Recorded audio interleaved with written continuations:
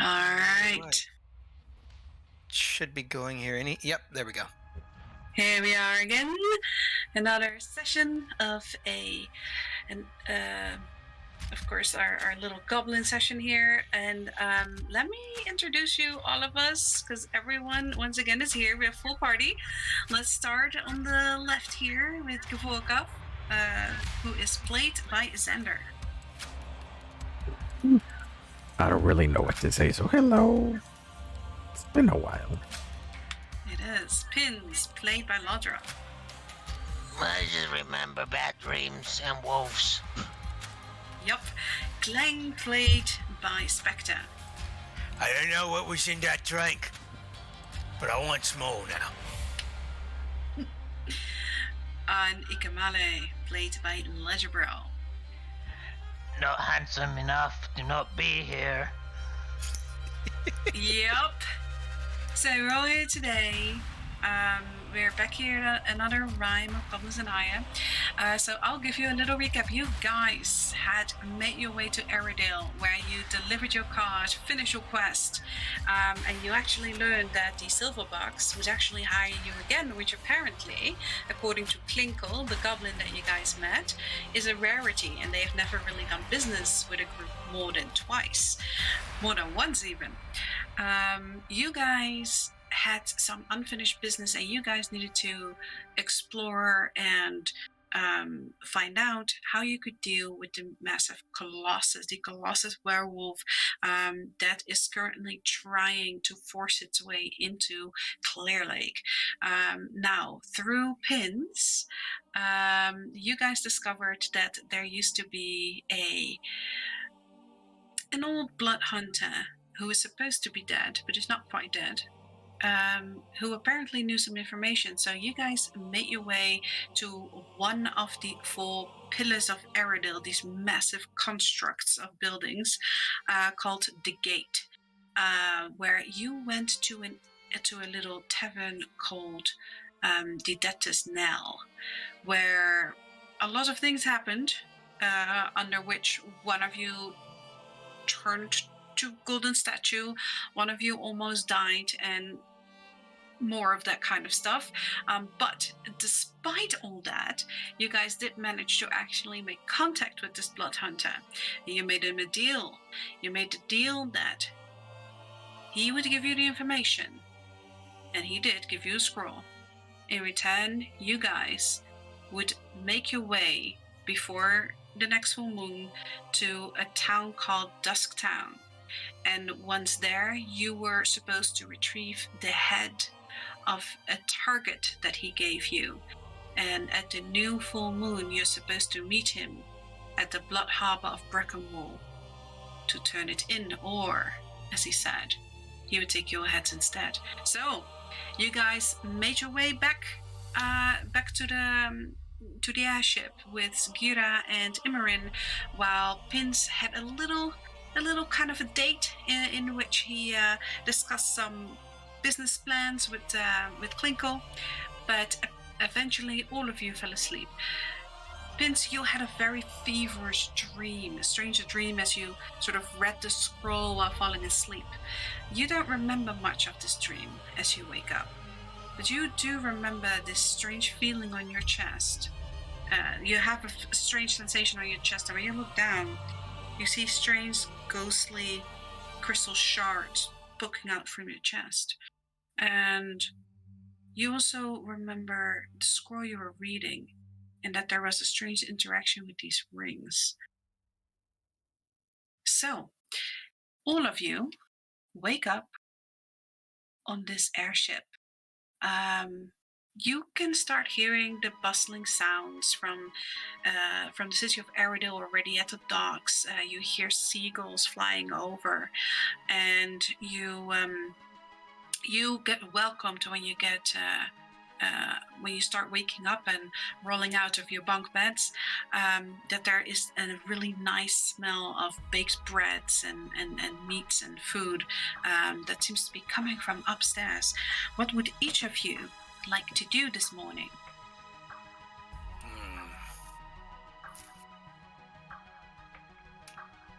That's a good question. You're currently at the docks at the Vorkov gate. would like to lick the pages of a book. Wait, what? Oh, you're starting well. Okay, so you are you get speaking paper of cut. the. Yeah, you do get a paper cut. No. So you are talking about the Kenny King's The spell book of the Candy spell. King. Yes. Yes. Okay. And which page would you like to lick clean? How many pages are there? You can see the handout. So let me look at it here. Candy Carnival. Oh, that's a good. That smells good. Oh, that's magic. Best stay away from it. So here it is. So it has a Okay, bunch so of I can't see pages. this. Let's go You- for. Yeah. So you know that that each section is like all this explanation of how these spells work, and so you get to choose between these spells over here. The powdered sugar cloud is what he's gonna lick. Powdered sugar cloud. Oh. All right. You are going to lick that page clean. It will cost you an hour doing so, but since it's morning and everyone's getting ready, that's all fine, and I will actually start giving you the information.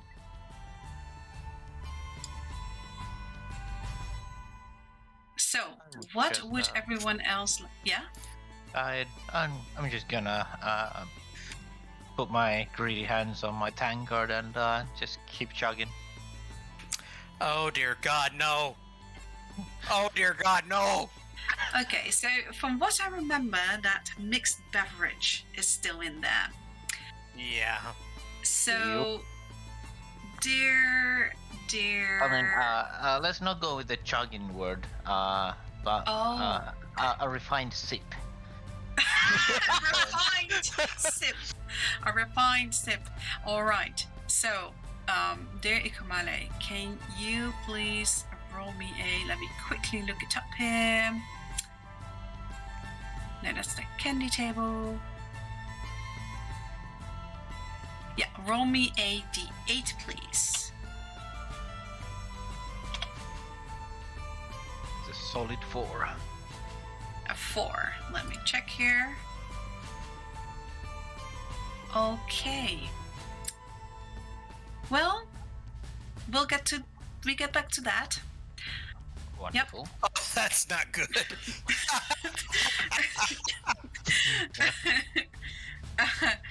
Okay. So, he is starting to drink.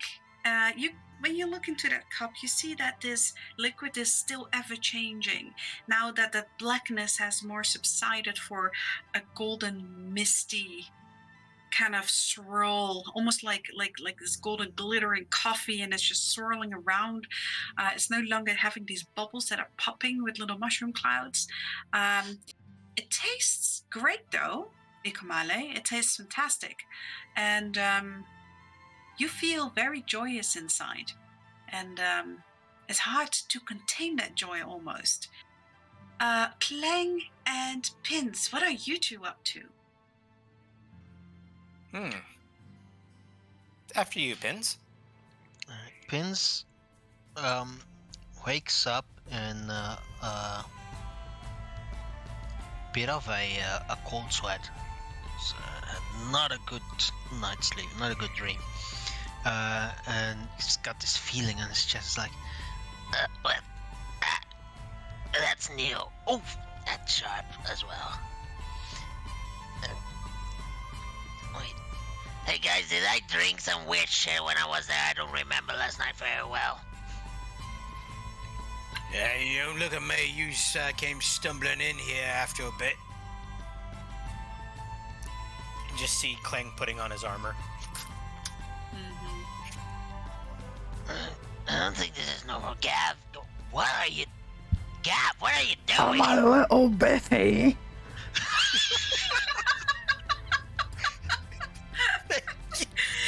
Thank you. You see him wildly licking all these really sticky pages, and it tastes quite nice though. When you're done doing whatever that is, can you take a look at this? And he points at his chest. Okay. And I look around the room and I see Ikomali drinking, like, Oh God, no. You need some too? No, I'll just wait for the effect. As you guys watch Ikamale drink, the strange thing is that Ikamale, you're pretty good at taking your alcohol. Roll me a con save. Ikamale, we knew him well. A 19 is really, really good. Ikamale, you know, apart from feeling good and happy and like this is a fantastic drink, you don't really feel that heavy hitting alcohol yet. You could feel like, oh, you could probably drink this a while. The strange thing is when you look at Ikamale, you guys feel like you're seeing double, but only when you watch Ikamale. Why you look at me funny? What? Pins, did I hit me head? Yeah, several times throughout your childhood. Well, of course, but I'm talking about right now. Oh, probably. I didn't do it though. Fuck that shit. But I think I understand what you're saying. I also see the same thing. You see this, Gav? Yeah, seeing up on my whole buffet. He's The more I stop licking, the more I have to lick later. You know, I really thought that Gav was the intellectual one here, but apparently he doesn't even know how to read, Clang. You're the one that actually knows how to read properly. I thought that you were supposed to read them spell books here, not lick them. Yeah, that's not how I do it. I mean, And Clang, ever since you made contact with the Great Blurb, you do feel a tad bit more intelligent. Just a little bit smarter. Not by much, mind you, but just a little bit. Also, as you're putting on your armor, roll me a d100. Oh no. Oh no. Let's roll that D100. 17. Question mark? Okay. Clang, Yes. you're putting on your armor, and as you're putting it on, you find a weird kind of brownish spot on your skin. First you think it's dirt, and you sort of lick your finger and rub it, but it's definitely part of your skin, and as you look, you see that also there are some gray hairs and more of those spots. I don't What? remember having those. Wait, what? He's what? looking, You did not- bending around and trying to find more of these spots on his body. You know, I think something weird is going on in this place, and we shouldn't linger. Wait, what happened? You drank a drink that almost killed you, and you miraculously survived. Now you're having side effects and questioning what's going on. I mean, look, my hair's not white. This thing's these spots. It's called a wart. It's called a wart, Clang. No. I know what a wart. I have one on me bum. This ain't a wart. Depends where you look at Murphy. It looks a little bit like some of the spots that Morgana has on her hands a little bit, and some little spots on her face. You see them more often in the elderly goblins. It just means you're. I don't know. These spots, I think they're old spots. It means you're old, Clang. But I'm not old. I'm only Well, a couple I guess- generations. after having drank that drink, it scared the life out of you, so now you're old. I mean, yeah, sure, he's a couple of generations old here, but not by that much. I don't know what to tell you, Clang. You're old now. I know how to get rid of these. Aye? Come on here. Okay. Click, click, click, click, click. I put my finger on one of the brown spots. Oh no. And- Mhm. Not. I know you don't like the dirty hand, so I'm doing it with the clean one. Oh god. Oh god. Just for you, this is the cling specialty. The clang specialty. And Yeah. but the problem here is that this finger has a very prickly fingernail on it. So I'm it's just gonna go right through, and I'm going to cast Lay in Hands. And 5 points. That And, removes diseases, right? remove a disease or cure neutralize a poison. Okay. You definitely feel invigorated, Clang, but that spot is not going. I'm just Oh, putting it no. in my notes. Clang has old spots. I'm gonna walk over to Clang and I'm gonna. Do you put on your it'll helmet take- yet? It'll take a day to get out. The doctor has spoken. Alright, wait. Oh, fine. Cling doesn't have a helmet Alright. yet. Do I see any graying hairs? When you look at his temples, yeah, you see that some of the hair starts graying. And that's weird though, because Kling is pretty young, like all of you.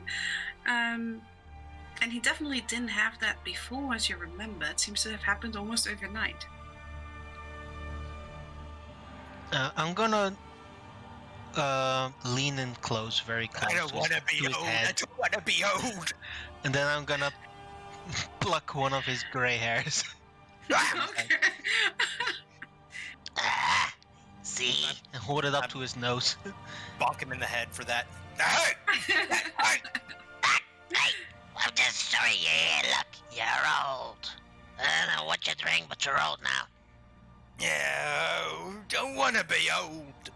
Hey, you don't feel old, Kling. You just have little, like, those little kind of markings of an elderly person, but you don't feel old. Wait. Yeah, that's just denial. You'll accept it over time. Stop listening to the voices in me head. Listen to the voices in your own head. Don't listen to the voices in me head.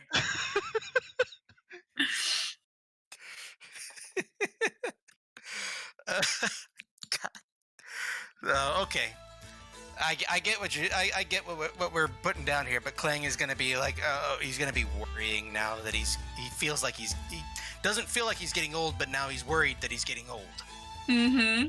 So, Ikamale. Gav, we're gonna need to have a little talk later because I don't know what Clang. If he's getting old, he's gonna be dead weight. You know, don't want to be lugging an old goblin around. God. You need to be face. you need to be worried about it when he says that his bones are aching. Not before that. So, Ikamale, since you have some affinity with the divine and you can sometimes sense evil and good or certain creatures, I want you to roll me an Arcana. Okay. That's big A 9. Well, you feel like a little sort of a really short wave of discomfort, something like almost like a little bit of a nasty waft, and that really quickly dissipates. You don't really know where exactly it came from, but there was definitely something that didn't feel quite right for a moment.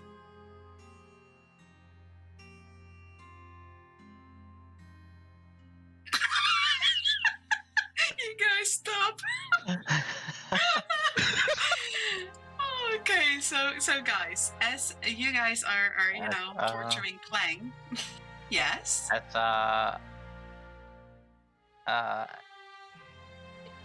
if I'm having this kind of a hunch, I'm going to take a deep breath, and I'm going to open my my senses. Okay. bit better here, and I'm actually going to use a charge of Divine Sense. Okay. So you take a really deep whiff. Definitely smells a bit like a sweaty goblin in this cabin. Now that all 4 of you have been sleeping in here, but Evolution. there, as you, Smells like home. as you settle into your senses, you start to focus, and you do smell something off. You sort of follow your nose a bit, sniffing left and right, and it does send you to Clang, where that scent becomes stronger. And you sense definitely, you smell that. If you take a lick from Clang, you would probably know exactly what's going on, but there's some darkness lingering around Clang.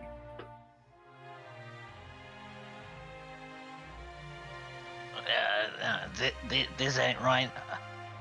Hey, Clang. Clang is getting food. Oh, okay. Then right. we'll continue with that in a second. Gavorkov, while they're Yeah. torturing Clang, Yeah. you start uncovering some of the letters and the script that's under all this sticky goodness. And you get this information that I will send to you. Fantastic.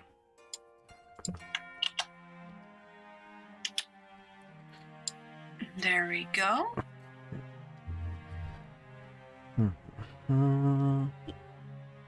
Ooh, 50 gold pieces. Okay. Okay, so this spell does need a small packet of powdered sugar and a pinch of pink crystal dust worth 50 gold pieces. It doesn't get consumed, but you do need to have it. It's a concentration for up to 1 minute, and when you cast it, a cloudy sweet mist of pink powdered sugar and red glitter appears to cover a 10-foot sphere area. Creatures in the area will start suffocating if they fail a wisdom save, and they have to do a wisdom save. When they fail, they get a sugar high, and they do not want to leave the area, and they get to repeat that save at the end of every turn. Okay. So, if lucks go my way, instant death, I'll take it. It's yes, if they have no con modifiers, then yes, they could die. So that is a very nice spell. So, then I think Pins also wanted to talk. Oh, Clang is back. Okay, so Clang. Ikumale senses smells like something foul, and he decides to put his divine senses to work. And as he sniffs around the room, he does sense that scent, that there's something wrong in the air, and it ends up with you. Around you, the area seems to be the heaviest. Aye. Clang. Yay.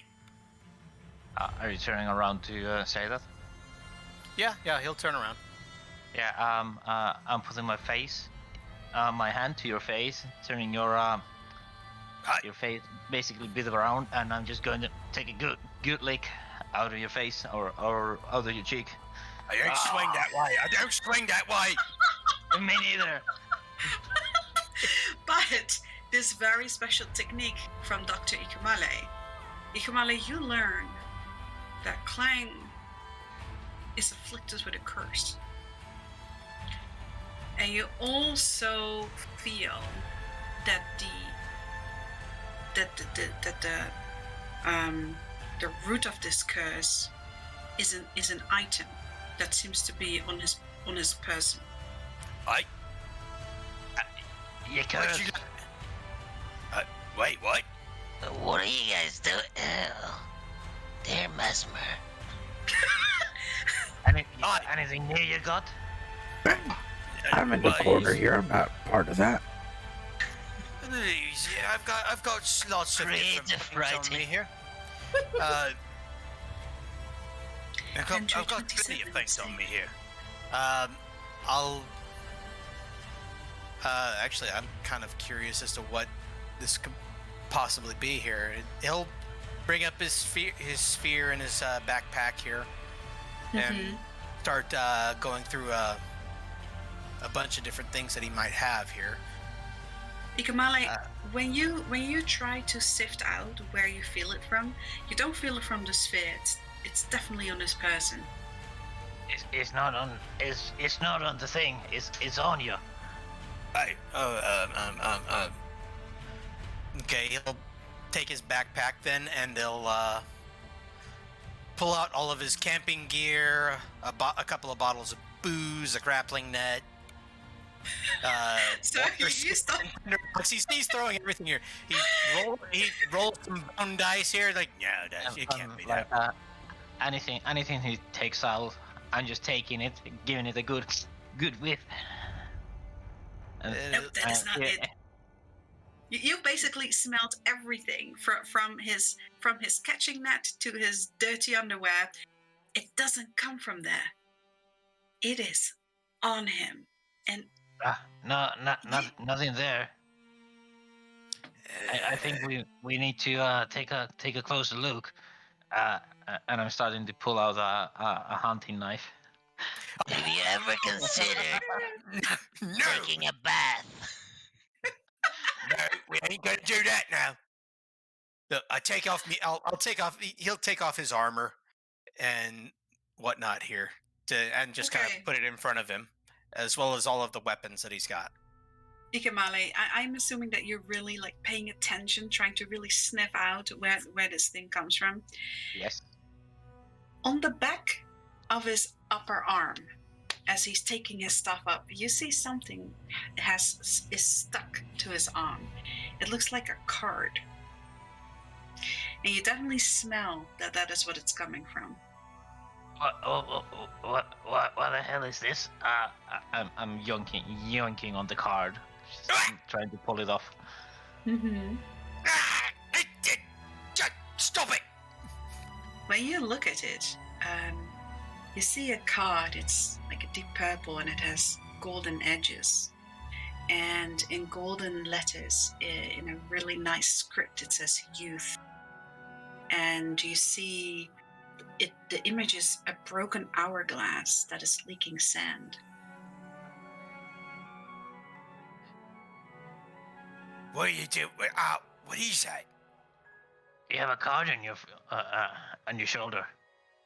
Does this card look familiar?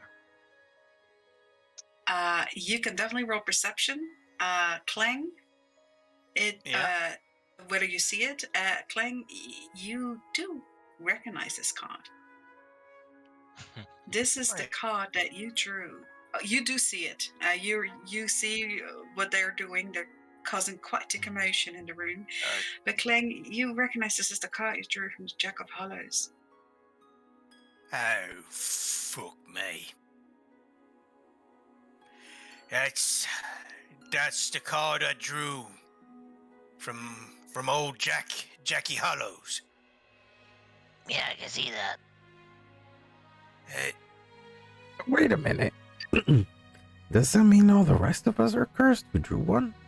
And Gav pulls out his own. You have no idea, Ikamale. You are the only one at the moment who can actually sniff it out. I can't smell it out of anyone else. So you can try to exert and to try and sniff it if anyone else's card is also cursed. But no one else is able to actually register it except from Ikamale. For now. If something hits my my nose, I'll probably open up my senses, but nothing has happened thus far, so it will remain a mystery. Yep. So as they take out their cards, you guys are, depending on how close you are to Ikamale, but you're sitting in a corner, Pins, you're also a bit of a distance. You do start smelling more strange smells, but it's so like being so close to Clang's guard, it's kind of overwhelming. So it doesn't quite, maybe some of them just smell. You don't know. They've been on goblins, so of course they smell. Mm-hmm. That's a fact that you know. So It's a musk. Yes, a very You- good one. To smell it to find out what it does. I didn't find what it does. Can I mean- understand what it does? it's a curse. You don't know quite what kind of curse, but from the card, you can deduct that it has to do something with youth. So you guys could definitely go try and find a library or a person that maybe deals in curses to find out what exactly Clang is afflicted with. But you definitely know it's a curse. You have sniffed that out. It is a curse of wards. The doctor has spoken. Well, don't we want them no more? Seriously, we've got to get rid of it. How can we get rid of it? You need some mumbo jumbo. Better than I have. Well, I ain't got no mumbo jumbo. And the only mumbo that got any jumbo here is Gav, and he's too busy looking at page. Which is not how you read. Listen, That's probably a curse too. Getting tore off by Clang is a new low for you, Gav. I mean, really, seriously, I thought you were supposed to be the smartest. I have discovered a new way of obtaining knowledge, and it's not my fault that it is beyond your form of understanding. He says while licking a page. That is brilliant. A brilliant comeback, I have to admit. That sounded very confident and ominous.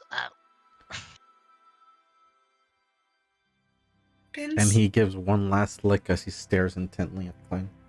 roll me a wisdom save, Pins. Oh god, why me? And 16, that's pretty good. You, for a moment, feel a shudder as almost like a tangible breath, cold breath, your skin. You remember this horrific vision, this horrific empty face that you saw in your dream. You shudder a little, but then you quickly brush it off.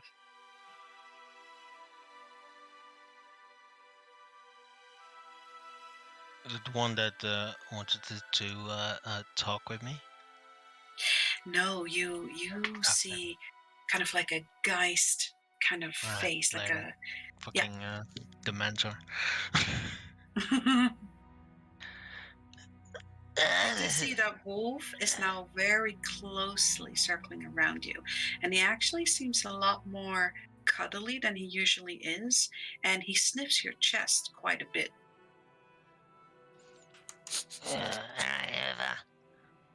If Hikamali is not turning into a goat statue this time, and we determined that Clang is old, Gav, are you done licking that book? Yes. We're all good now. You know, I got something here that you could look at. Or maybe Hikamali could look too. There's something weird going on in my chest here. I swing that way. Just because I'm smart doesn't mean I'm a doctor. Well, this is pretty, And he exposes his chest.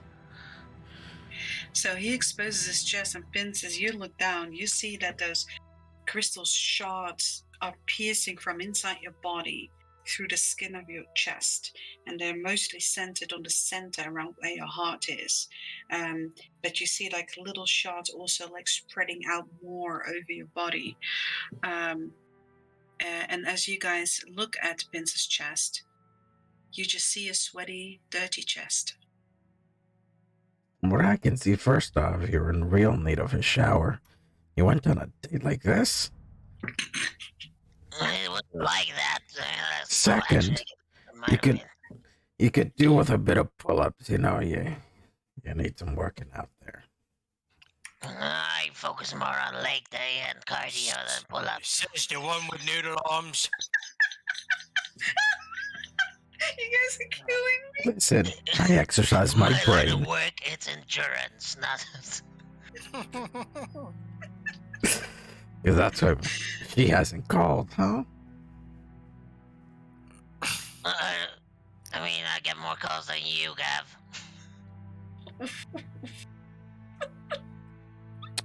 I can't say You anything good, and I guys hate you for it. hear sort of the cracking of wood as you hear definitely a human, the weight of a human, walking down the stairs, and you hear a knock. And before you guys get to say "come in," the door swings open, and you see Imran as he leans in against the wall, and he says, "So, Sleeping Beauties, have you all decided what we're gonna do today?" I've said this once already, more than once already today. I don't swing that way. Well, you guys sure settled this room as if you're home. As he looks at the whole floor around Clang, just scattered with like pillows and potions and just basically all his possessions. What's his name again? Imorin? Imran, yes. You want me to spell it?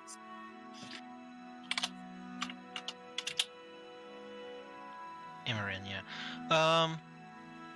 I do have a question for you, Marin. While we're in this place here, the gate. Yeah, how can I Does help it you? does it have a reputation of bestowing curses on people? Because there's a bunch of weird stuff going on there. Well, I'm sure that's just related to you guys. I've seen how you do things, but sure. I mean, every place has That's its supposed to things. mean. I was about to say, you calling us something here? All I'm saying is that you do find yourself in quite the trouble every now and then. But, yeah, sure. But as long as you don't go to to the depths of the gate, you shouldn't run into too much trouble. Why? Is something going on? Well, my chest is obviously not fine. He shows at the clearly protruding crystals. And he looks at you and he says, "Ah, yes, I see. You know, it's just I'll work, grab when you do some push-ups." Yeah, that's what I'm telling him. I'll grab Cling by the card and turn him around. And this, and yank the card down a bit as well. Yesterday I was young and beautiful. Now I'm old. Oh, you see the Imran, you see actually like a really wide smile on his face. Like it seems like everything that you guys do is very amusing to him. He looks at the card and he says, "Oh, that's more Kira's kind of expertise. I can ask if she can look at it for you." Get out! He starts walking past Imorin. Pants, put on some pants first. That's fine. I'll Oh my start going. God. I'll start going after Pins, still holding the card. Clang is gonna clean up his mess. Imran just smiles at all of you, kind of like shakes his head a little. And as some of you guys start moving up, you very strongly start smelling the smell of bacon, the baked bread and eggs. It's kind of like a hearty breakfast. Cling, you clean up your stuff and you get your armor back on. Yeah, you guys make your way up. I mean, you get to stay downstairs if you want to, but for everyone who's going upstairs, when you get up, you see at the center of the deck where you've been before, where all these really comfortable benches are surrounding like this table, almost like a booth area. You see Gira like sitting back in this really deep couch with the pillows, and she's enjoying her breakfast. And you guys come walking in. Yeah, I yell down the stairs. Guys, Bacon. Hey, what? What? Clang goes twice as fast now.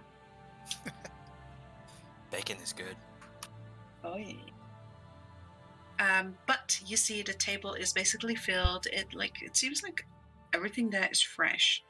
And Imran starts pouring you guys some coffees and juices, and you guys can take your seat and take some food if you want. And Gira looks at you and she says, "Oh, you all slept well." No, terrible, actually. Beset by bad dreams. Oh well, shit happens. Yeah, this place is terrible. Yeah, I slept pretty good. Yeah, yeah, actually, it's up quite wonderful.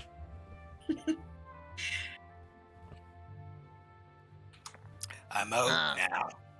I do have something to say about the dream I had. You're old now. Interesting. The old person got cursed. You got any mojo? I know it's very hard to see past the gray hairs, but this used to be Clang, if you don't recognize him. You see Imran just like puts his hand in front of his mouth and sort of like faces away because he cannot like keep that laughing in. But Gira is stone faced and she says, cursed, you say? Maybe you just had a bad night, you know? Sometimes it happens. No, I'm sure- no bad night there. Look on the shoulder. Hey! So you sort of like pull that card. Do you give it to Gira? Yeah, sure. Gira looks it over and says, "Ooh, that's some strong magic in here. Oh yeah, you're definitely cursed. Yeah, you got some mojo. And it is very attached to you." And you see that she takes a sparker and she basically holds the fire under the card and ignites and flames and disappears. And Clang, you feel an itch on your arm. And as you go to itch it, the card is back on your arm. And she says, "Oh yes, whatever deal you've struck, this is a serious one. You'll have to go and find your library, or..." And she looks at Imran. "Don't we know that woman in Breckenmore?" And he nods. "Yes, she's expensive." And then you see Gara look back at him and then at you, Clang. "Well, yeah, she's expensive, depending on what you think your life is worth." Good point. So, what I'm hearing is I've got to threaten her life so that she can save my life. Basically. Wait a minute, I had a dream last night that was a bit blurry, but I think I remember walking past some books. Bunch Roll of me books. a history pins with advantage.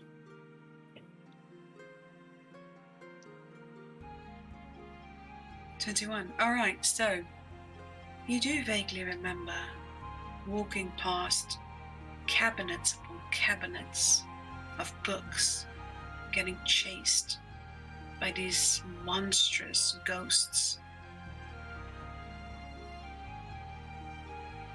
Yeah, that it was part of my nightmare. It was just, I think it was a library. It's lots of books in the library, right? Well, usually, yes. I mean, there are libraries here.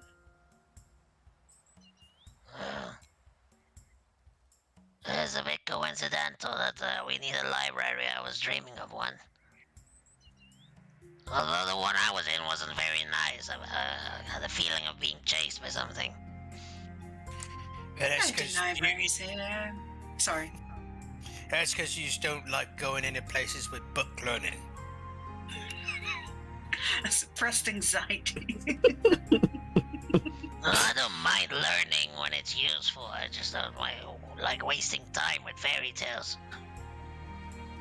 Well, you know, they put a great deal of money in the libraries here. They're all up in top. warm and cozy. Yeah. So, we discussed to go up there then, see if we can find a cure for this. And then I suppose we should Possibly, probably yeah. head back to Clear Lake afterwards. Yeah, also Imran said that you're more, well known about this stuff. Can you tell me something about this? And he points at his chest to The crystal. Gira.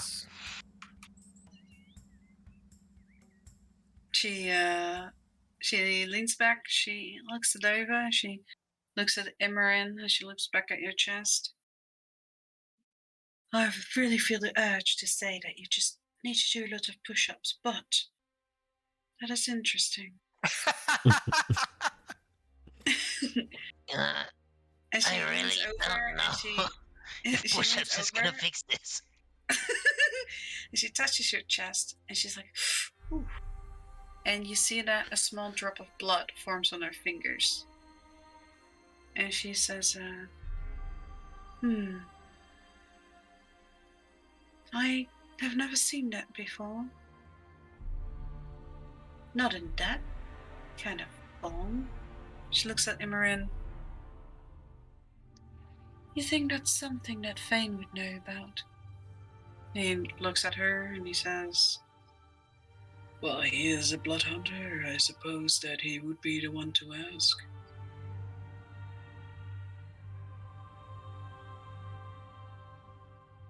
Unless you know another one. She looks at you, Clang. Vince. Oh, okay. Well, I mean, I think that the person we met last night was a blood hunter too. If my source is correct.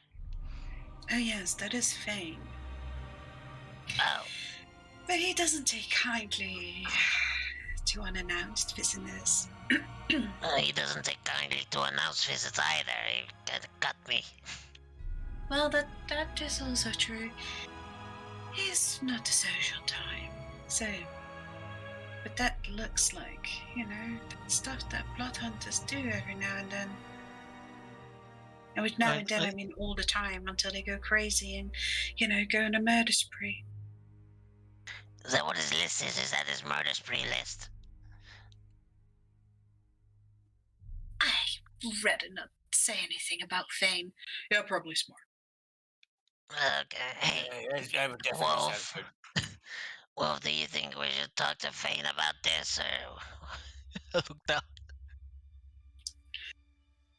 You see her look like she doesn't want to talk to Fane. She says, I'm sure you...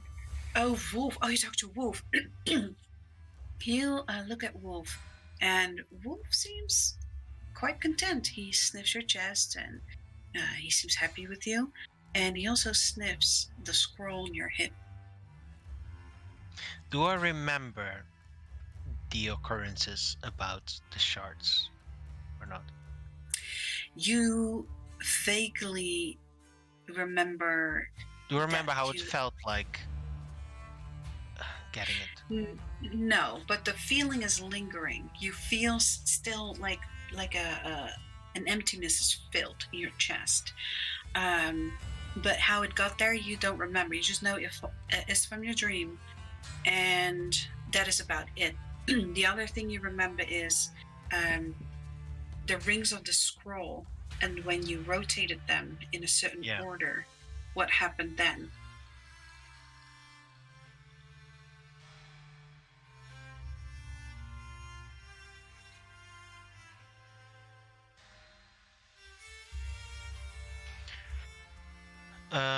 He does take a scroll from his belt. Okay, and he puts it down and rolls it open. This is the thing Fane gave us, right? You guys recognize that as the really tightly lit black paper scroll that has strange scripts and vague images and things on it. Hey. Wait, yeah, no, that's the one. That's the one. Yeah, when I was reading this, I think I dozed off while looking at it. I came into a dream that, I think what Fane said, that the god of fright loves its master, and as long as we respect the master, it will not kill us immediately, so that's one thing, but there's something about a giant wolf. And while he's talking, and he's talking how he sees this wolf amongst trees, like the size of a freaking building, Mhm. like he's imprisoned by flames. He kind of fiddles with the rings. It looks, I think, I imagine it looks a little bit like the map from Pirates of the Caribbean. That No. It's when you scroll it tightly, you have a roll, right? And Aha, then it's locked by 3 golden rings. I see. Okay. Yeah. So yeah, he kind of looks. He rolls it up again, and kind of intuitively he moves the rings a little bit, and it turns into a spyglass. Yeah, so you guys watch him roll this scroll tightly again, and he sort of moves these rings around. And as it does, you guys physically see that this paper turns into a metal. It turns glossier and glossier. And as he keeps rotating it, you see that different sections start pulling out of each other, and a lens starts pulling out from inside the scroll, starts getting bigger until it forms in a full lens, until this becomes a full functional looking spyglass. All right, I'm starting to get confused by some of the mumbo jumbo here, but that actually looks really fucking cool. Yeah, so there's something about the wolf there. I think we need to be very careful when we go fight the Colossus. And he's like, he's just doing all of this while fiddling with the thing. Yeah, it comes very natural to you. So although you do remember very much from the dream, as you're doing this, more and more starts coming back to you. And you remember using this spyglass in your dream and seeing hidden things when you look through it, and finding a secret library very, very deep beneath the gate.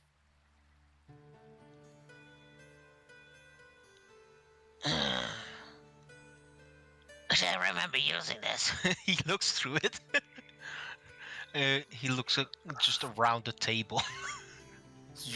So as you look through it, you see several things. You see Clang,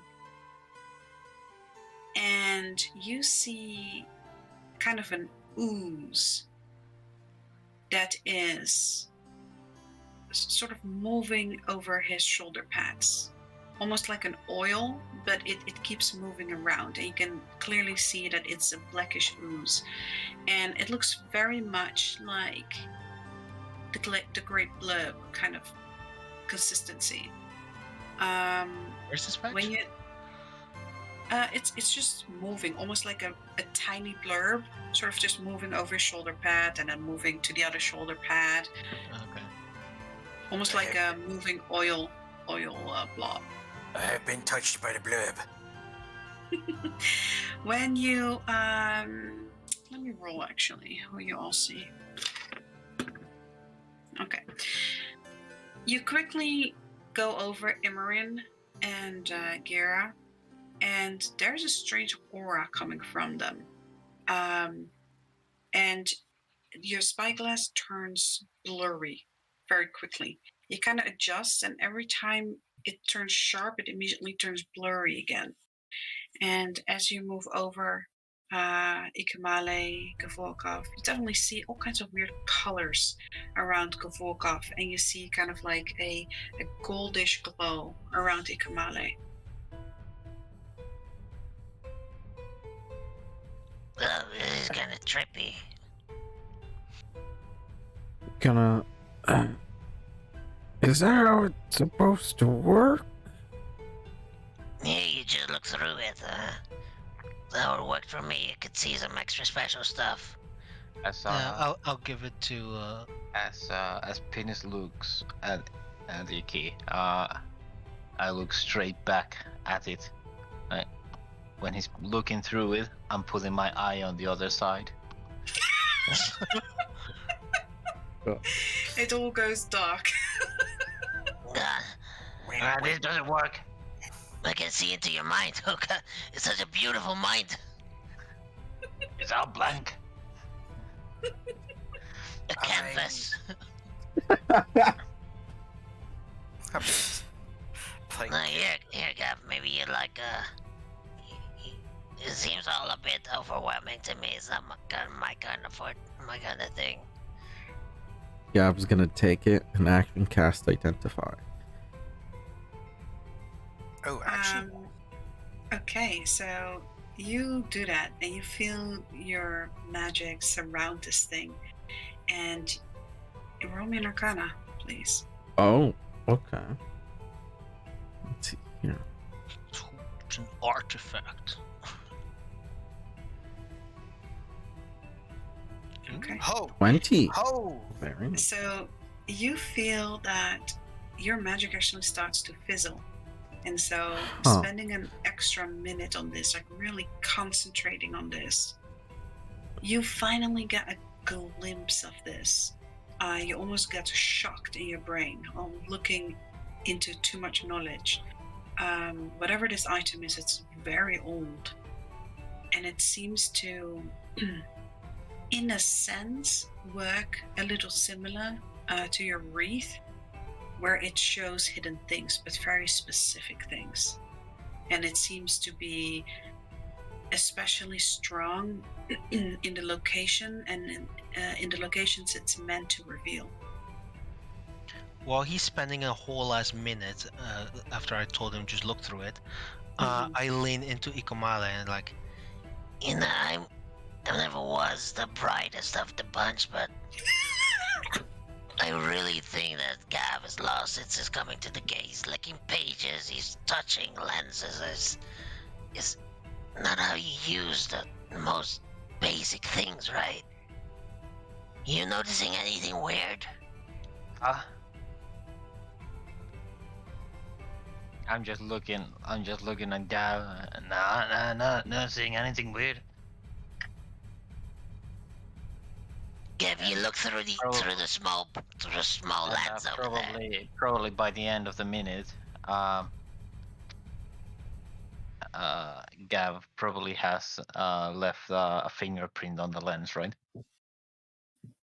It's very likely. I'm leaving that entirely up to Chris to say yes or no. Yeah. There would be a fingerprint.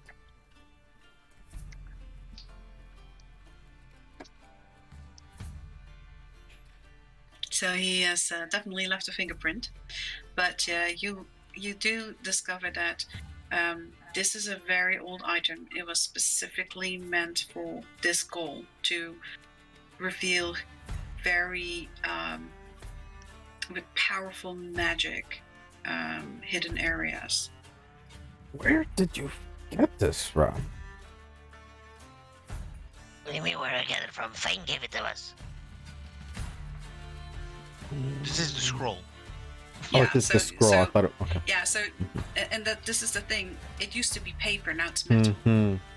So, and it's no longer a scroll. You can't open it up, and Vince seems to know exactly how to sequence these golden rings to turn it back into a scroll and to turn it into a spyglass. You know, you do the magical stuff, and I'm sure you turn wood into gold all the time. No, never. That's stuff of legend. You're not supposed to be able to do that kind of stuff. Well, maybe one day I'll teach you. Yeah, I mean, you weren't supposed to be able to turn goblins into gold either. You know, maybe the gate is just a very special place for us. We all have our own powers. One turns into gold, the other turns old. One is powers, the other is just life. Well, you know, if we look at Special Morgana, I would say wisdom Special comes with powers. age. Special Wisdom comes powers. with Gav turns into gold. Kling turns old. You turn paper to gold. Man, Yeah. Things just getting weird. you gobs are crazy. You know what? This actually makes a lot of sense. Maybe it's not specifically a curse, Clang.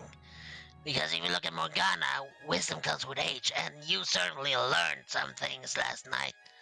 You definitely got a bit True. brighter. Hey, Yeah. but he has to drink from the bottle again. So, are you saying that Gav got younger? I think if he gets younger, he gets dumb again.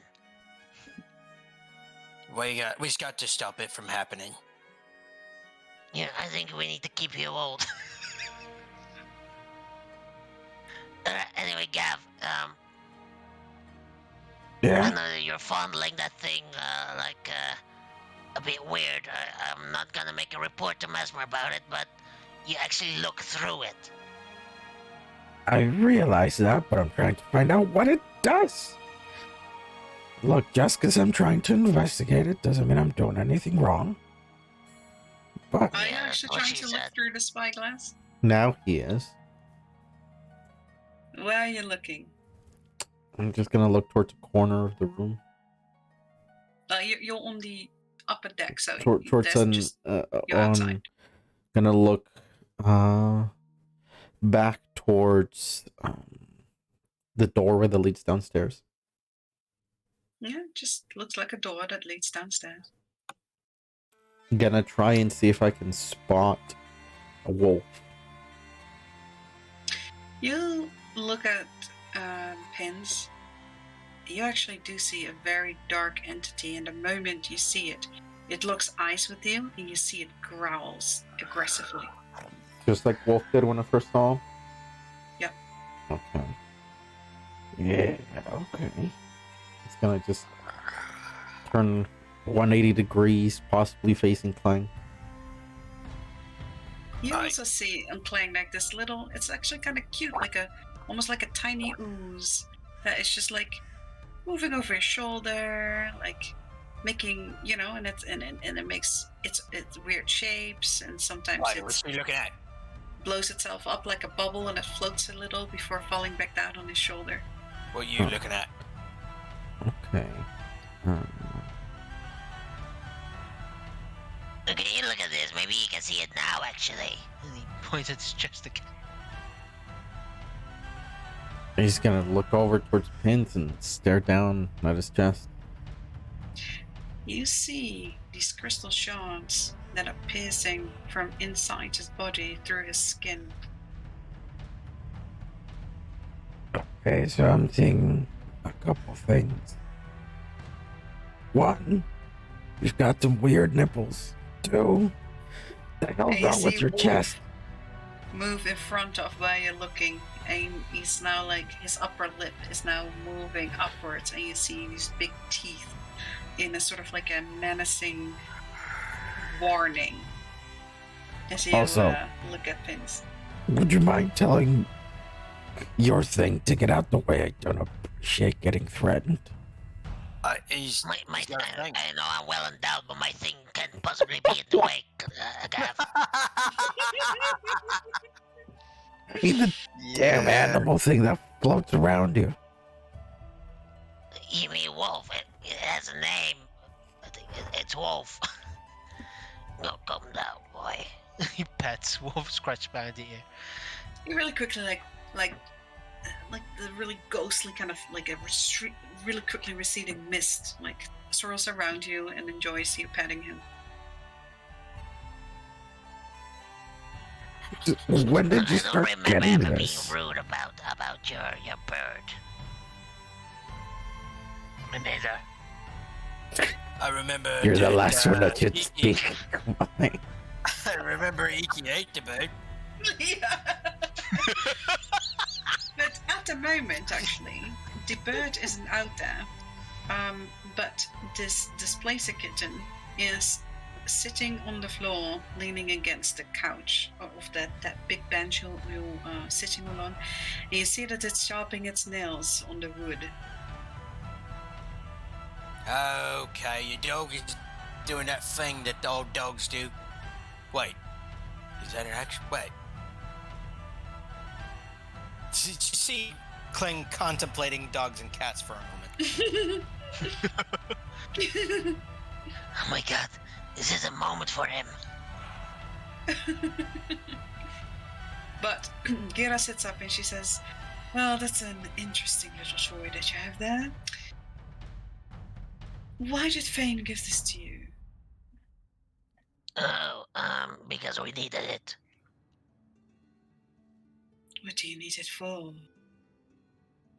What That's do what we we're need it asking you. To save Clear Lake, obviously.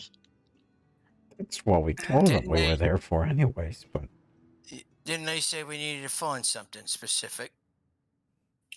Yeah, you remember that there were quite some things in the scroll pins that you couldn't read. It wasn't a language you could read, so you could unfold this. You're the only one actually that knows how to turn this back into a scroll and unroll it. And someone might be able to read it. Are you done playing with my toy? but it wasn't a toy. Hands it back. Yeah, He starts turning the rings again and turns it back into a scroll. And you said, I'm the Yeah, you one that guys see bundles that it. it turns more matte until you actually see, hey, you know, that was never a metal. That was never this black metal. It's just a paper texture now, almost like it yeah, always actually, was. I have a spyglass down my sleeve. I'll slide a hand. But you scroll it out. Yep. Does anyone? So you speak Celestial, yeah? Pins? Me? Yeah. Do you? I speak of ish. Let me see.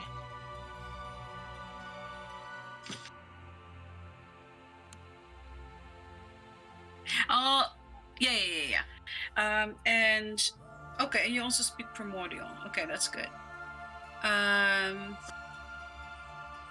Oh no, yeah, that's Primordial. Yeah. So is there anyone that speaks Primordial under you? Nope. Yes, I need to spend some time practicing me Orcish. I speak I primordial. recognize some of these runes, but I don't really understand it. So yes, with especially with the amount of languages that you know, there's definitely different things in there. There's some celestial that you can sort of understand, especially, and this is strange to you. You never really understood celestial that well. Just always just sounded like some kind of chiming to you, and the text is weird. But there's now different pieces that you understand better than you did last night. Gvorkov, when you read over it, though, you very clearly see there's more than about 3 to 4 languages on there, but you also see Primordial. And one thing that you can read there in Primordial is basically Fane's notes. And you see that he's been researching a lot. And basically, the scroll describes how the scroll is the key somehow.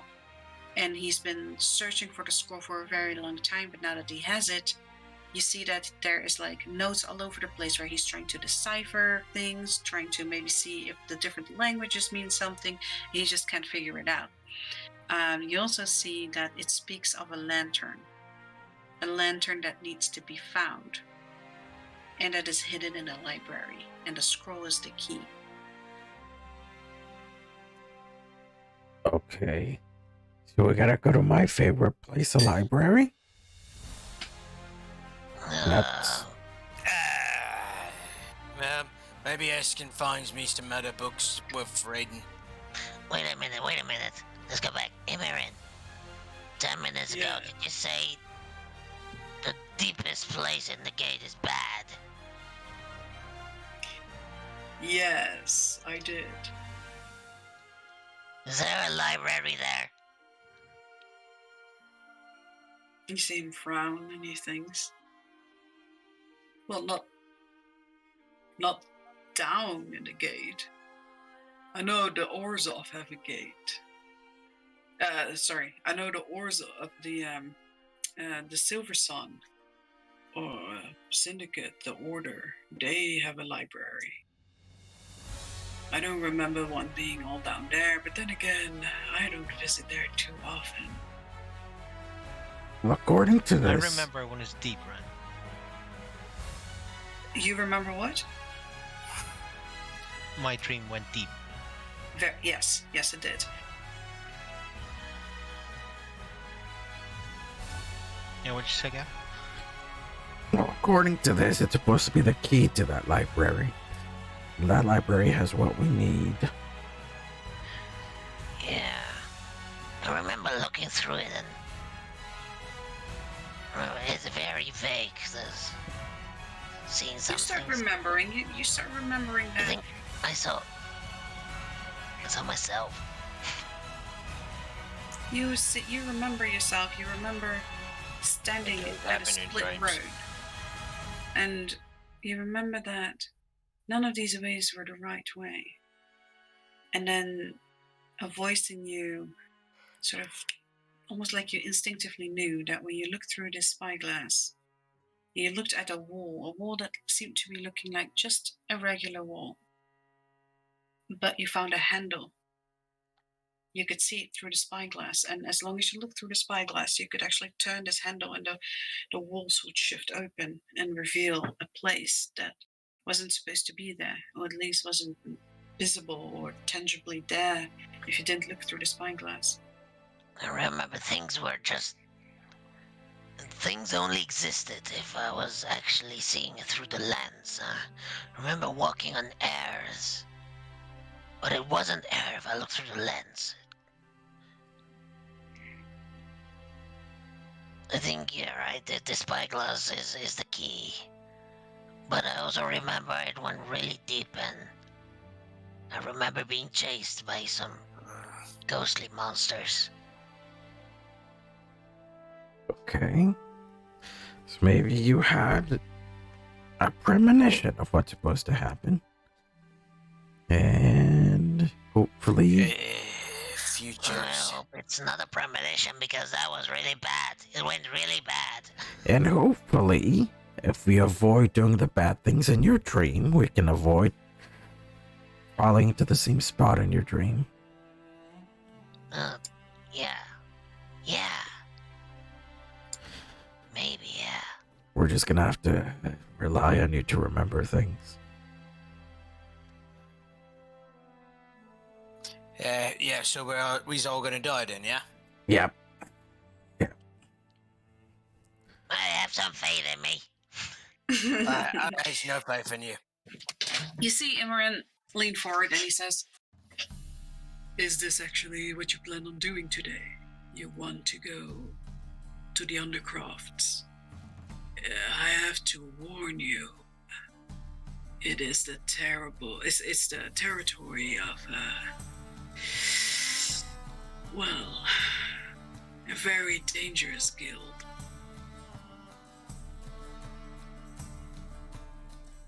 Okay. Unfortunately, I think this is something that we do need to go to. Are you certain? Well, yes. Unless you want to stay old. You do look pretty foxy.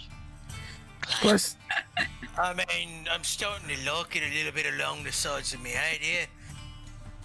And I think I might be able to be impressive. plus, The only thing that kind of worries me is the actual hourglass ticking. It might become an issue. Right, so we can go, but if things get hairy, we've got to run, right? Yeah. I'll leave it up to you. All I know is that Imran here just talked about the library, so we're gonna blame it on him if anything goes wrong. And I just dreamt about the library, and there's a library right here, so... I'm used to it. And he looks at Gira. She gives him a smile. Well, Yeah. I can lead you to a pathway that goes to the Undercrafts. A bit of a random question, Imran. When's the next full moon? The next full moon is about a month away. We just had one. Okay. So we have a full moon to go kill that other guy. Yeah. Okay. Yeah. I think we get ready to make our way there then. All right. All right. So, In a bit of prep downtime of like the next hour, could I make a call to what's his name? Luffy. absolutely, yeah. I don't want to make it too big, but I just want to tell Luffy that I'm getting low on buns, and if he could send me one. You hear Luffy, and he tells you that he has already sent you a package and that he is expecting a new shipment of gold dust soon as well. Yes. But because you already sent him the gold dust last time, Yeah. so he has sent you a new package. So any basically tavern inn Yes. will be able to, you will be able to pick it up. Okay. Yeah. If we ever come across a tavern or in if Emerin is leading us, just gonna pop in. Mm-hmm. All right. Okay. So, if you guys decide, you guys all eat your food. You have a full meal, so no one is starving. Everyone is having, his drinks.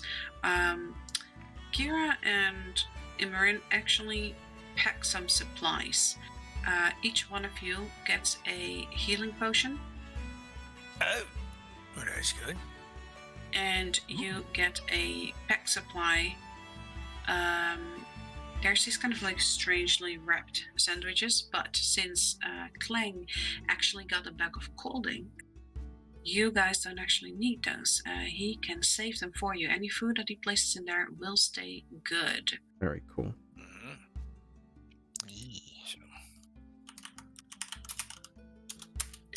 So, you see that you have some kind of bun. It looks very nice, and there is some kind of a long. It looks like a sausage that has been breaded and deep fried, and there's like some almost like a mozzarella like oozing from it. And these are flame dogs, and there is one for each one of you. So like, yeah. I will put that in the bag of colding. All right. And then Imran will ask if everyone is good on the water supply. And he also gives each of you a flask of holy water. And he says, I hope it won't be necessary, but if you're going into the Undercrafts, I hope you don't have to delve too deep. Yes, may both. I don't fancy running into creepy crawlies of the undead's variety.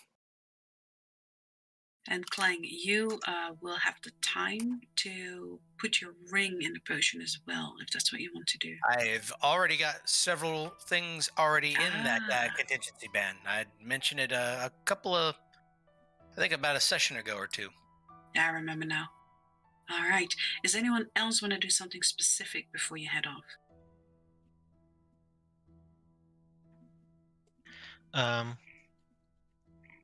If no one wants to do anything, can I call Robertson? See if he's Yes, you alive. can. You Go can. for it.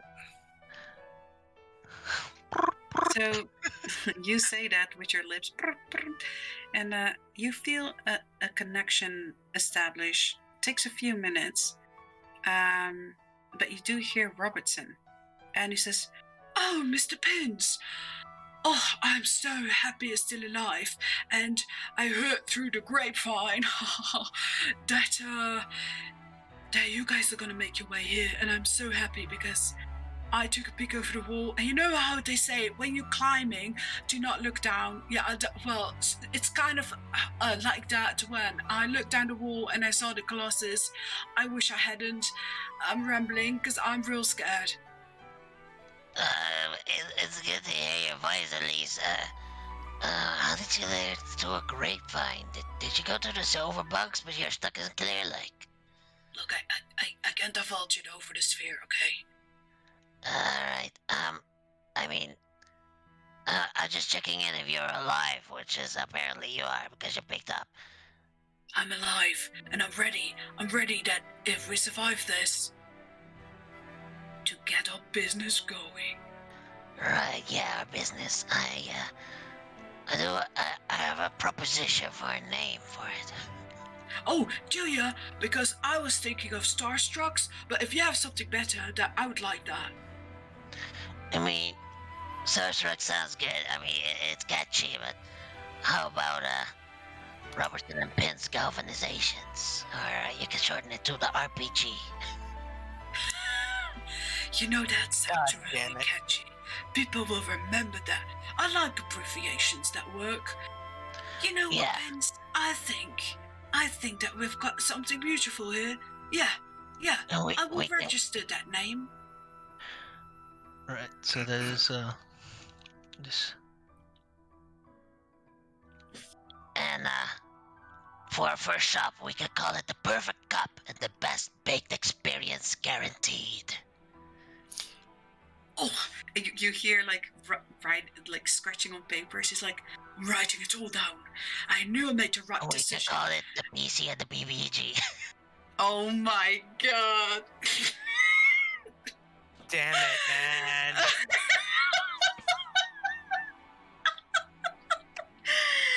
The best bit. Because I was actually thinking, working together with the scouts again, because they make these really good cookies and stuff. Exactly, And into some new exactly. kind of baker's kind of stuff. And yeah, I think we could perhaps do some really cool merger. Yeah, that's what I was thinking of because you'd mentioned working with them, so that's why I thought we should utilize that and definitely work with that. Well, please make your way over here soon because I hate to say it, and you hear his voice go really low to a whisper.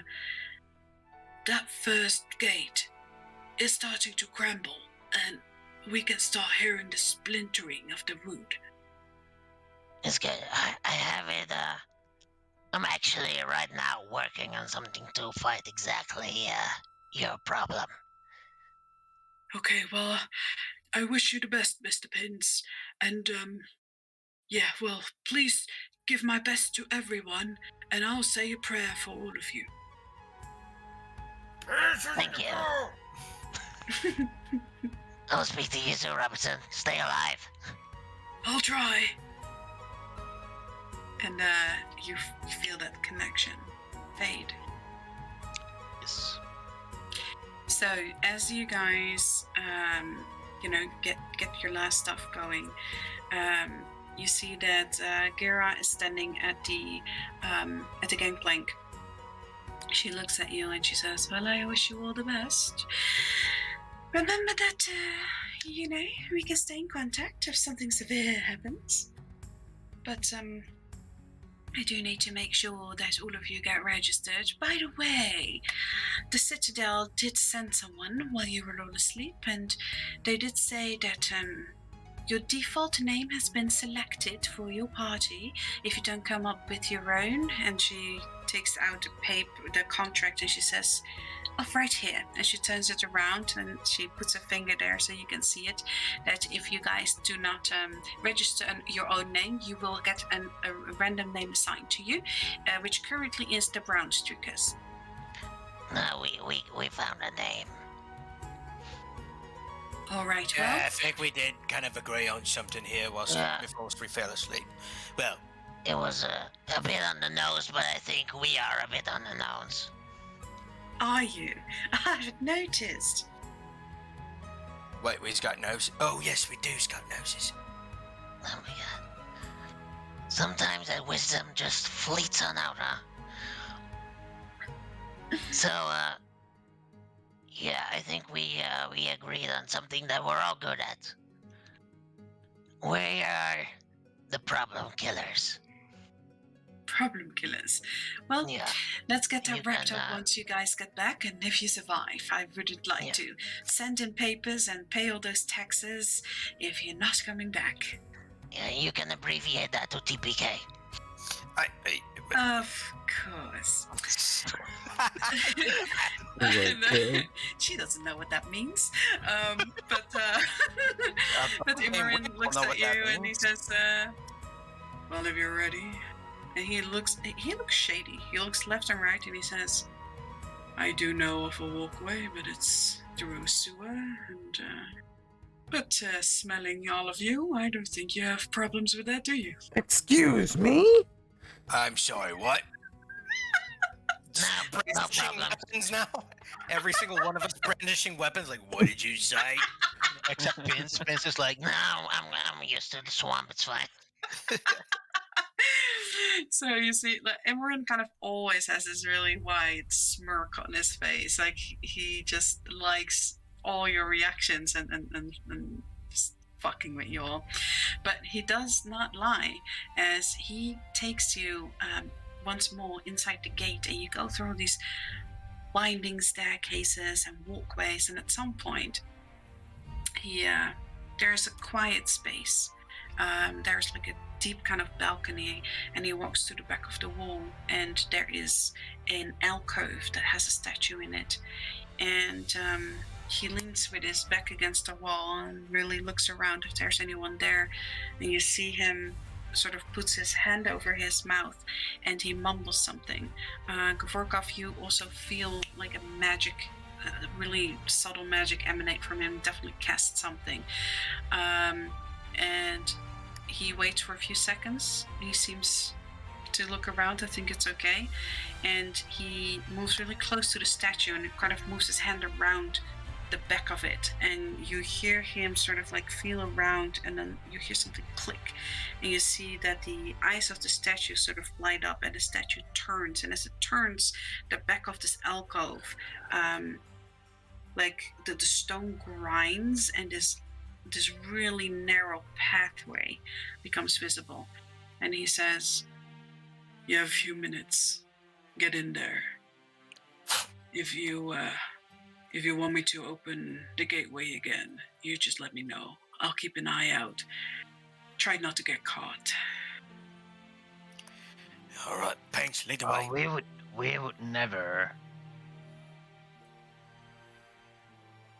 And I jump Oh, in. you are. Yeah, you jump I think, yeah, we would. We definitely would.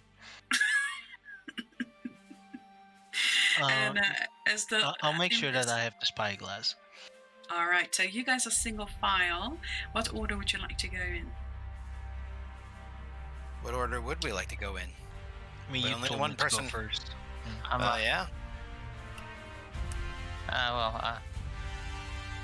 I'm the most handsome. I guess I'll go first.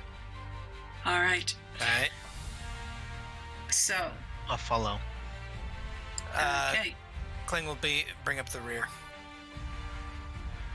Then I'll go Very good. after Pins. Okay, so you start getting in there, and you immediately can feel the cold and sort of the water dripping from the sides.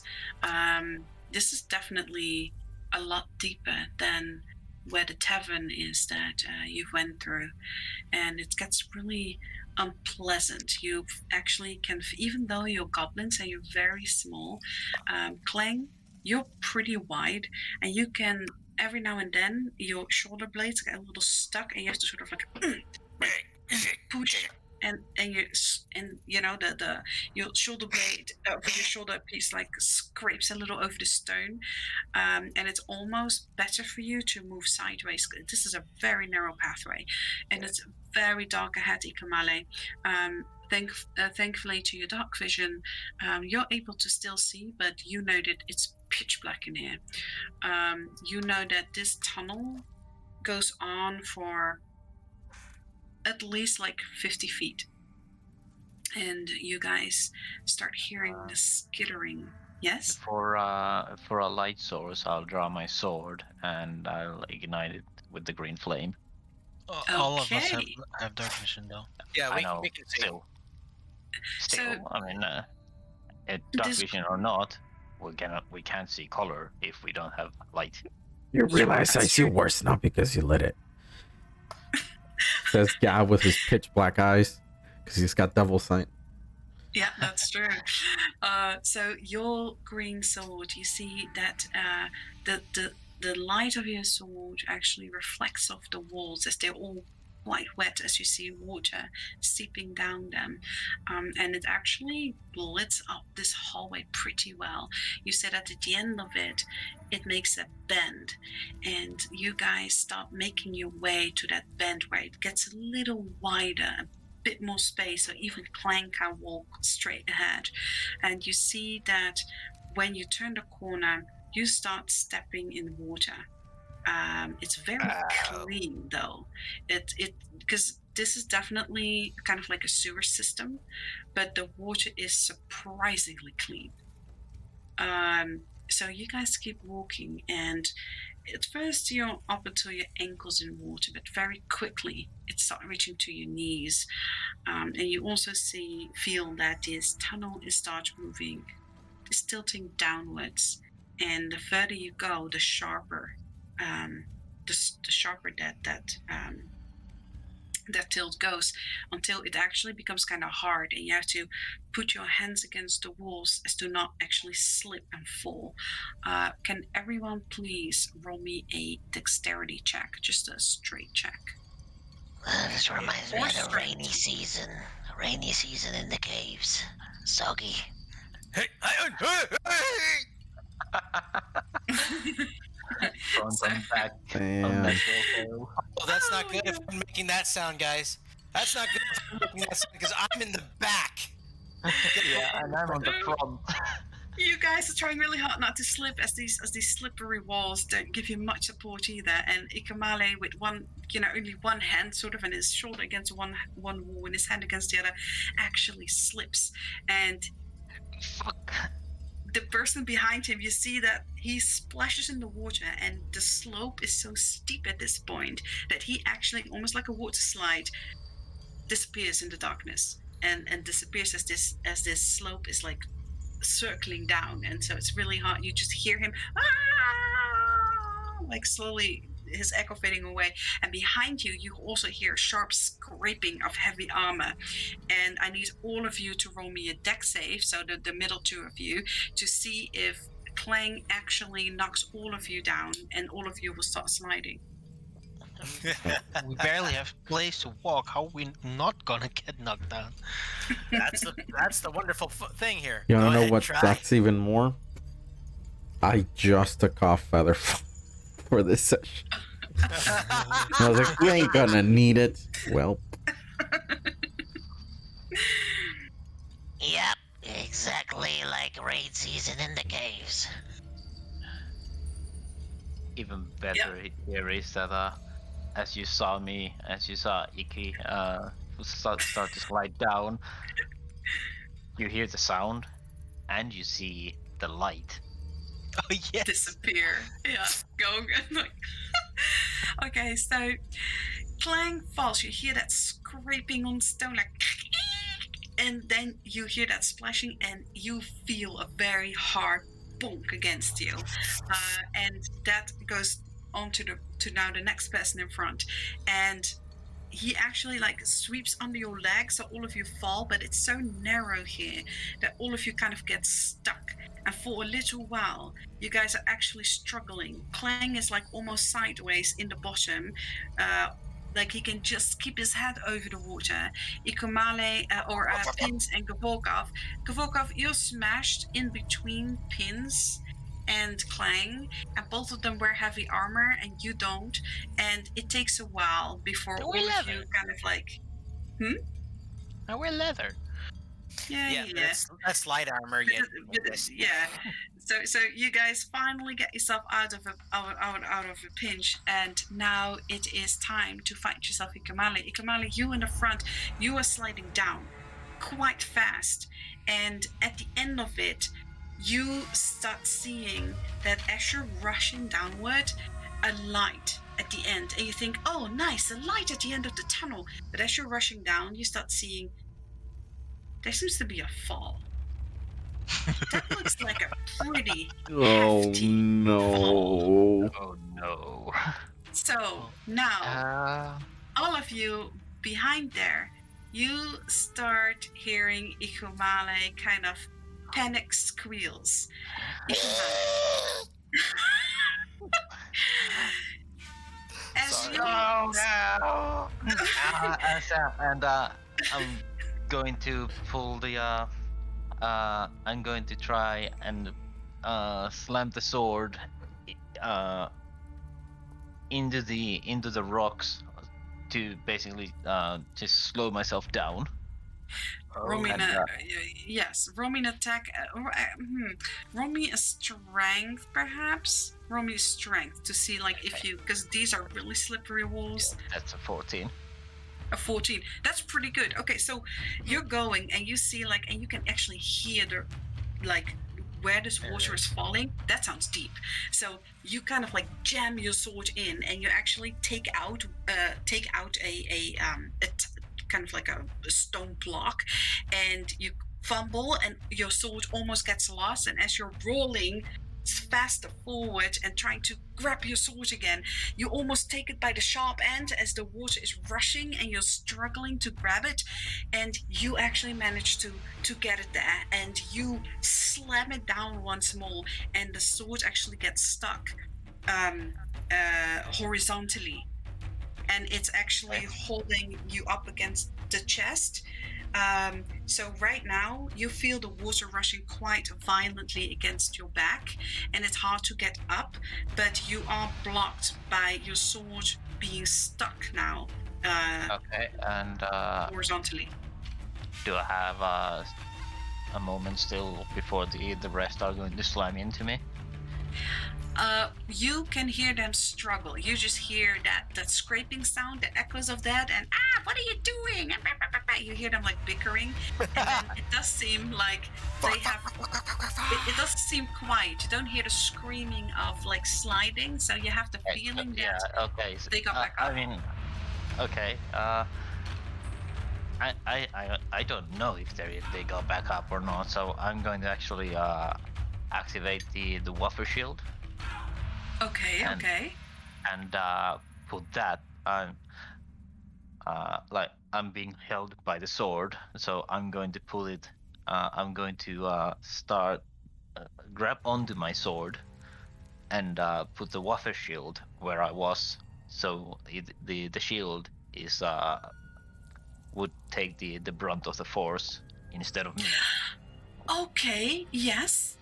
Okay. You do that. Okay. You sort of get the shield between you and the sword. That's what you do, and you manage to get up, although it's hard to keep standing upwards with how much the water is rushing against your body. Roll me perception.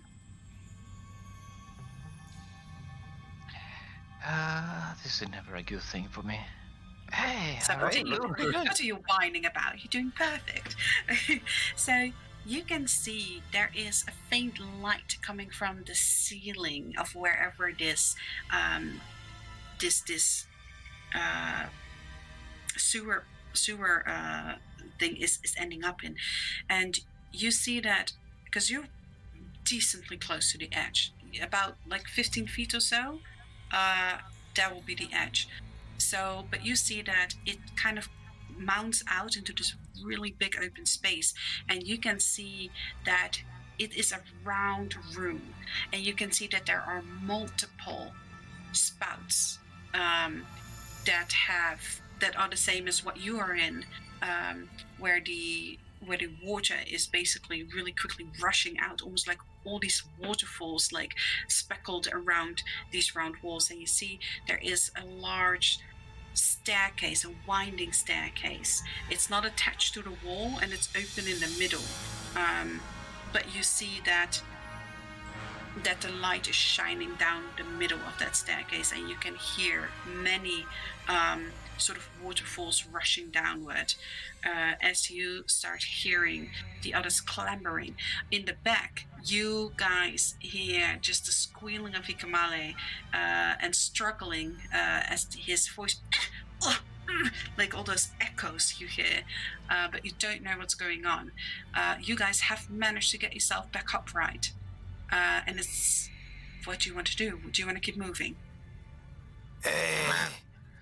Gonna save Ikamali. He sounds like he's in trouble. Hey, my back. Hey, someone help me up. Oh no, it's starting, Gav. He's talking about his bad back already. I think we're all gonna just- need to talk about our back after this. Hey, don't. Oh, first, I landed with 40 pounds of armor on my back. And whose fault is that? At your old age, you shouldn't be wearing that much. I bonk him in the head. Ikamali here. Ow! I will you start- slide down. Yeah? I will slide down. I'll skate down. Okay. Are you trying to do it controlled, or are you just letting the water take you? No, I'll try it controlled. Okay. So roll me a strength to see if you can put enough pressure on the walls, or unless you have a genius to plan yourself on how you want to do it. But otherwise, I'm going to say to see how much you can sort of like put your forearms against the walls on both sides to try and slow down your descent. How you gonna do that? I have an extremely good plan for that. Let me figure it out. A very, very good plan for that here that I have Yeah, not actually planned out. it's called balance. Mm-hmm. Yeah, no, I Are guess you I'll planning to just. Tarzan it in here? Yeah, that was basically the plan. Woohoo! So roll me a strength at least to see how well controlled you can deal with your descent. Strength, isn't it acrobatics? Maybe. I'm afraid not. That's A fine. 19. You guys. So you put your hands to both sides of the wall as you let the water sort of like slide you down, and at first you almost tumble backwards it's quite unexpected how fast the water actually takes you once you get over the edge. But you manage to sort of like stabilize yourself, and you slowly but surely start scraping almost the skin of your arms as you Actually, I have a crowbar. I'll take it out and use that as a fin. Okay, yeah, for sure. You can definitely do that. Okay, so you don't get the damage on your skin. You do make an enormous amount of sound. You guys, the water rushing really loudly, so it kind of mingles together, but you do hear kind of this annoying sound. Yeah, and you hear that, Clang. You hear, Ikamale, you start hearing this sort of grinding sound rather quickly coming your way. And Clang and Gavokov, you see that Pins just decides, you know what, and he just takes this crowbar out and he starts sliding. Yeah, no, not gonna do that. Yeah, brace myself, and I'm gonna brace myself and just start walking. It's all about controlled fun, guys. Here we go. So you also roll me a strength, Clang. Oh, yay! Just strength check. You're good at those. Come on. 17, nice. 17. He's Clang, offended with you? because of old age. No. No, no, no, no. You especially with your heavy armor, it's actually, you know, you get pretty hefty, and so you manage to, with your strength, to really dig your stocky fingers like in the crevices of these walls, and you manage to, although a little slow, make your way through. Gavokov, how are you proceeding? That is a very good question. They don't have feather fall or anything like it. 6 fingers. Uh, hmm. Make it till you make it. Yeah. He is just going to try to. Fuck. Just Clang, inch you don't wanna do behind that. got Clang. You don't me! wanna do I that. mean, And he lets don't go. try. Clang already said he doesn't That's swing the- that way. Um, let's see here. Yeah, because Imran didn't come. It's just us four here. Mhm. How big is the area we're in at the moment? It, Very like, cramped. if you put your fists together, both your elbows will hit the walls on each side. Okay, so not big at all. Okay. Yeah, no, it's barely big enough for us goblins to get through here. A human would have to be on all fours.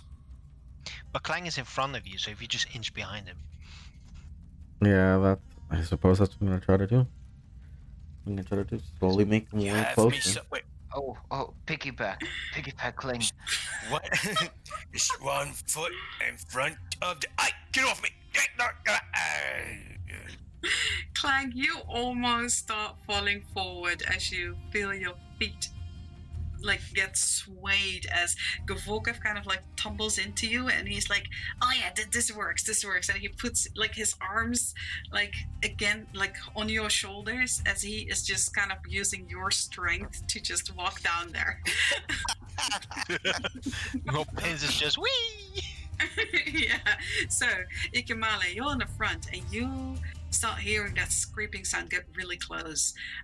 Pins, you round the corner, and you know, you go like left, right, and then you start seeing some light coming on the bend of this tunnel, and as you're sliding down at quite the speed, you only in a second you see Ikomale sort of like struggling, being stuck, sort of like wedged against something that is holding him back. You just see him against his shield as the water is rushing and pushing against Ikomale. You please roll me a deck save to see if you will like just completely bunk into him, or if you can sort of maneuver and try to stop yourself. Does that look like the end of the road? Oh, is that the end of the road? Yes. Is that? Ah! Perfect roll. The perfect roll. Perfect. Ikamale, you hear that, and you hear Pins, is that the end? Is that the end? And you're like, yes. I need you, please roll me a strength save as you see that Pins comes at you much quicker than he and you both Oh, no. anticipated. Oh my god. Oh, shit. Okay. So, I'm gonna roll for your sword. Oh yeah, because you're Before bracing you say yourself. that yet. Yes. Because you asked me for a save, I am. That's true. Oh, yeah, we have a 10, right? Favored by the cupcake. Fantastic. Okay. As you don't That's you have definitely much automatic better. +4 as a paladin? No, Or not I'm yet? a sorcerer. He's multi-classed. Ah, right. He's more sorcerer than paladin. Okay, so you see Pins coming at you really quickly, and you see that he is trying to sort of like really like hang on to this crowbar, trying to stop his speed, slow down his speed, but you see that it's not working, and you think like, oh no, oh no, oh no. And you try to brace, you try to sort of like dig your sword deeper into the wall, and you then feel the enormous, just a crash of pins against Sorry. your back. No, Yeah. no. As I hear it coming in, like, oh shit, fuck, he's not gonna fucking make it. I'll grab the shield, like like what's that? Like I'll grab it on the sides, and I just lodge it onto the side where he's coming in from, to like grab him with like a huge basketball glove. Oh wow. Okay. Okay. Okay. So you do that, and you hear a voice in your head. Oh no, I'm not ready to die yet. Don't you die. And you feel bolstered by that, by the cupcake. And you see as Pins is like crashing into you, you really quickly like turn your shield, and Pin slides like a ramp up the waffle shield, and you see him, and Pins, you see yourself like launch over, like with this rushing water over the shield, and you start flying, and you Okay. start, yeah. Once I am mid-air, Yes. I will pull a trick from a previous winter story. I will hold on to my mushroom and say, Morgana, please. and from my back, because I have a rope on my backpack. I pull it. I throw it into the air, and I cast a rope trick.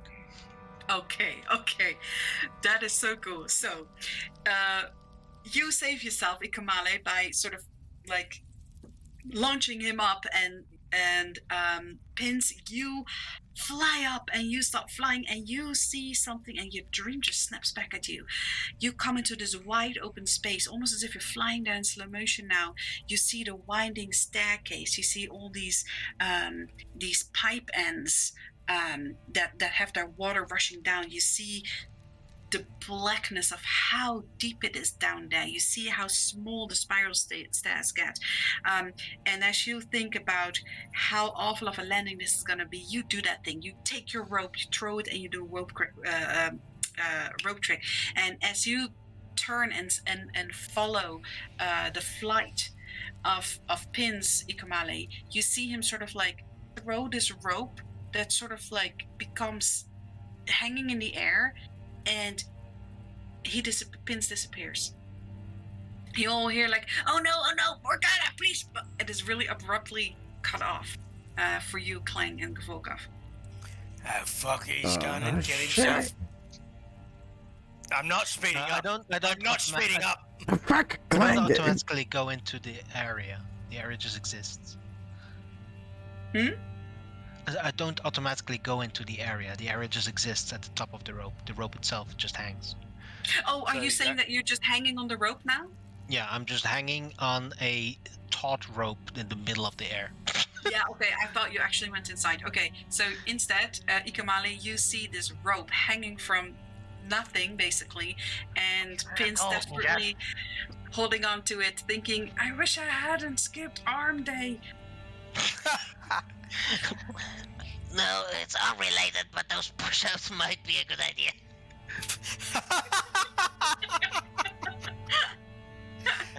Oh, you could have told me you can do that.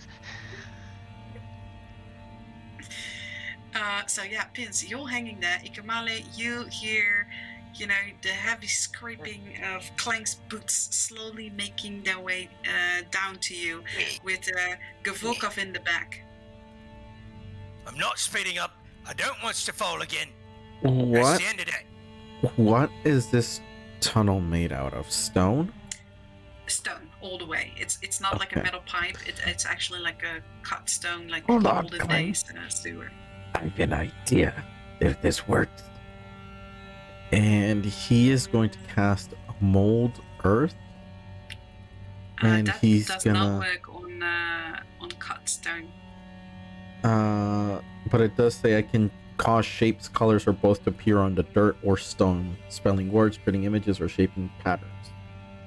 Yeah, but as what I understood, I think because we talked about this last time, it has to be natural, like stone or earth.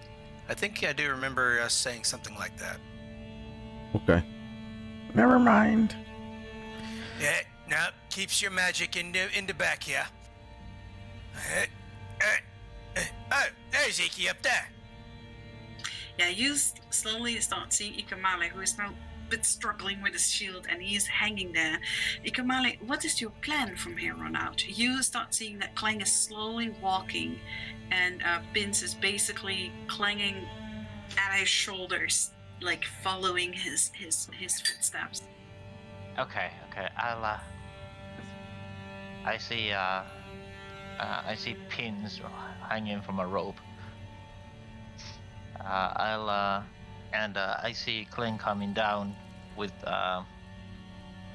Gav on tow, in tow. Yes. So I'll strap my shield back, and I should probably get my sword out. So to accomplish that idea, I'm going to. You can wait until I get there so I can give you advantage. And your sword is quite stuck. Yeah. But that's fine. Is it lodged from both sides or just one side? It's lodged from both sides, but you gather that with some force, you'll definitely be able to get it out. The question is, are you gonna slip? I'm gonna go. I'm going to put one hand on the side of the tunnel and align my feet so I'm not touching the water at all. Mm-hmm. So basically, like hanging with feet, with one arm and the feet on the other, so placing myself like that on the surface or on the walls, and with an arm, I'm just going to pull the sword up and slide it down to the handle and twirl it around so I get it the correct way, and gonna go onto a water slide and try and grab hold of Pince's rope. Okay, so that's your plan. Please roll me first strength to see how horribly you die. Okay. Oh my god, what? That's an 11. oh my god, I love. Okay, so you start doing that. These wet, slippery walls. You put your hands and you do this like this really exerting move where you're basically planking in midair. You're trying to pull your sword. You do actually manage to. He took his knees out of the equation. Look at that. He took his knees out of the equation. So you actually start pulling on your sword. It gets loose. But as you do, the hand that is supporting against the other wall is actually slips and you actually splash down. You get a little bit of slashing damage as you try to quickly like put your sword back in the holster. You get 2 slashing, and now you have a very small amount of time to try and time the rushing water and your jump. So please make me a dexterity save as you're trying to go through this rope that's hanging in midair. Oh, okay, so Very nice. what happens is you fall and you get a little, you land like you nick yourself a little, you get 2 slashing damage, but as you put your sword back in the sheath, you actually make a really nice roll, and that sets you up to like get on your back and then get on your haunches and jump. And guys from the back, this is the most beautiful hero pose that you've ever seen, Clang. You see Ikumale against the light coming from behind him as he jumps for that rope, and he takes it, and you see him swing back and then forth, and it's one of the most glorious things you've ever seen. My god, he's still too fucking handsome. So you two also start making your way there. In the meantime, now this rope is swinging. Pins, your arms are getting pretty tired. What is your plan? I'm going up. If I have to wait for the others, I'm going up. Yes, you can definitely climb upwards and get inside the rope if you want. Ikamale, Liars, bastard! Ikamale, you're swinging at close to the bottom of this rope, and Clang and Gavolkov, you have made your way at the mouth of this tunnel. You see Ikamale swinging like towards you and away from you, and Ikamale, you can see that if you swing a little harder, you might actually make it with your tippy toe towards that staircase that's in front of you. My rope is 30 feet, just so you know. Then you will definitely make it. If you just keep swinging, you're definitely going to be able to make it. Do it. I didn't skip arm day. Exactly. So you have sufficient strength. You swing your legs back and forth, so this rope starts like going more wildly, and Ikamale almost swings into the tunnel where you guys are, and then forward, and you see that you with ease move like over this staircase where you can just let go. You don't even need to make a special jump. The rope swings over the staircase where you can land. And I'll find something to tie the rope there. So Pins gets an easier way in. You notice that there are no railings on this staircase on either side, and it's quite wet too. Yeah, it's you like can just a broken definitely bridge. hold it. Yeah, and you, Pins, you remember this staircase from your dream. Yeah. You remember that it had no. Is it the center staircase?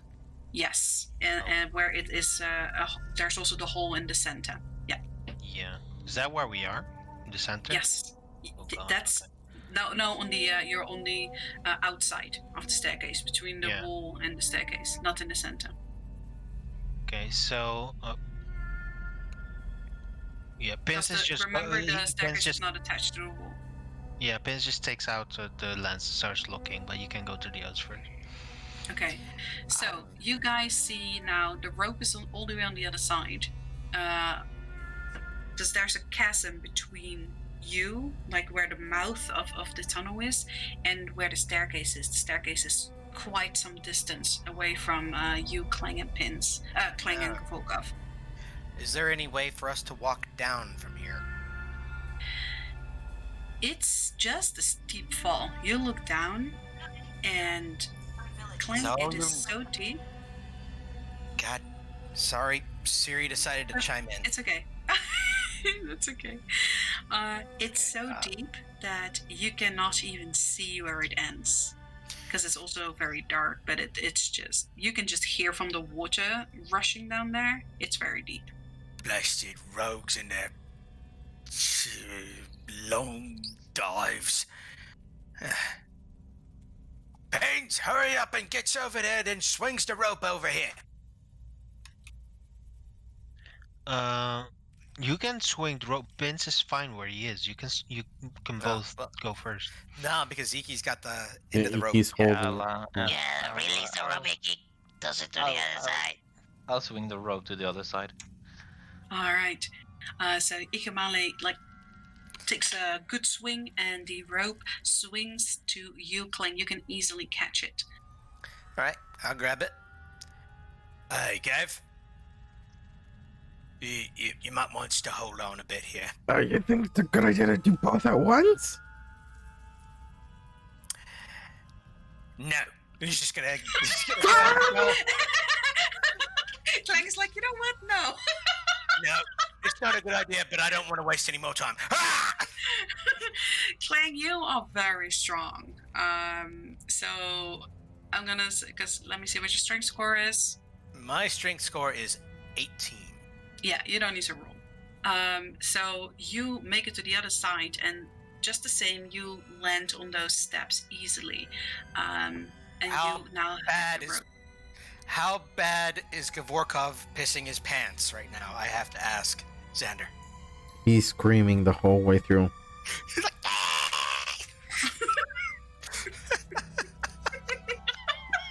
Guys, my spell is failing. You have 3 seconds. He just screams So- louder. Takes so a deep you breath. hear the echoes, and as you hear the echoes, Pins, you start hearing a familiar skittering. I refuse to acknowledge the skittering. You refuse. You deny. You pretend it's not there. I'll look Yep, around I'm with my out. spyglass. It wasn't real. It wasn't real. I look around. It wasn't real. Thanks, Gitarian. Do I see anything? As you look through the spyglass and you look down, you can actually see the bottom, almost like this spyglass is shining like a light, like a beacon, like a pretty hefty light down. No one else can see this, but you see it as you look through, and you see that from some openings of these tunnels, you see those skinny, spindly legs appearing.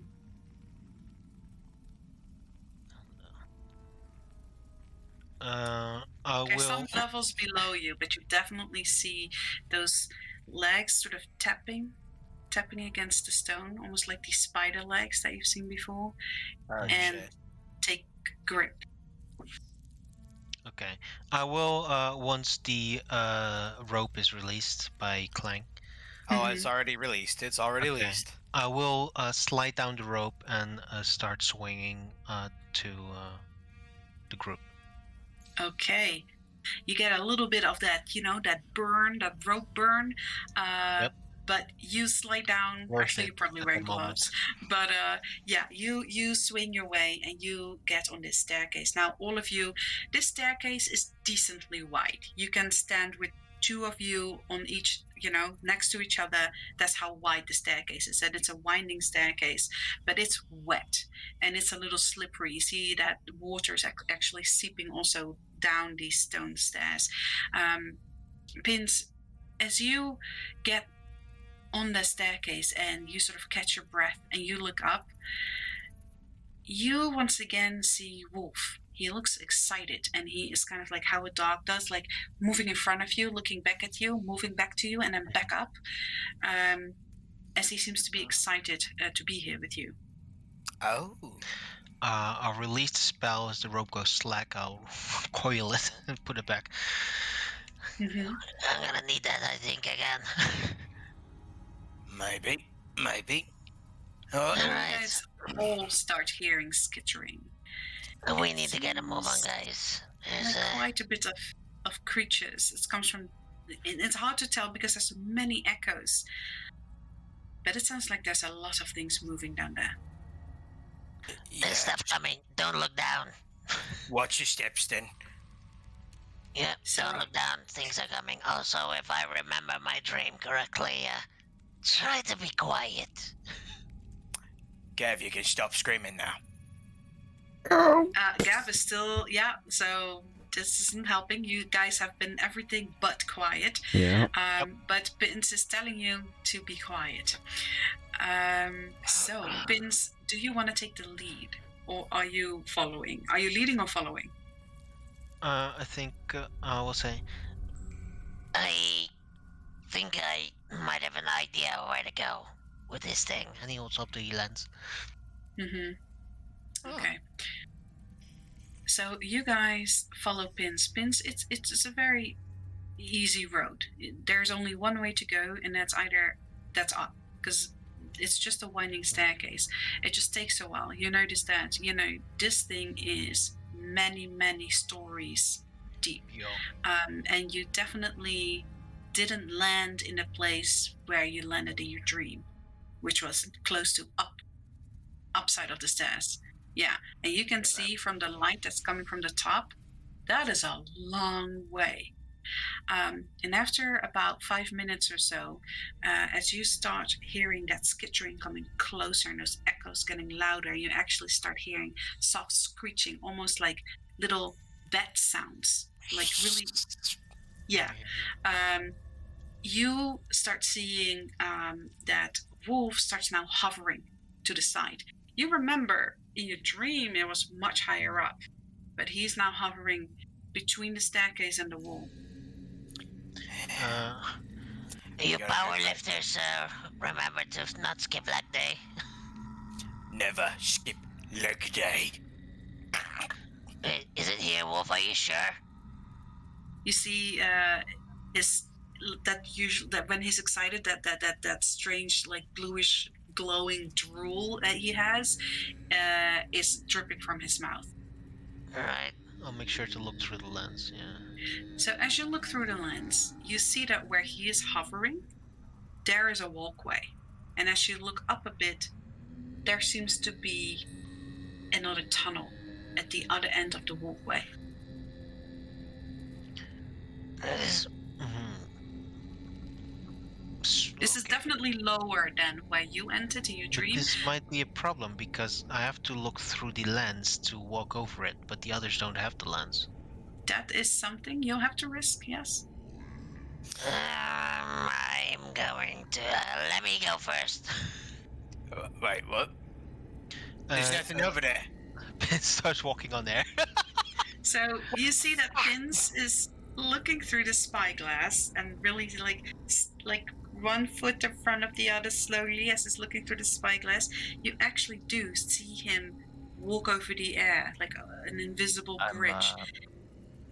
I'm Yes? taking up the my quarterstaff with the fork, and I'm giving it a tap on just exactly where Pins took a step on. Yeah. Okay. Does it connect?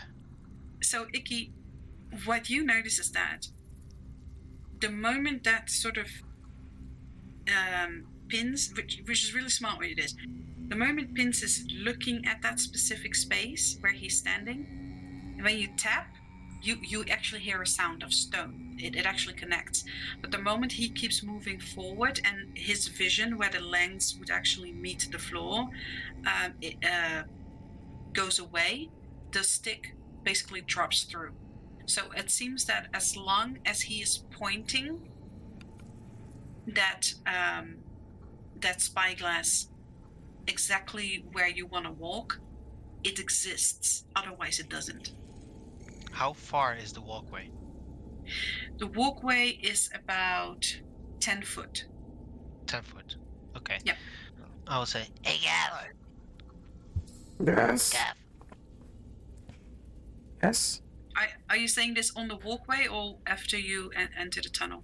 I walk over the walkway until I cross the 10 feet. Okay.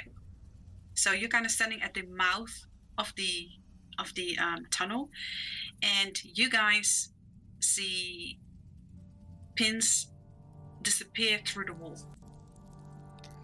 Okay. Wait, what the What the? Just looking around, trying to find him.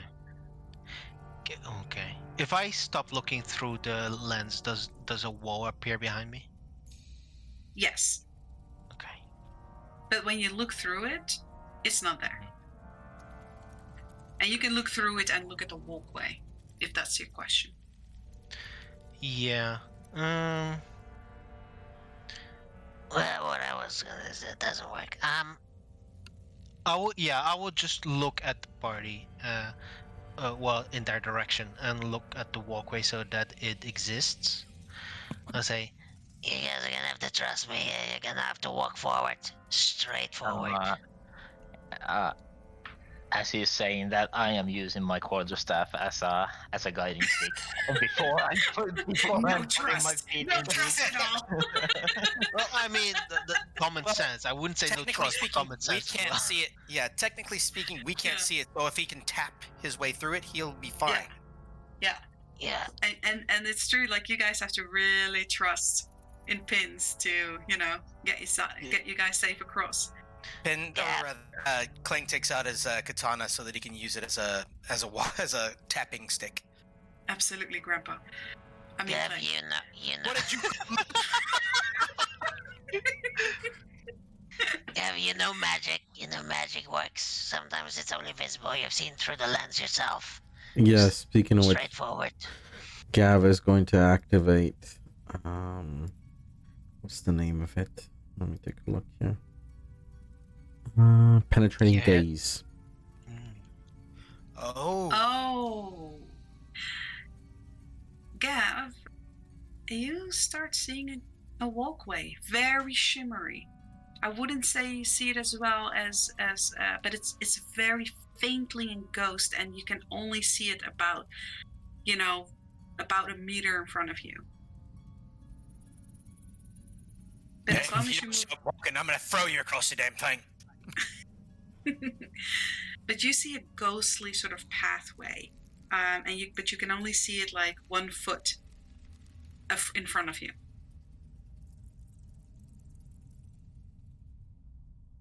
Okay. Okay. All right. Well, I guess So, we're just going forward. While the So martial Ike- guys are tapping on the road. Yeah, exactly. Here's Gav just walking through. So Ikamale, you notice that. So Pins, are you gonna try and really slowly sort of, guide them through?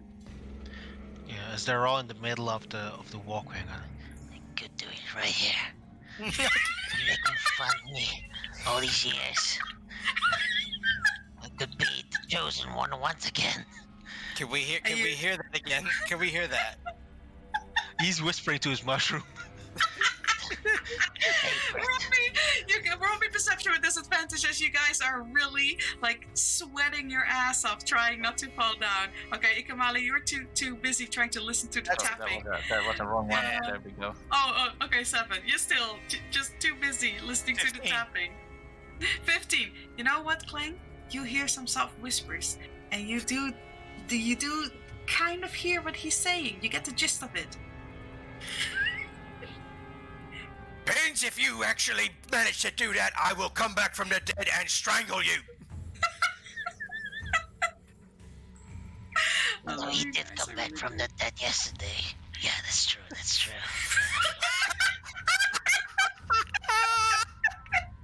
Yes, Clang can do that. Just hurry up, my arm's getting tired from looking through this thing.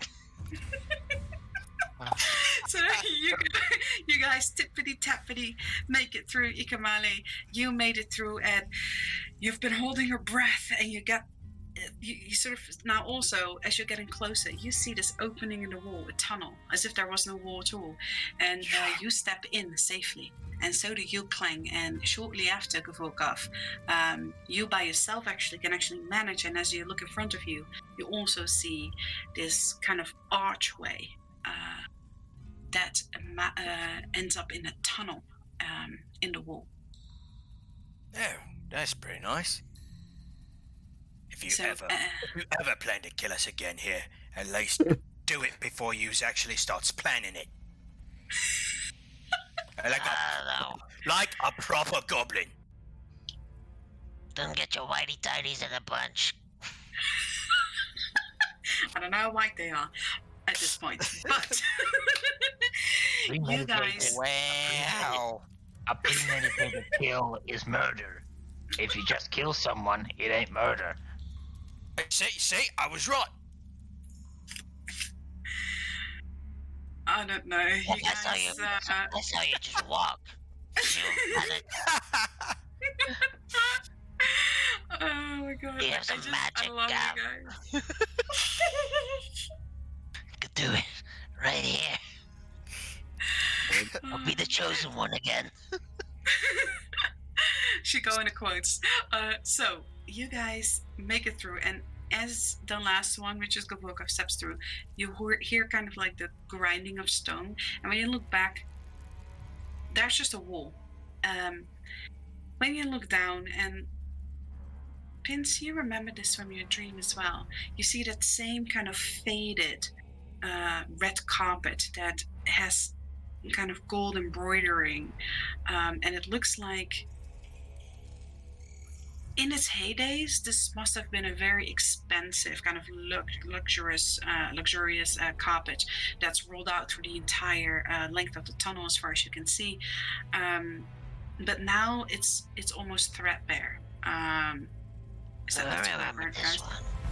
And it has like sort of these torn parts, and it looks like this has been here for many years.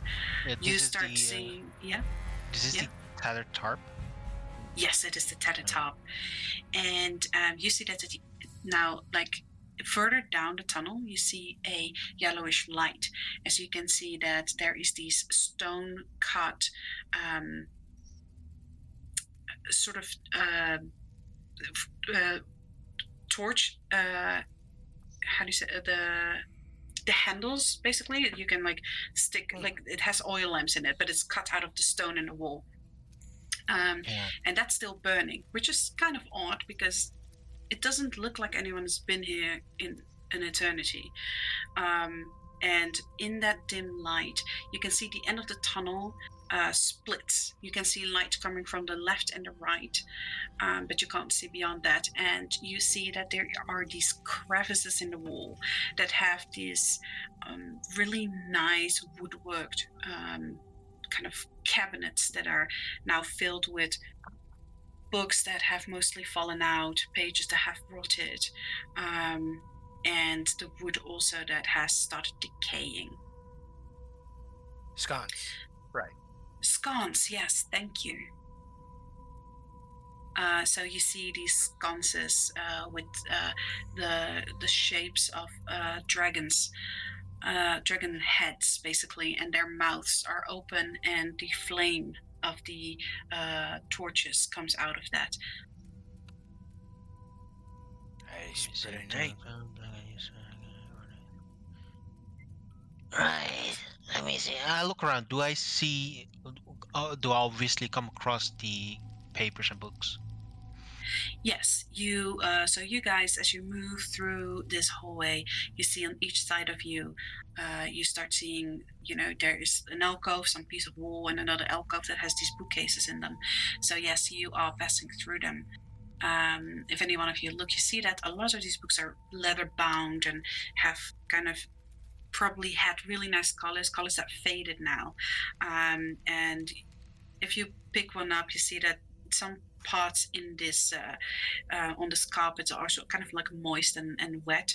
And when you go through the pages, a lot of them stick together and the papers are warped, and most of the letters are illegible. So whatever is in here doesn't seem like it's been preserved very well. It's probably more smut. I mean, look at that one. That one just oozes smut. I say no, I read smut. I look around. I'd rather not find out why they're sticky. Thank you, Clang. Hey? Right, Vince. if I remember right. You Yeah. remember Mhm, going yeah. through here, you remember seeing a wide open space. And then your mind goes blank. And you guys see Pin sort of like leaning backwards, almost as if he's gonna faint and fall.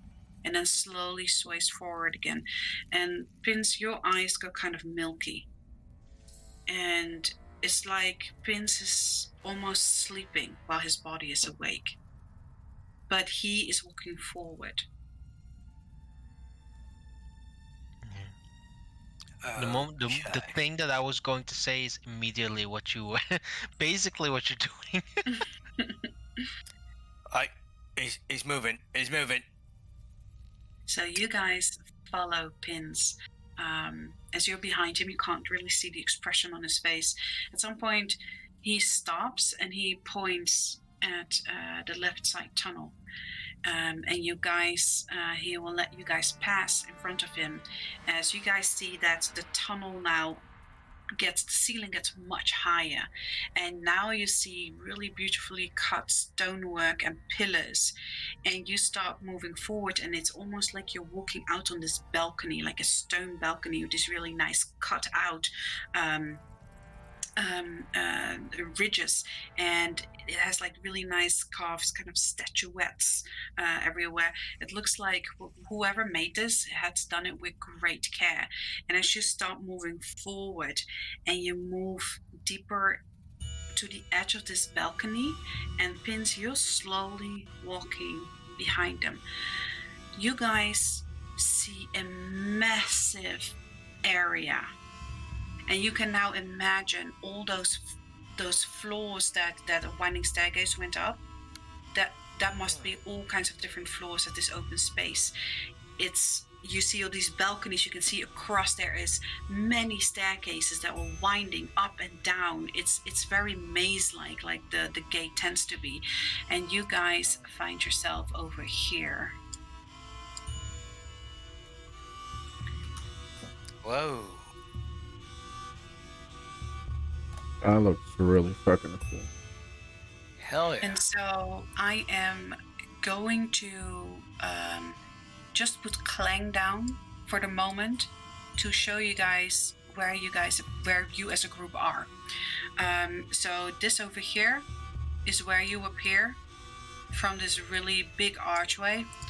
And you can see in front of you, Clang, you can see this little platform and this staircase going down, winding down like these several, and it doesn't even go from one floor to the other. It actually skips entire floors and then goes to a different place. You can imagine that you can completely get lost in this place. And Gavolkov, when you look at the side here, as you guys are stepping out, you see that against the whole back of the wall, this entire area is just lined with endless bookcases. And the air here, although cold, does feel very dry. And so as you guys look and move past here, and you get on this side, like the balcony side here, you see that you think at first it's just this one row of bookcases that's set up against the wall, but it's not. You can actually walk behind these bookcases, and there are 3 rows of bookcases. So there are thousands and thousands of books in here. Okay, I think there's a lot of you've never books seen here. something like this. Yeah. So, Vince, you're in the back, and you are sort of droning after them. And you hear something. You hear Vince, Vince, Vince, Vince. Roll me a wisdom save, Vince.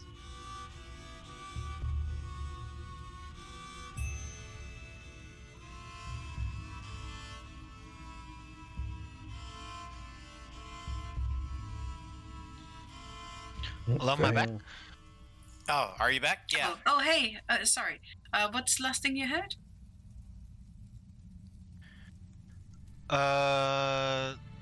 The bookcases and the triple Okay. line.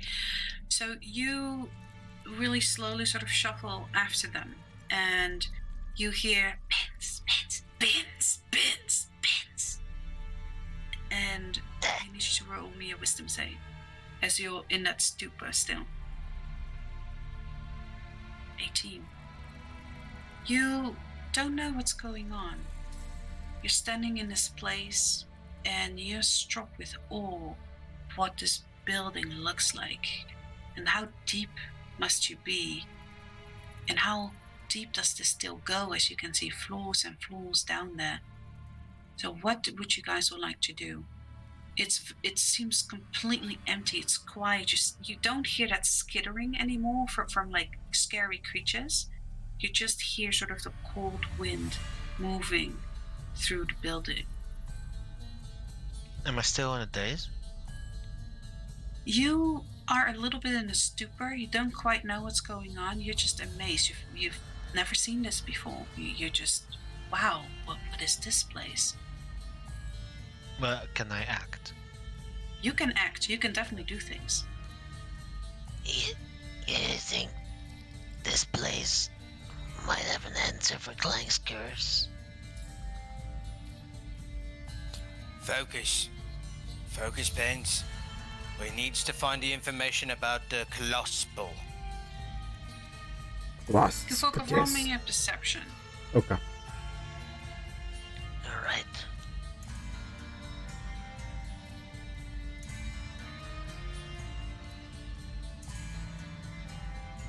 $17.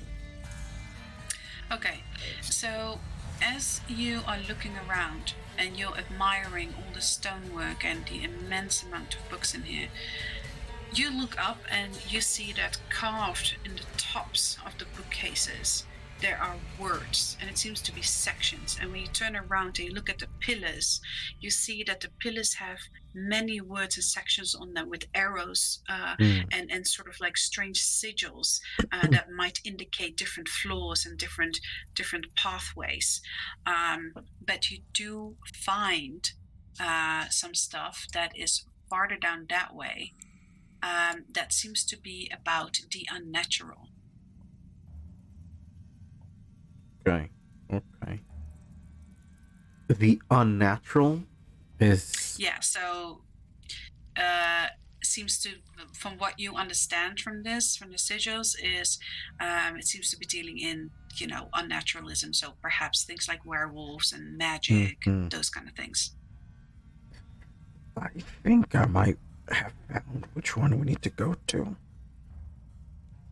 So you know that if this section over here, you can go deep behind those bookcases, and you know that if you go there, it does seem to be that there are big sections there, bookcases dedicated to the unnatural. Yep. Then that's where we've got to go. Do you remember when those things started to chase you?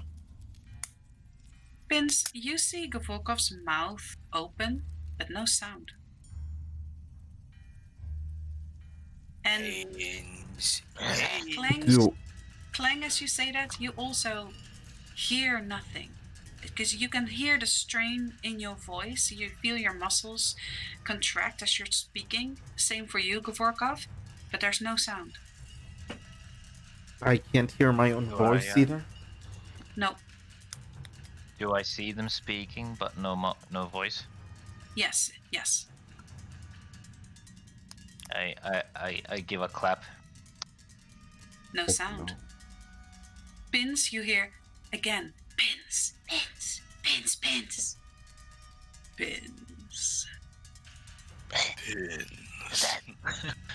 I grab my mushroom. Who's that? Can we hear him? No, you can definitely see him grabbing his mushroom and like sort of shiftily looking around and speaking to it, but you can't hear him. Pins, in your mind you hear, Pins, I know this is weird, but you have to trust me. There is danger. Danger. Look around. Where?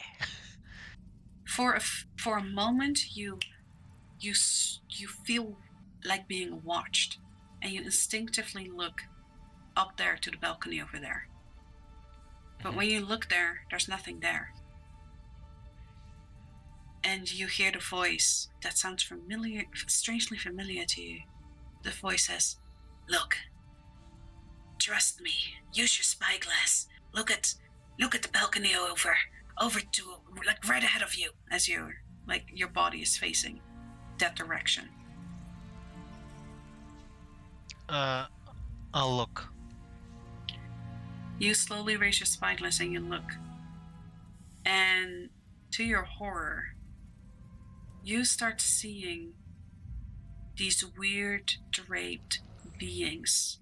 Something that gives you shivers, something that you remember from your dream. It's like these cowled creatures. You can see their faces, and they're bound in chains that have these floating lanterns as the creature that you see. Let me get it here. Is this over here? Oh boy. Pins will literally stumble and fall back. So you fall on the floor. Thankfully, no sound. But you see that these strange creatures, these sort of ghosts, you see them go over the backs of the books, and some seem to be placing books, some seem to be taking books. Seems like they're working. When you look away from the spyglass, you can't see anything. They're not there. But when you once again you look through the spyglass, you can clearly see them. And as you're looking at them, you see that one of them slowly starts turning around. Same as that you feel being watched, you have the sense that he feels you watching him. And as it does, you hear the voice, "Quick, you need to run. They're really dangerous." And you see that this cowl faces towards you, and it lets out this loud screech that all of you can actually hear. And as it does, you see that all these ghosts that you see on these balconies pins, they all snap their heads towards you, and they start really quickly moving their way as you see a whole horde of them from different floors start making their way up to you guys in your direction. And yes, When the moment our pin stumbled back, I would have liked to cast a message and ask, "What the hell? What's wrong?" mm-hmm. And he can respond to that message. I will respond. They're coming. We need to move now. So I can't hear that. so you say that in his mind, and as you get up, you start hearing, Pins, the scraping of that of your gear against the stone, as whatever silence sort of like encapsulated you before has now dissipated, and you hear that voice in your head as it says, "Follow that dummy. Follow him through the back of the bookcases. I'll try to help you as well as I can, but you gotta trust me." And so Kvorkov has been walking over there, and he is telling you to keep running and follow behind those bookcases. As you now see that also from here, the staircase, these ghosts start really quickly ganging up from all sides. And you're very quickly gonna be, flanked from all sides if you don't do something now. Right. Run. Okay, we can communicate again. Guys, we need to move right now. I'm You going to remember when I talked about the chasing and the ghosts? Yeah, that's happening right now. Run? Where's we running to? Follow the dummy? Yeah, because the Kvorkov, Yeah, okay. Yeah, go with Gav. I'll run up the gap. Gavorkov, you start hearing commotion behind you as you are in awe of all these beautiful books. And as you go through the unnatural things, you actually move your finger over. Roll me a perception. You got it. Oh. A 3. Okay, so you look at it and you think, "Oh, this is something about curses. Ah, damn it. No, it's not about curses. What is that word?" And as that happens, one of your party members kind of really roughly bumps into you, almost throws you over. And you look at them. What is going on? What are you guys doing? Right now. Quiet. The ghosts, the chase What? is happening right now. My dream is happening right now. We need to run. And as you're kind of stumbling back to your feet, Kvorkov, with your wreath, you start seeing strange lights. You can't quite see shapes, but there are all these little bluish flames that start surrounding and moving closer to where you guys are walking. Yeah, boy. We just gotta move, and we just gotta move fast. I use the lens to look through. You look backward, and you start actually seeing some of these ghosts start making their way. They're actually about like 20 feet behind you right now. So you hear the voice in your head again, Pins, and you hear it. You roll me a perception. Now you have 4 special die. You have 2 advantage and 2 disadvantage. You get to roll one of those. It's your choice. And as he says, "Okay, go straight ahead and then take a right." When you look, though, that looks like a dead end. So you can roll me your insight. to decide what if you want to listen to that. Do I have to use one of the 4 dice? Yes, so you can choose Okay. disadvantage or advantage. You have 2 of each. Yes, I will. Advantage. All right. Oh, Okay, an 11. Okay, that's decent enough. that's So it. Then you the look 4. because you roll with advantage, right? So yeah. If you had better than the done 4. disadvantage, it would have been a 4. That would have been terrible. So you hear the voice in your head. You're just like, okay, go to the end and then take a right. And then you look and you say, and you see it and you say, but it's empty. But it's a dead end. And just as you are about to say something, you see the strangest thing. You hear a loud click and a rolling movement, and you see that one bookcase sort of turns and slides aside, opening a pathway for you guys. This is happening without the mask. This is physically happening. This is physically happening. Okay. All of you can see that as these bookcases seem to be moving out of themselves. And you keep running. Now, as you guys are running, you can see through the bookcases, through the shelves, you see that on the path, on the other side of the bookshelf, you see ghosts appear and you see them clawing through the bookcase. I need everyone to roll me dex saves. Fuck. We don't want to do that, but we've got to do that. Dex saves, you said. That's a big 6. That's really good. 13 and 8. Okay, everyone that rolled under a 15 is gonna fail. Everyone that failed takes 15 slashing damage. Oh, wow! That's a number.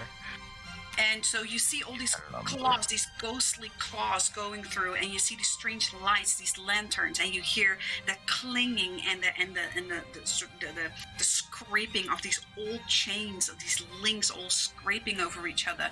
And you keep running, and you now get to roll me another one as you hear a voice in your head saying, "Okay, I know this sounds really weird. Get to that little alcove and be really, really still." And as you keep running, you see to the left of you, carved inside the wall, is a little alcove with a statue. And you can see that if you squeeze, because you guys are very little, you would be able to squeeze. But it does look like if you stay here, those guys might catch up with you. So roll me your insight, and you may get to choose advantage or disadvantage. Please. As we're running through, could Gav have casted Mage Hand and just grabbed whatever books he could as they were running?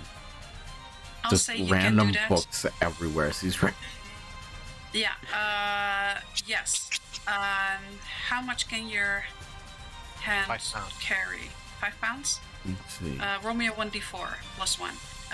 And you roll me your insight. A 10 pounds. Vince? Oh, Yes, 10 sir? pounds. 10 pounds, okay. So roll me a 1d8 then, plus 1. But Pins, you get to choose whether you want to roll with advantage or disadvantage. Disadvantage. Oh, it pays off. Ooh, okay, you have disadvantage, but you think to yourself, you know what? I remember this from my dream vaguely. I remember being scared, and although that looked like a dead end before, this seems safe. So you guys, what do you say to your party? Guys, you gotta trust me. Trust the mushroom. Let's Trust fucking me. roll Any running. of this? Yeah, trust in the shroom. Guys, we need to get here, right here. Squeeze into this alcove. And as he's saying that, you guys see from the back of you, and these claws coming through the bookcases, and you start seeing in front of you, at the end where you're running to, also ghosts start to appear and moving their way to you. There is no way to escape. Pins is going to be an example, and he's gonna go first. He's going to go in there. As Pins runs through or runs forward, I'll grab the flask of holy water that was given, Oh, Mm-hmm. and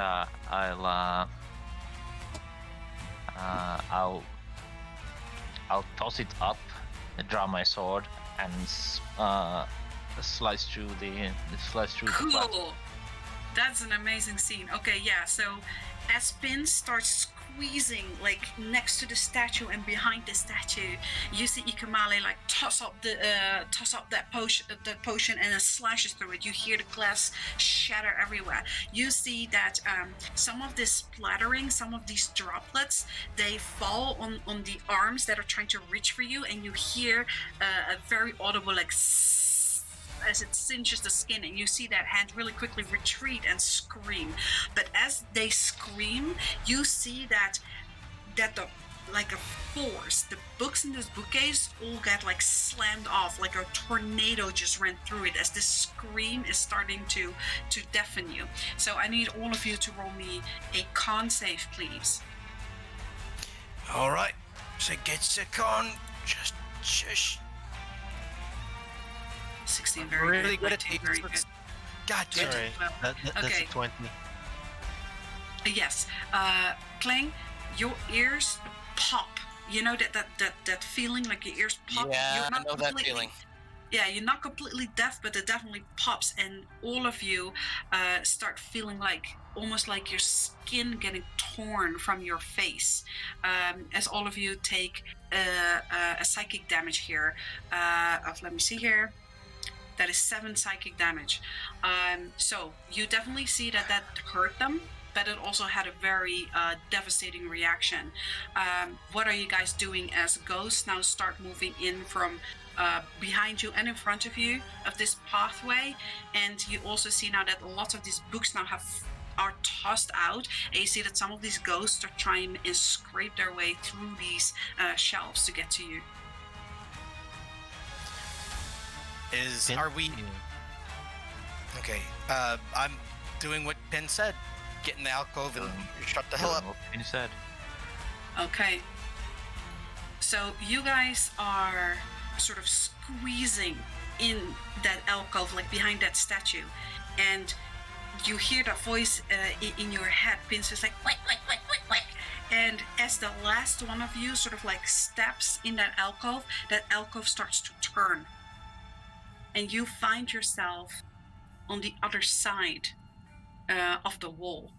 And this is a very tiny spot. It's just like a really tiny round room. And it's very quiet for a while. And you hear screaming of those ghosts sort of like calm down. And you hear in your head, Pins, you hear, okay, just stay there a little while. I can see them searching, and some of them are starting to drop away. They're slowly trickling. Just remember that when I activate that thing again, it's gonna make sound. And you're gonna have to really, really make a run for it, okay? Now, I'm gonna explain something to you, because I can't explain it while you're running. It's gonna be too fast. You're gonna have to keep running through that walkway that you just went through. And if you go 2 bookcases back, you'll find the start of a little winding staircase, and you're gonna have to take it. Have you got that? Have you got that? Yeah, start of a winding staircase. Yeah, so you have to go 2 bookcases. So you have to make it to the end of the walkway, then go 2 bookcases back, basically 2 rows back. You will find a staircase. He says, okay, well, when you get to the start of the stairway, let me know. So after a little... yeah? Yeah. Meanwhile, everyone is there squeezed, waiting for me to answer. Like, Alright, guys, hold on. They're falling away. Once this thing turns back around, it's gonna make a very loud sound, and we have to run really fast. Just follow me. Hey, Okay. Me. So after a little while, about like 3 minutes or so pass, you hear the voice in your mind again. He says, okay, are you ready? Ready? I ask the group. And he says, okay, I'm gonna count down on 3. No, wait, on 1. Wait, do we go on 1 or act? On 1. On 1. 3, 2, 1. And the statue starts turning again. and placing you guys back to where you were, you see that there are no lights now, there are no ghosts around. But the moment that scraping is going on, you start hearing once again that howling and the screeching. So Pins, you quickly like walk out, you look left and right, and you see like, right, we have to go right. And you start running, bolting, right? Yes. You guys all start hearing those ghosts come back behind you. You don't see any in front of you right now. So you guys are gonna run. So you guys are making it there. At some point you come to a split. You can either keep running forward or you can go 1 bookcase, 2 bookcase, or 3 bookcases back. Vince is gonna. This is the end of the walkway. Yes. Okay, he's gonna go 2 bookcases back. Okay. So you see that Pins makes a sharp turn and then like goes. Yep. He skips 2 bookcases and then goes in. You guys are following. The last one to follow. So we're gonna. So that's gonna be Gav, Klang, Ikamale, Gavolkov. You're gonna be the last one out then.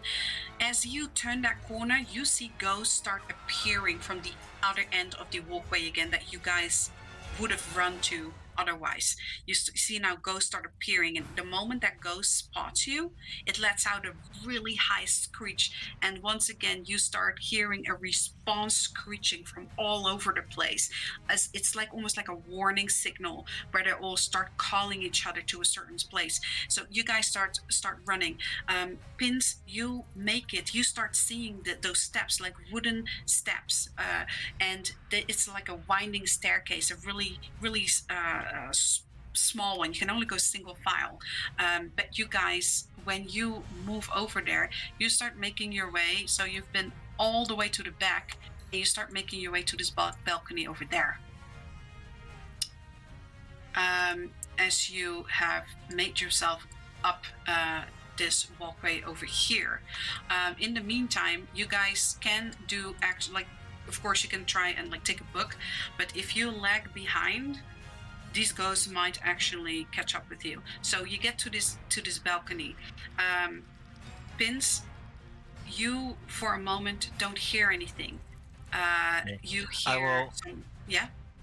I will grab Shroom while arriving at Staircase and say, "Where?" Okay.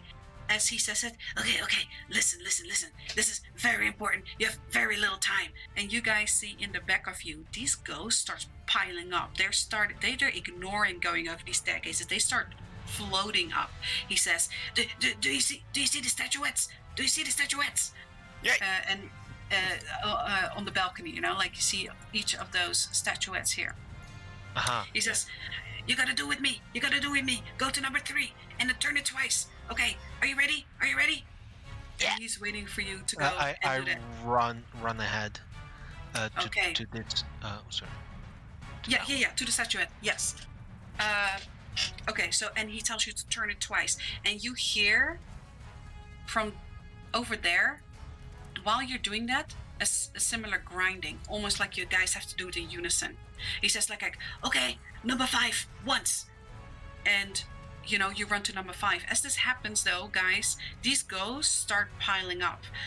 You can see that they actually start reaching the platform, and yeah. So you guys need to try and do something and stall them. How do you want to stall them as Pins is trying to solve this puzzle? Mesa Vigilant. I'm just gonna smash it down on one of their heads as they get with. Actually, I don't even have to wait here. As soon as they start getting within range of the actual whip variant of the Mesa Vigilance, he's just gonna let loose and hit them with a radiant smash. Okay. And absolutely, they are.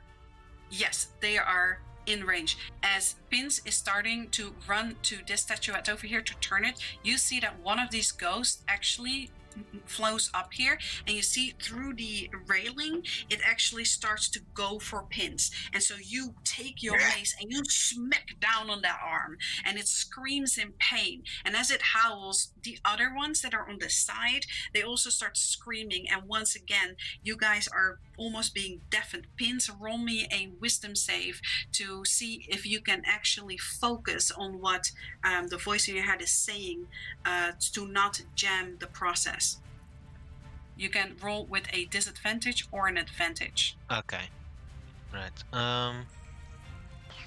This would have been an advantage. Okay, so you manage to hear him say, okay, number 1 3 times, as you have done that 5th one. So you run to number 1. In the meantime, as he is going there, you see a ghost start piling up. Gavorkov and Ikamali, how would you like to assist him? As you see that two of these guys start flanking Pins, trying to attack him. I may not have actually have damage here, but I will get rid of the charge for Mace of Vigilance. Absolutely, and you see that did a lot of damage to it. You see that actually part of its arm disintegrated as you hit it with it. Ooh. I'll activate my last charge of the water shield to make it hover around myself, and I'll draw my sword, and I'll just put myself between any ghosts and Pins. Extremely brave. Okay, so you see that this ghost is going for him, and you deflect it with the shield, and you slash with this holy water sword right now, and they scream in pain. However, as they do, some of that essence that gets burned, and as their arm disintegrates, as you're being close to that, you see that some of that splatter gets on your shield, and it almost starts eating away at your shield. But Pins, you are safe from your right side. Volkov, would you like to try and help him from his left? Yes, with an Eldritch Blade. Okay, roll me.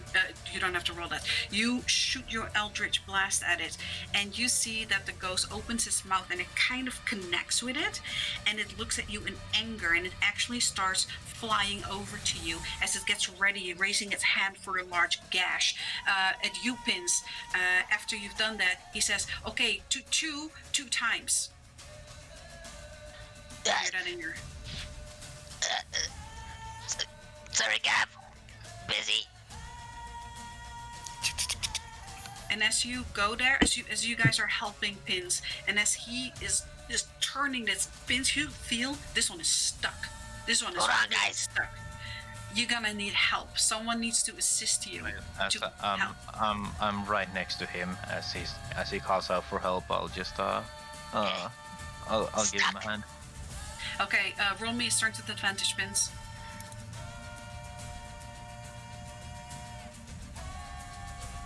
Shit, sorry, that is strength save. You mean straight strength?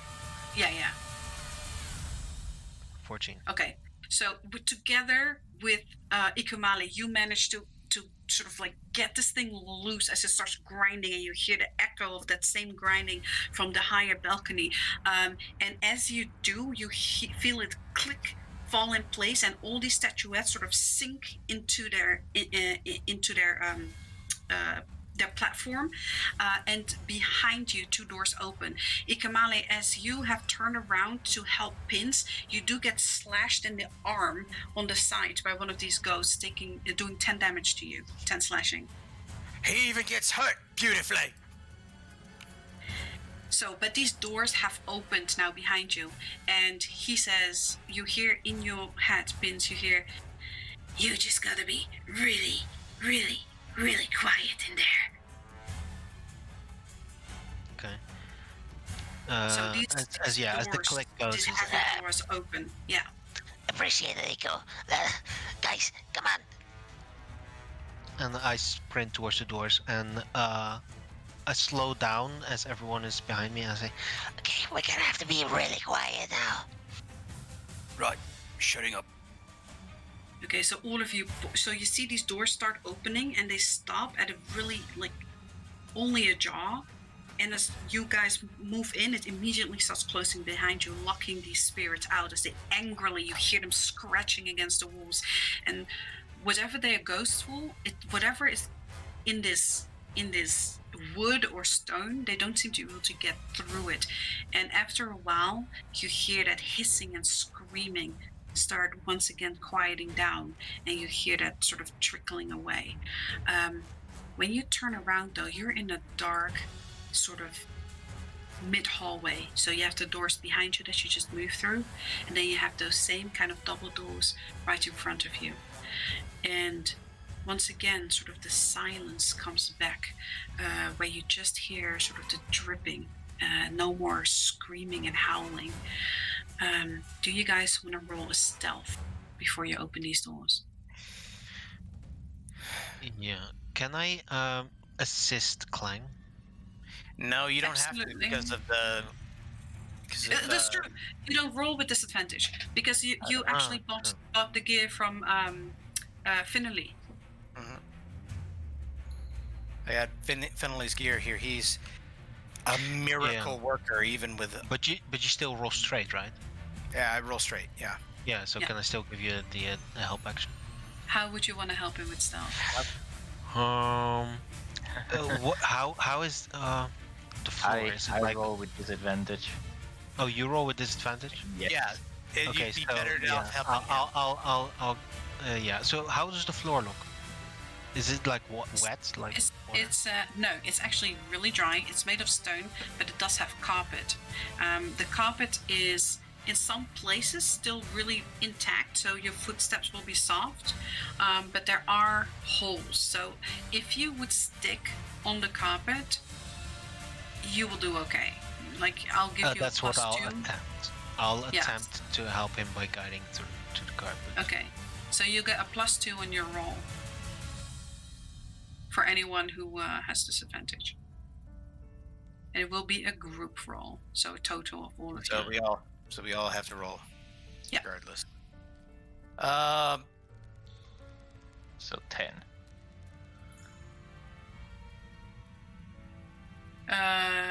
Yes. 23, 12, 9. Okay. It's not the quietest that you've been, but you put your ear on the door pins. Roll me a perception. Is this with one of the dice? No, this is just you, 25. Although there is some sound that you guys made, you're trying really hard. It seems to be sufficient. You don't hear any violent reactions from the other door, from the other room. It does seem He holds quiet for on the about other 10 side. seconds. He holds for about 10 seconds, listening very quietly. Then looks back to the group and gives a hesitating thumbs up. Okay. Do we open it? You hear a little voice. For only 3,000 gold pieces, I can open this door for you. Tell it to shut up. Or I can make a ruckus. Oh. I will. Never mind. Sorry about that. I will check if the door is locked. Wow. Roll me an investigation.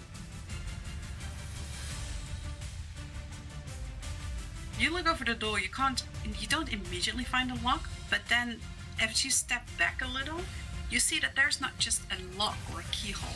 This whole door is kind of a very elaborate puzzle key. So, how about it? 3,000 gold pieces, or hello? Hello?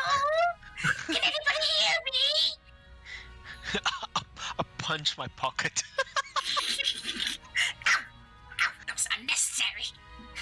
It's very necessary if we's gonna be killed if you keep doing that. I stab myself with the pointy part of the key.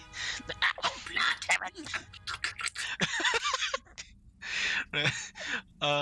I hold my mushrooms. Out of Hello, are you there? Don't hear a reply. Oh. Did you say Ikamada? Out of curiosity, does the skeleton key have teeth? I think it has does. a head. Yeah. Yeah. It has a skull. So it does have teeth. Mm-hmm. If it keeps on Yeah. doing shit like this, I'm gonna pick its teeth out someday. Oh my God. Go So for it. you're standing, Okay.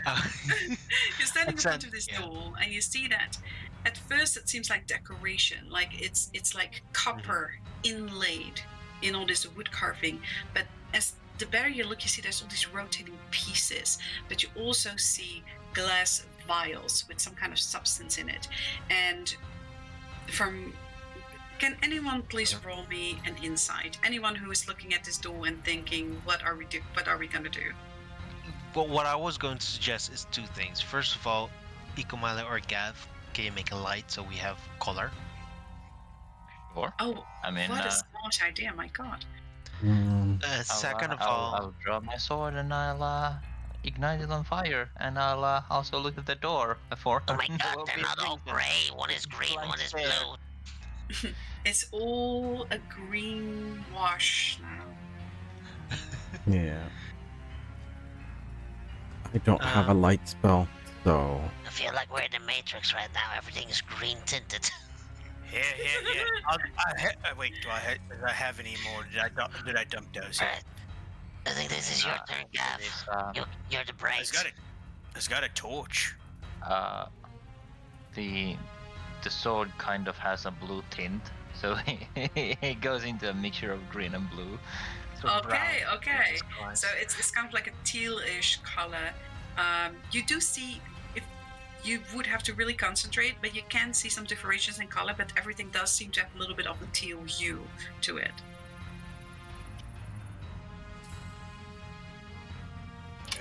So You know what to anyone make of this, who looks Gav. at this You're the door brains can here. roll an investigation. So Ikamali, that was a 5. But you see these doors are very big. And you see all these kind of mechanisms inside. And you see in different places, there are all these vials with some substance. Now that Ikamale has lit up his sword, you can see that some have kind of like a bluish sort of liquid in it. And then you see that other places have a reddish kind of powder in it that looks suspiciously like red crystal dust. God, they're not all gray. Yeah, they're not That so would've gray. Would have been really, really bad. So you I see, rolled a 7. you rolled a 7. Okay, so with a 7, you see, you look a bit further and you see that, okay, so you have on the one side the blue and the red, and then you find 2 more vials. You see that one is a purplish dust, and it's right underneath the red vial. And then on the other side, you see that there is a greenish kind of liquid under the blue liquid. And when you connect them all together, you can see that this is some kind of defense mechanism for sure. It looks very hazardous.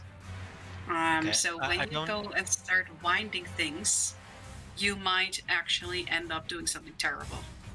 Yeah. I just want to know if I can recognize anything as a poison with a poisoner's kit. Roll me your poisonous kid.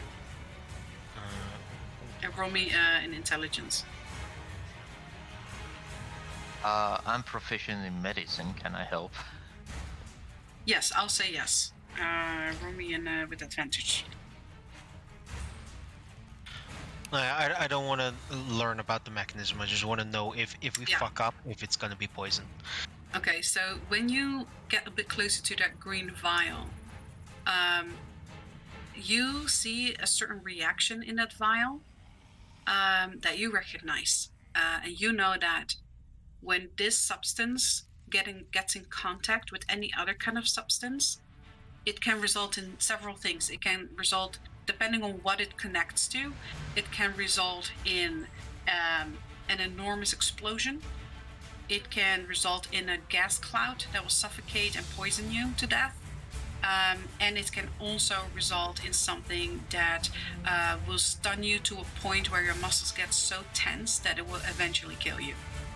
I'm not sure if I know about the alchemy side. I just recognize the poison side, I think. Yeah, you just know that this kind of poison is usually used in combination with other elements.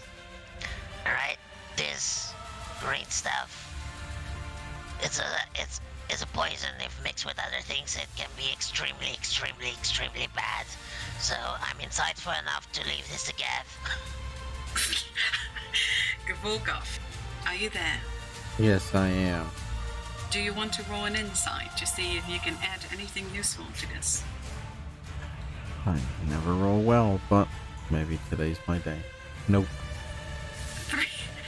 Gavulkov, you look at it. Whatever Pince is saying seems logical. You're smart enough. So What? Pince, you hear the key in your pocket say, How about 1,000 gold pieces for a hint? What happens if we open the wrong one? Anybody got any ideas? Well, if what Pin says is true here, then we's all gonna fucking die. How about... Alright, 1,000, you got it. Okay. Neutralization. Take me out so I can see properly. Alright. So Pince takes out this sort of brass copperish colored key, and you see like a little skull on the top of it, and its mouth is moving. Oh yes, brilliant. Ah, how I missed my brethren. Okay. So, do you see the connections there? And as you're holding it, you kind of feel where it's looking, and you see that yes, there's all these connections, and yes, these vials can connect to each other, but there's also a pathway from each vial that goes to the center where there is this mechanism. And you have the feeling that if all these vials connect and go into this mechanism, it will melt certain parts in that mechanism and unlock. Alright. So what you got to do is make sure, like you see all these little valves and pieces, and you just need to take some time to make sure that the flow of these liquids and powders will all end up at the center. Yeah, one of those mobile game puzzles. Yeah. One of these. So you, like with some time, you guys manage to do that, and you hear a sizzling, a little popping, and then you see that these sort of these bolts like pop out on the sides of this mechanism in the center, and the mechanism turns and twists and lodges itself in these side crevices of the door, and the door, almost soundless, slowly opens, and you guys find yourself here. Well, that is an interesting map here. What the heck? So you guys find yourself at the top here, so you can drop yourself. Okie dokie. Oh, okay.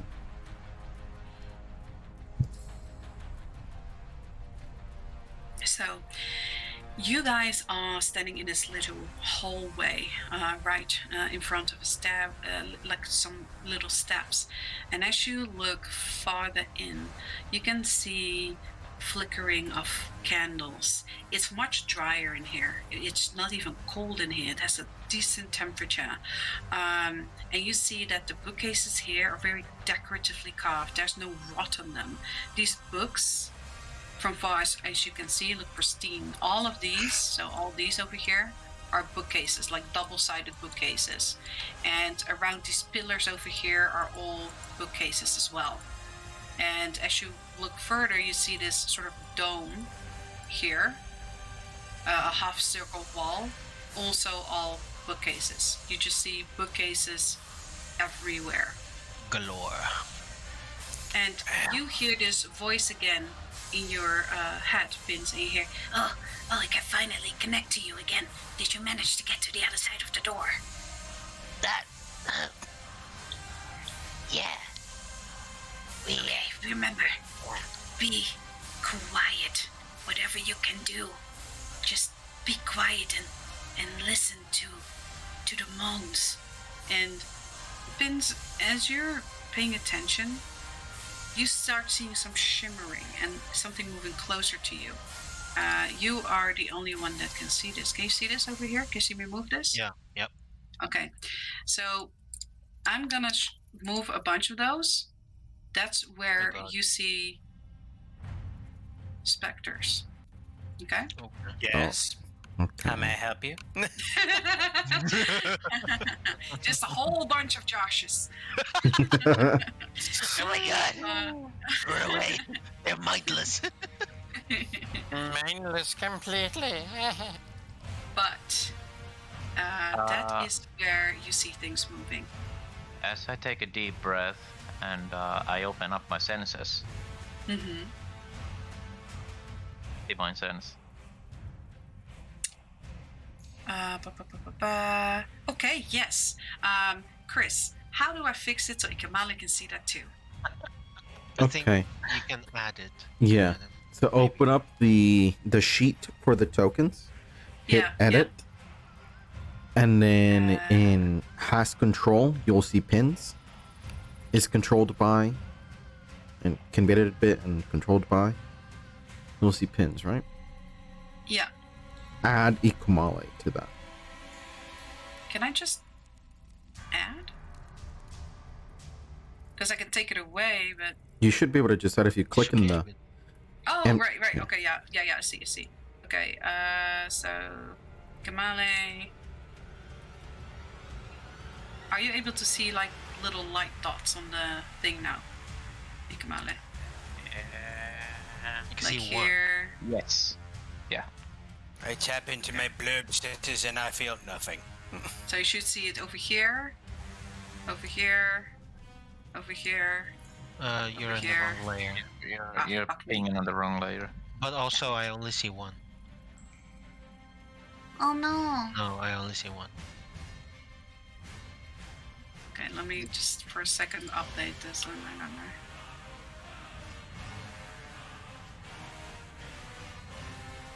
Stupid paladin coming in and ruining everything. Yep. I'll fix it, no problem. Thank you, please. So yeah, you guys see this big open space.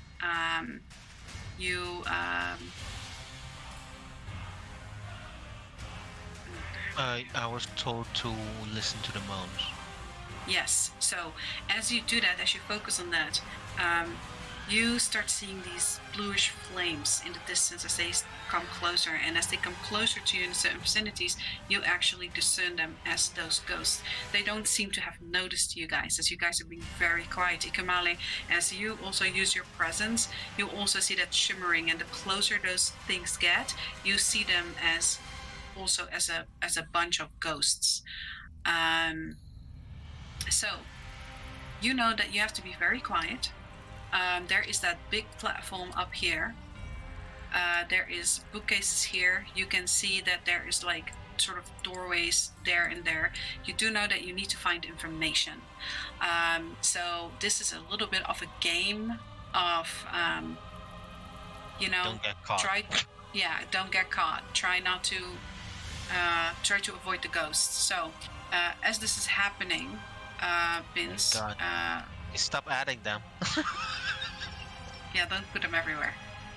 But you see that that this dot is starting to move over there, and this dot is also starting to move over there. You see, this one is starting to rotate, and this one is also starting to rotate over here. And this one seems to just be adding things in this bookcase. Clang is shut up.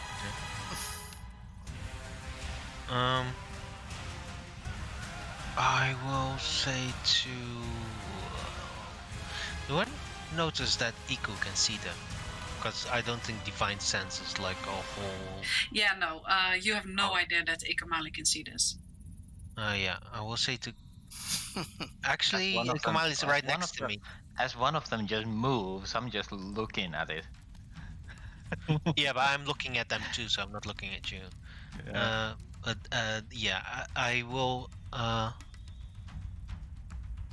tap Echo on the shoulder and say, Okay. So, I think the information is in this room. We need to be very quiet because there's ghosts all around. Yeah, I see him. Oh. Oh, okay. I'll Okay, see him? step- What's going on? take a step back to Gav, like, Can you see him too? Oh, Okay. I'll repeat it to. I'll go over here. I'll repeat it to Gav, Clang and Gav. actually, with your wreath, you can see it. You can see but you see him just as flames. You never see them turn into ghosts. You just see these little ghostly flames. That's all you see. I believe Wreath of Dusk penetrating gaze lasts 10 minutes.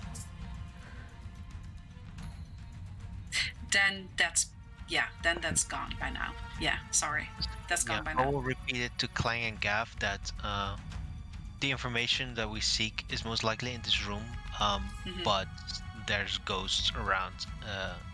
We need to be quiet or they'll get agitated. Okay, so what I'm gonna need you to do is you guys are gonna roll stealth as a group to also see like how successful you are. And Pins and Ikamali, you can both lead one of the other party members that can't see anything to try and get to places. So right now you can see like about Yeah, I can see them. as far as this area here. So rolling stealth, right? Yes. So the one that can see, the ones of you that can see is gonna roll stealth, and the one that is gonna investigate to search for the books is gonna roll investigate. Oh. So Clang, you're totally succeeding there though. Oh my god. Silent. Am I still getting assistance from Pins on that stealth? Well, it was You only a know, plus- yeah, you know now that as long as you're on the carpet, you're gonna be pretty quiet. So I'll say like as long as you guys move on the carpet, you get advantage. If you move off the carpet, it's gonna be straight or disadvantage. Oh, Nice. advantage. I am Okay. one with the darkness. Still a 12. Okay, so as a group though, you guys have rolled pretty decently. So you guys move to the center where you're also on the carpet, so it's pretty quiet. Pins, you see that these two dots over here, they are still moving away. Oops. They're still moving away from you. They're moving over there. This one is rotating back to that room, and this one is moving over here, but it's not looking at you, but it is moving over here. This one now also is starting to move that way. Okay. So you know that these two pathways right now are safe.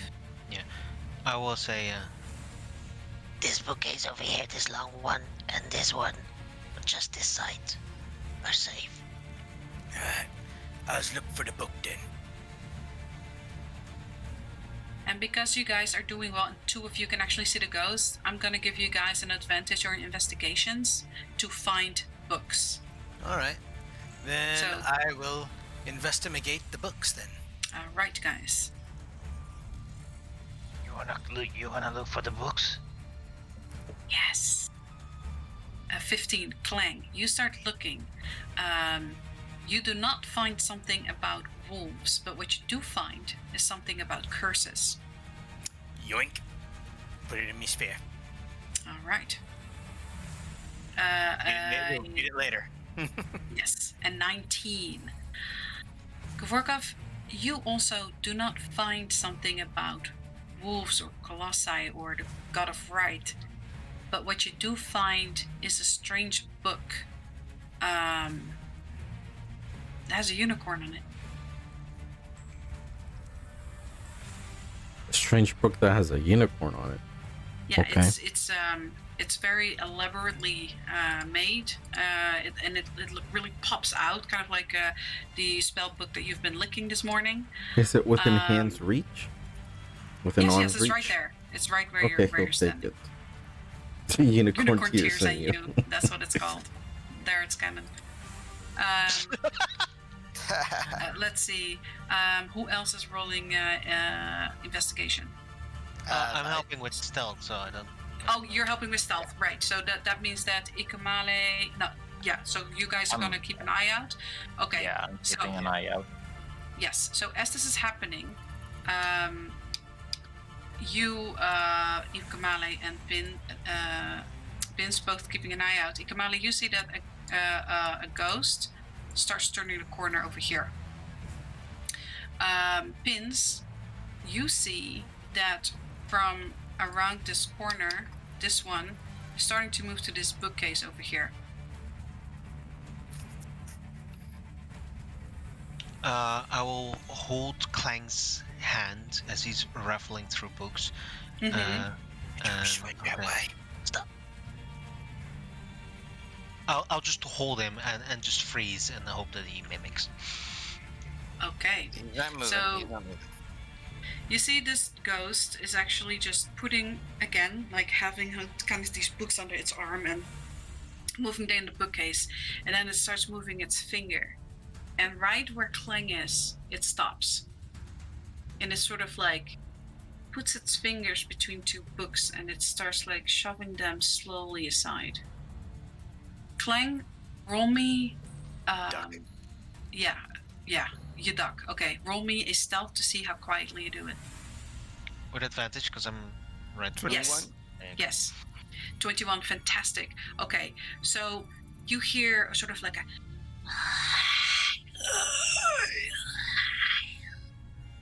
And, Hey, Volkov- Jim, did you take the book again?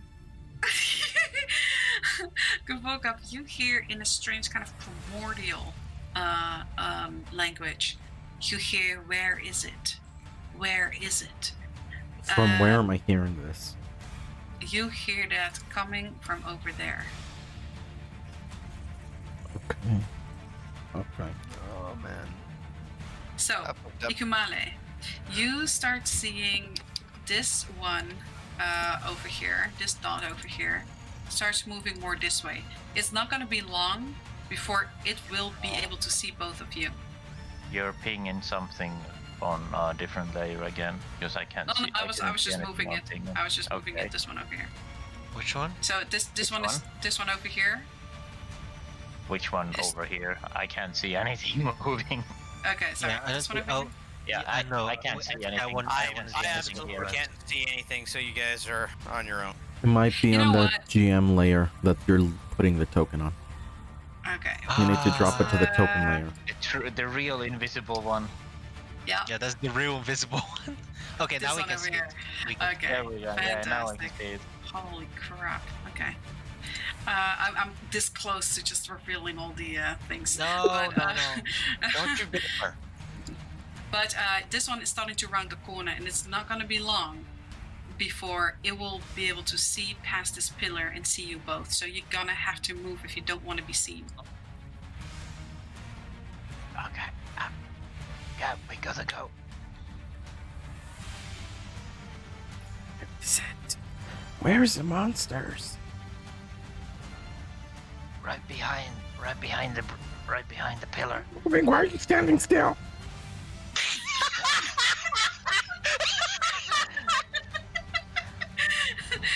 So Ikamale, you both roll me a I'm stealth reading with him, advantage to move over yeah. there.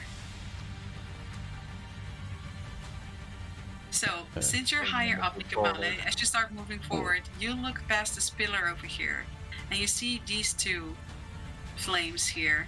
They're busy with this bookcase over here, but your heart drops a little. This is much higher, and they don't seem to be quite on eye height with you, but one of them actually turns and starts moving that way. It hasn't noticed you guys yet, because you guys still both rolled good enough. but it starts moving this way. And this one, though, however, starts moving around. And it does seem like it's making its movement to turn over there. So, Ikumale Clang. So this goes over here. Pins, you can see it's like making that sound like where is it? And it's now starting to make its way over here. You see that it wants to come up the platform. Okay. I will whisper to Clang. It's coming around to our side. Okay, then we move. I will take a few steps here and see if the coast is clear to basically circle with it. It seems clear. There's one ghost over here, but it seems engaged with this bookcase over here. Okay. Do But we it's very fit? scary being in the open like that. Do we You fit? don't fit. Okay. No, you don't fit between the bookcase and the pillar, but you can fit over here if you want. Yeah, but that one is there. I will stand here. I'll watch left and right, like crossing the freaking street. Is the one to my right? Is it heading our way? Or wait, there's a. Is its vision obscured? Yeah, so it can't quite see that well on top because you're very close by. This one, however, might be able to see you. Yeah, that's because the one I was talking because about. you're much farther away. So if you maybe duck and kind of like crouch, he might not be able to see you. Okay, yeah.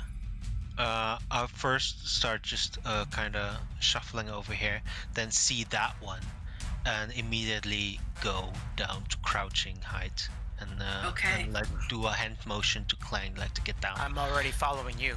Yeah, and I will go over here, move over there, because the guy is following us behind.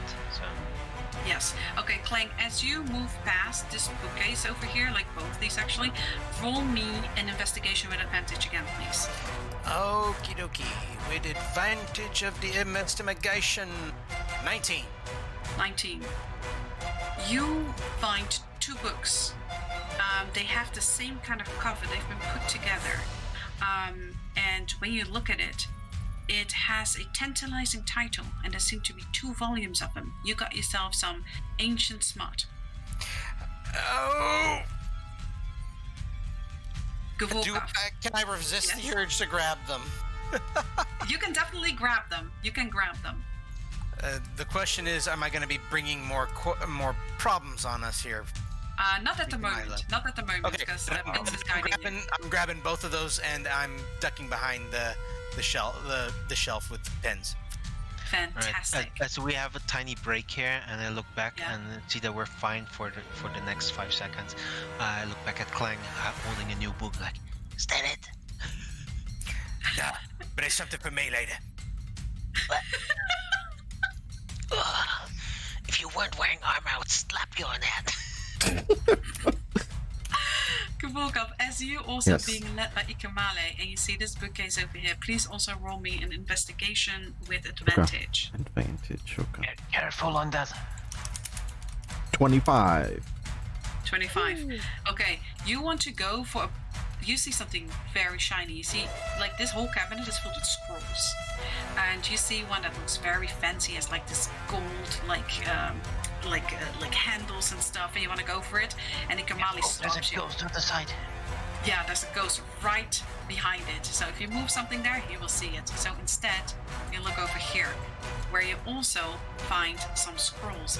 You don't care what they are, but they do look like magic scrolls. So roll me a 1d4 minus 1. 1d4 minus Magic 1. scrolls. 4! So 3. Okay, so you get 3. Okay, I have a question. yes. Is this a bookshelf here? Yes, it is. Okay. How large are the shelves? They're very deep. Okay. They're two-sided. Two-sided, yeah. so... Okay, yeah. and they go through. You can go through them, or not? The shelves are too like narrow on top of it. You would have to move books out and really squeeze through, because these shelves are not very high up. So especially with armor, I don't think you would be able to. I have a way. I have a way to get through that, but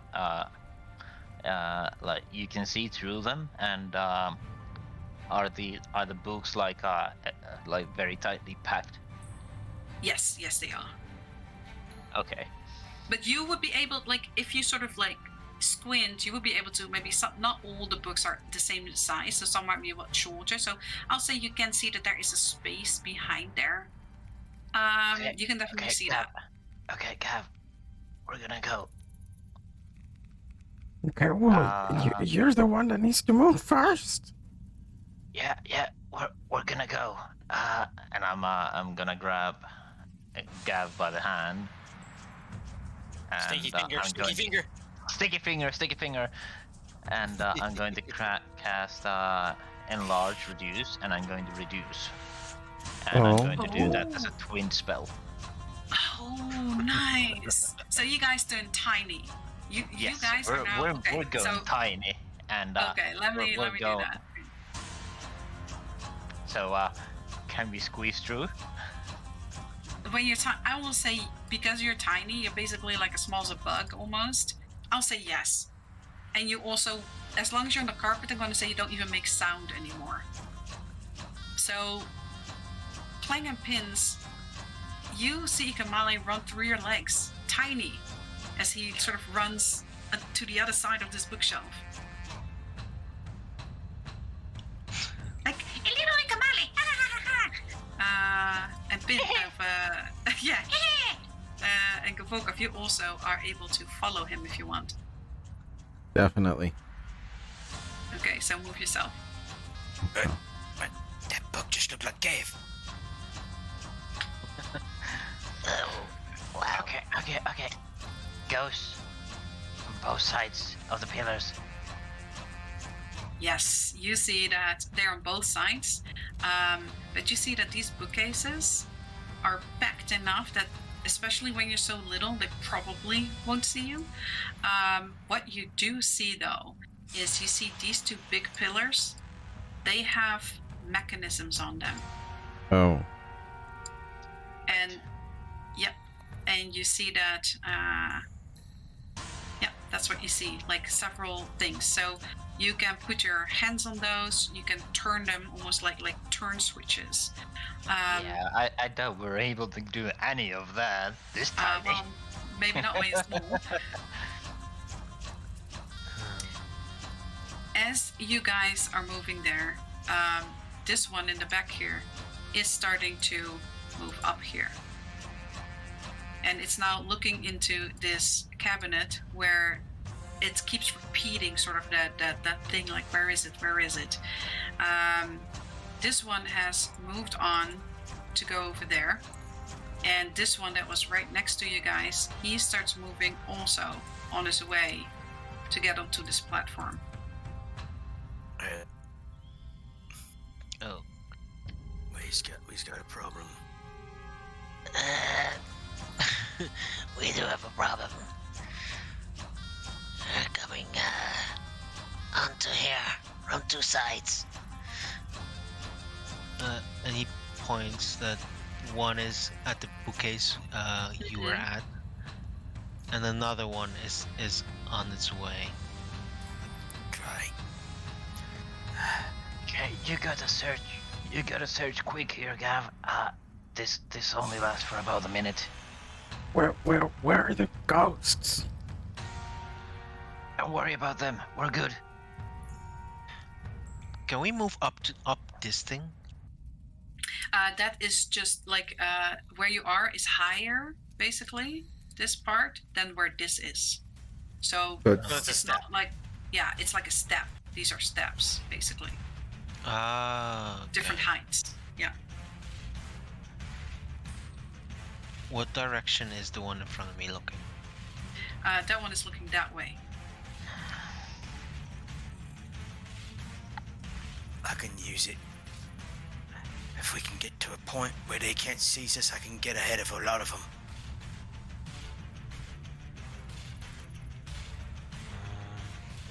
Yeah, we need to traction. Because we are not in a good place right now. No, we are not. Gav and Iki are probably in a better place than we are. Yeah, they are. Yeah, for a minute. So two think things it's are going to still a happen.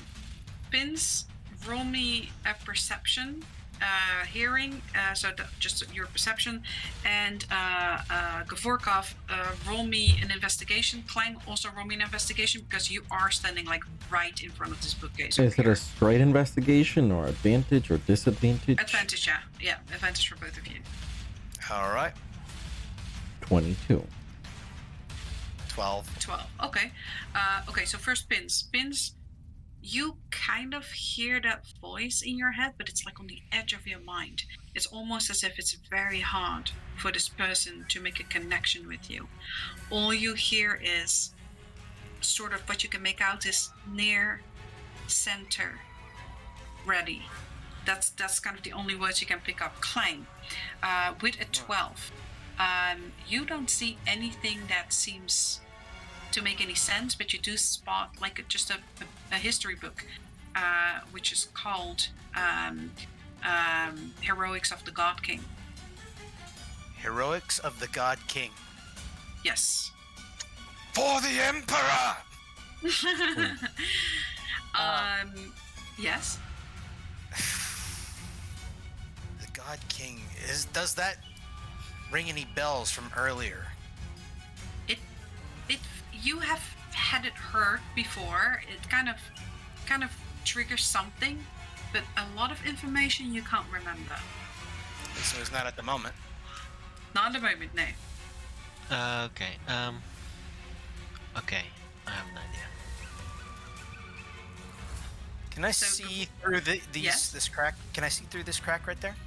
You can actually see that although this looks very tight, it does look like they are two separate bookcases, and you can definitely kind of see in between that. Why, thanks. Look through there. Look through there and see if you can see any of them spooky fellas. Quickly. I don't see anything.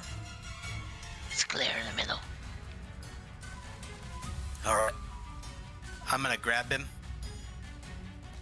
and I'm gonna dimension door the both of us, Fantastic. I love it. Okay. and we are gonna end up right over here.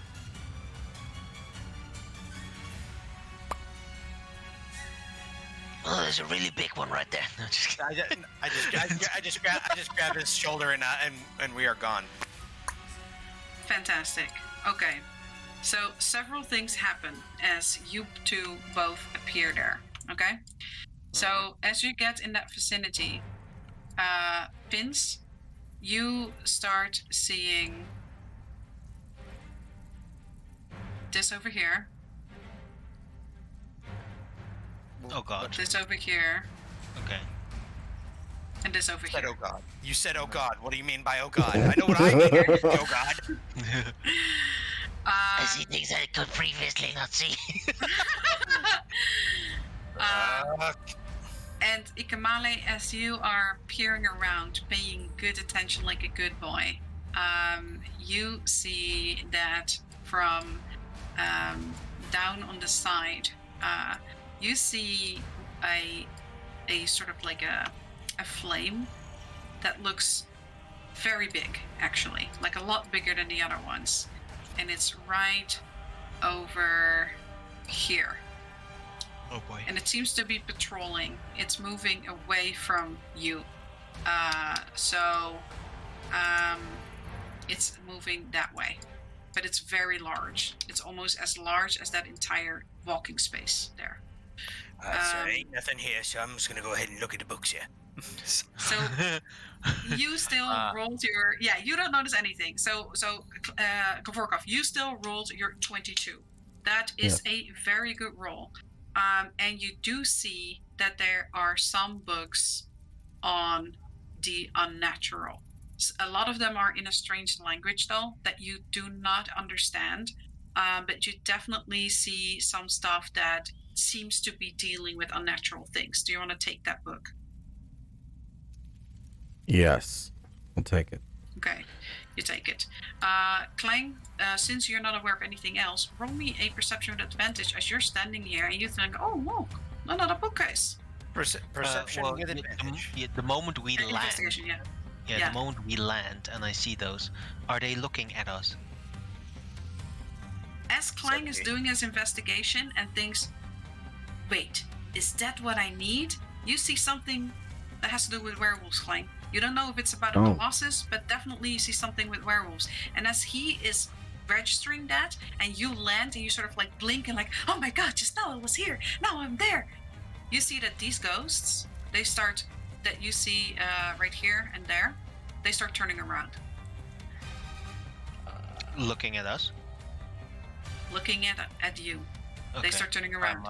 And I'm not yeah? a very perceptive person, but as I saw this one here, and I mean, it's not too far to watch that I saw clanging pins just appear Yes. on my peripheral, and just watching a bit further apart from that, like to see actually, can I even see those?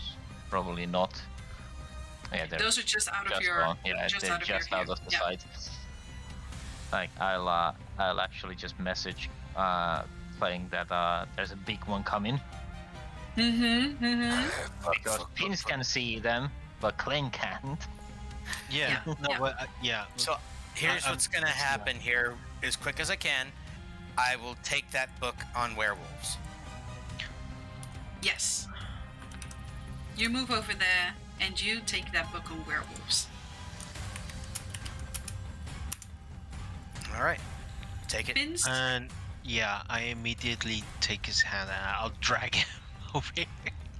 yeah, so you don't get that far. So you get to move yourself to Clang over there and sort of grab onto his arm. And as that happens, all these ghosts, now all three of them, look at you, and there is a loud screech. And you hear a very deep voice. And when you look, Pins, it's coming from this one over here. And it says, "You are not allowed in here. What are you doing here?" And then you hear that same sentence, "You're not allowed in here. Why are you here? Who are you?" Like starts coming from this one as well and from this one as well. And you start hearing all these ghosts start repeating this around you.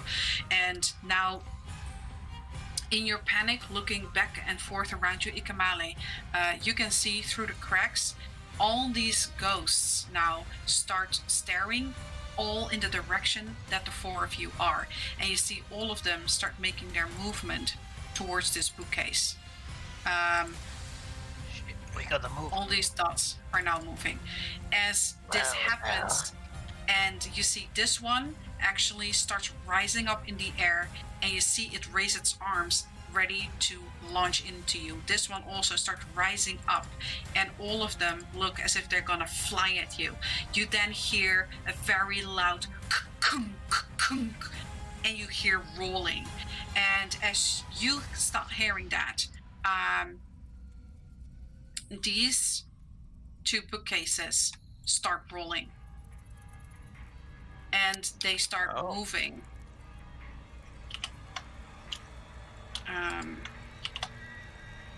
I swear to God, if you say this is some sort of transformer in here. Yes, that is what happens now. They start moving. These bookcases, they move and they roll and they like right as these ghosts are about to jump you, they move and close in front of you. And you hear this ghost like slam into that bookcase. Can you see it or not? Yes. Okay. Yeah. Okay. So you see these ghosts slam into these bookcases as these bookcases just roll in front of you, and you hear that voice in your head again, and he says, "You're gonna have to trust me, but you're in a big shit heap of trouble, and you need to go and hide right now." And he says, "Go back, take your right." And so, if you turn around, this would be your right. Okay. Okay, I will take Clang by the hand and say, Alright, we had a reprieve for a second.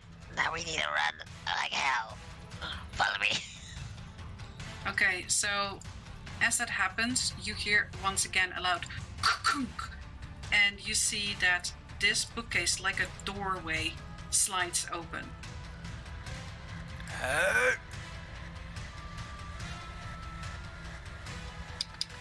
Okay. Ikumale and Govorkov. Yes. So everything is watching this way, right? Yeah, they're all looking at you, and like all these ghosts you can see start like clawing through these bookcases now as they're trying to get inside there to you.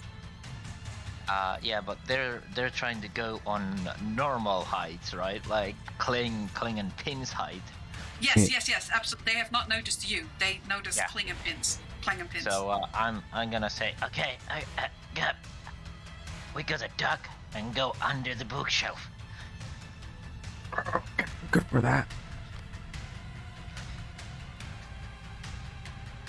As you crawl there, you get in the vicinity of one of these ghosts, you get blasted backwards, and I need you Oh shit! to roll me a con save.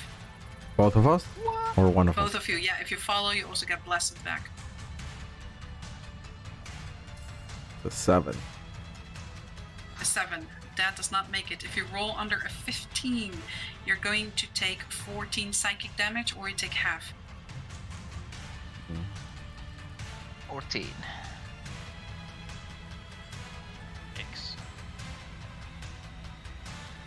Okay, bad idea. Bad idea. So 15 psychic. Yes. Okay, hold on. 14 psychic.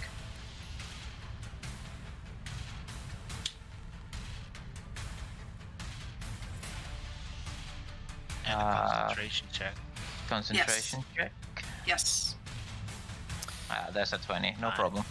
No problem. Okay, so Pins, as you start moving there, this is now cut off, and this is ghosts. This ghost is starting to turn around, look at you, as this bookcase over here just opens up, and you think, what the fuck are we gonna do now? As that happens, and this ghost also is getting ready to launch at you, this bookcase over here also moves open like a door, blocking it off, almost like pushing it away to the other side. I'm pointing that out. Please don't grow. Sorry. I'm pointing that out to Gav as well. That way. That way! Yeah, you guys have to do the voices. I'll look at the little ones like, Yeah, follow me right here, right now. So you guys get to move over there. You see that a little staircase is now opened up behind that bookcase, and you guys are able to make your way there. Clang, as you move past there, do me a investigation, a flat roll, because you're also trying to flee and run. Okay, flat roll, flat roll, flat roll, flat roll. Here we go, here we go. That's not that here. And then we go. Investigation. A 7. You run past there. Nothing seems interesting enough to lose your life over. Gavolkov, you as well, as you jump down, and both of you take falling damage because you're so tiny. You both take 2 bludgeoning, but you also roll me an investigation. Also a straight roll, please.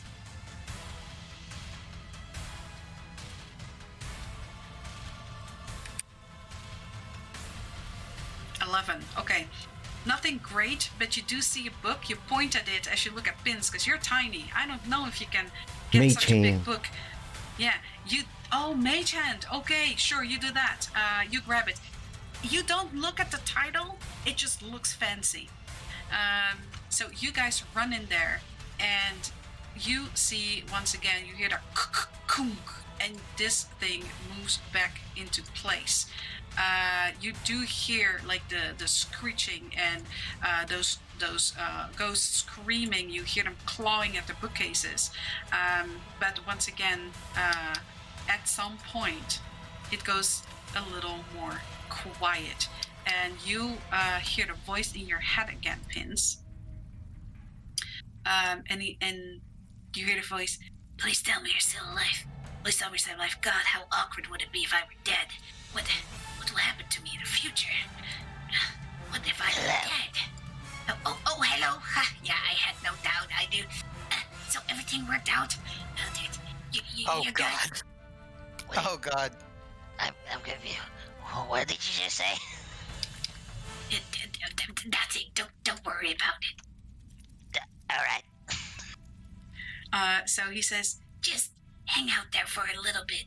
There's a real big one, and it's gonna make its round. Once it's done, I will open up the gate again, and you will have to run straight to the end. There's no time for anything else. I can see them moving. We only have one chance at this, okay? Right, where's the end? Well, you know, smartass, where you started? Well, the opposite end would be where the end is. If waiting God, this I can't believe takes, I'm always complaining about Gavorkov. if waiting this Yeah. would take over a minute, the reduce would end. Okay, yeah, it will take you over a minute. You do notice that there's not a bookcase over here.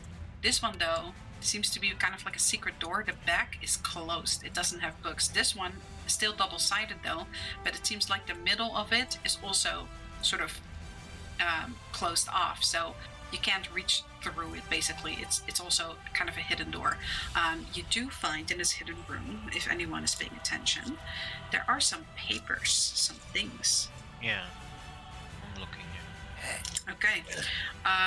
Vince, as you look through that, you find old papers. A lot of it is not that eligible anymore, but you do find one letter-bound, kind of a square-ish, really thick book. When you look inside, it has strange code or a language you maybe don't understand. Whatever it is, you can't read it, but it has all kinds of schematics, and when you look at it and you sort of leaf through it quickly as you're waiting, you see that there's a mechanism in there, and you see a mechanism. It kind of like looks like this orb, and it looks familiar to you. It's something you've seen in your dream. You don't quite understand how it works or what it means. You just know it's important, and maybe these are some kind of blueprints of this place or some kind of ledger of this place. Might be worth something.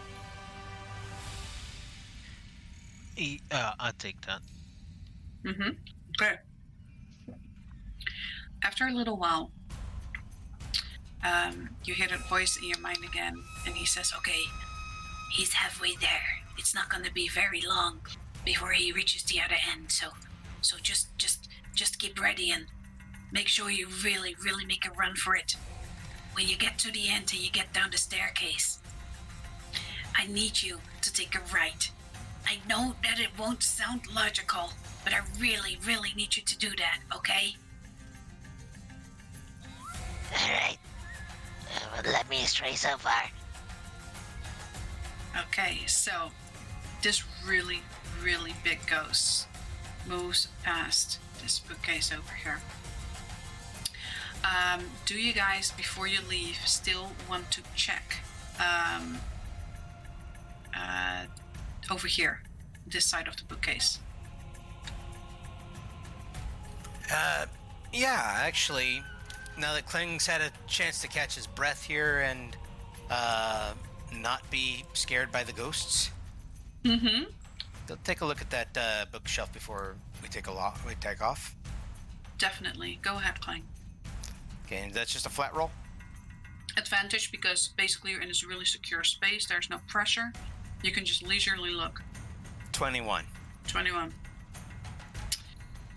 A lot of this doesn't seem interesting to you. A lot of history. You already got one of those history books. You like, the exciting stories. And as you kind of like go and leaf through, go past all these spines, you see one that looks very fancy. It has these actual gold pieces that are grafted into the leather, and there's a name on there that looks familiar to you. How familiar is that name? It reads something Joshimir. Yoink. Okay, and as you pull that book out, once again you hear ka-kunk, and this bookcase starts opening again. Vince, you haven't told anyone what that means, but you know that this is the time to run. Did you do that, Click? Nope, I didn't do it. Right, run. Now, go. Run. Okay. Damn it, okay, run. Lead the way. Where are we Av going? is gonna jump and grab onto Klang's heel. Oh, we're big now. Never How are you mind. gonna do that? You're big now. We're Yeah, big. the It was 1 over minute on It max. just wasn't, yeah. Okay, Vince, you're leading the way. You see that now that that thing opened and made a lot of noise again, you hear that once again these ghosts are starting to get active. As you're running there, you see that these two now also start looking at you. You see one coming from over here. Yeah. They start registering you, and they start moving. Yeah. Before they register me, because can I see them through the slits of the books? Yes, all of you can. Okay. So what I do is why is it? Okay, sorry, it was lag. I will shoot a silvered explosive. Okay, I'm excited. Oh my I'll god, shoot it. yes. Shoot it Stuff right about- here, and Okay. cause basically a smoke bomb. Yes, roll it.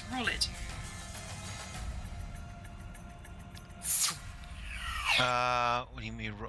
Just an attack? Yeah, the damage. I actually wanna see the damage here.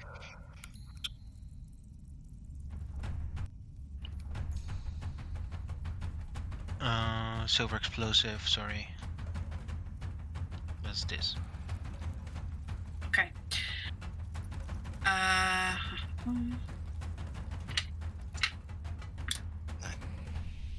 Nicely done. And this was the info. Yes. Okay. So 2 of them make the DC, but the rest do not. So I'm gonna say that this one, because it's the farthest away, this one over here, he makes the DC, but these 2 don't. You shoot right at them, and this arrow goes like, and you see that it actually moves right through that ghost, doesn't hit it, goes in the bookcase, and as soon as it makes connection, it just explodes. You see books going everywhere. Gavorkov, you feel pain in your heart as you see some of these books destroyed, and there's this explosion, and these ghosts start screaming in pain. All of your ears pop. Everyone takes 3 bleed damage as you are partly deafened, but it stops them in their tracks, Pin. So you all can safely run past this part if you keep running in one go. Yep. Go. Very good move. Okay. Yep. So all of you run. So Pins. Everyone is running after Pins. Full trust. But Pins, the moment you get there, you see that there's clearly an open hallway over there. I will run straight for the barricade. Okay. So you're standing against the barricade and nothing happens. And you start hearing those ghosts behind you start moving in. And Gavorkov, you're in the back. You start seeing... you don't start seeing it. Only Ikamali can see that. Ikamali, you can see that very big light start moving closer to you guys. And give the holy water. I got it out. It's quiet. Pins, you hear... sort of on the edge of your I'm mind going again. to cast Minor Illusion 30 feet this direction, but also upwards because I need to see it. And it's going to be in primordial yelling, "They're over here." Are you going to try and echo what they sound like? Yeah, and it's also in the primordial language. Okay. So you do that, all of them look at you, straight at you. And they point at you and they start screaming. Inside, I don't see him. Um, Guys, I got him fooled. Let's go. Somehow I don't believe it.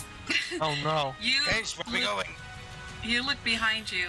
That hallway, you see ghosts start responding. You hear screeches coming from even further down below the staircases, and you see that these start making their way to you guys around the corner. And you hear a third one also start moving up there. Once again, you don't necessarily hear a sound. What do you want to do? Pins, you get to roll one of your special dice. Okay. Can I actually see these ones? They have now become actually visible as they all come in drones, and they keep saying, "You're not allowed in here. Turn back. Turn back." Like as they let out these really like deafening screams. Pins, you get to roll special die, and I need you to roll it to roll me. You can choose to either roll perception or insight. I'll do perception So- because I only have a disadvantage die left. Okay. Roll me perception. 13. On the edge of your mind, you start really focusing. These ghosts are starting to get close to you. You see Clang and Nikamali getting ready, and you finally hear rat, pool, book, rat, cover, pool. I will look for a rat book cover. Okay, there's only one. It's in the middle of the shelf. I frantically yoink the thing. Okay, you pull it, and you hear like, and this, like a door, turns inward and opens up. Go! Yep. Just And start bulging. you hear the ghost behind you. No! Go. And these Guys, really go. start speeding up now. I'll follow right after They try Gav to- here. Catch up with you. Go. Okay, once again, do you want to roll a perception or an investigation? There will be just flat rolls with this. Flat rolls. 23. Investigation. Okay. You frantically look. You try to see another red book. There is no red book. I'll make What are you gonna do? I'll stay on the back, just behind Kling, Mm-hmm. pointing out where they are. You don't have to. I can see them now. We can see these. Oh, you can. yeah, okay. Yeah. If they get within 15 feet of me, I'm going to attack the Mace of Vigilance. Absolutely. Good plan. Vince, once again, you can try to focus. You're out of your special dice, or your rolls are going to be with disadvantage. So, either investigation, someone can try and assist you, or perception. I'll try to perceive. I'll hold Okay. tightly. Okay, if someone helps him look and understand what is going on, someone can try and assist him. Only one person. Gab is gonna try to help him out. Okay, so you're gonna I try and lost help him connection find. for a second there. Oh, welcome back. Yeah. It was very brief. Everything roboted out for a second. Okay. So what I think I gathered what more or less what was going to happen here. Somebody's going to help out Pins with an investigation or perception. Yes, exactly. Okay. Can they help me with perception? With the perception, yes. You're gonna Do it. roll straight then. Oh my god. 13. Okay, so you're standing there. You think, okay, maybe another red book. There is no red book. Since I helped him, doesn't he have advantage? No, because No, everything because is. He everything's has with disadvantage. disadvantage. Yes, you're right. So Can I if we- call upon Morgana since this sort of combat? You know what? I'm gonna say okay. I'm gonna say okay. Yes. Reroll.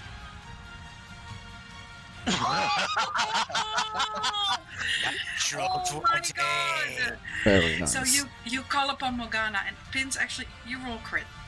You hear Morgana. Beans, I sense danger. Don't you dare die on me. I have a special mission for you.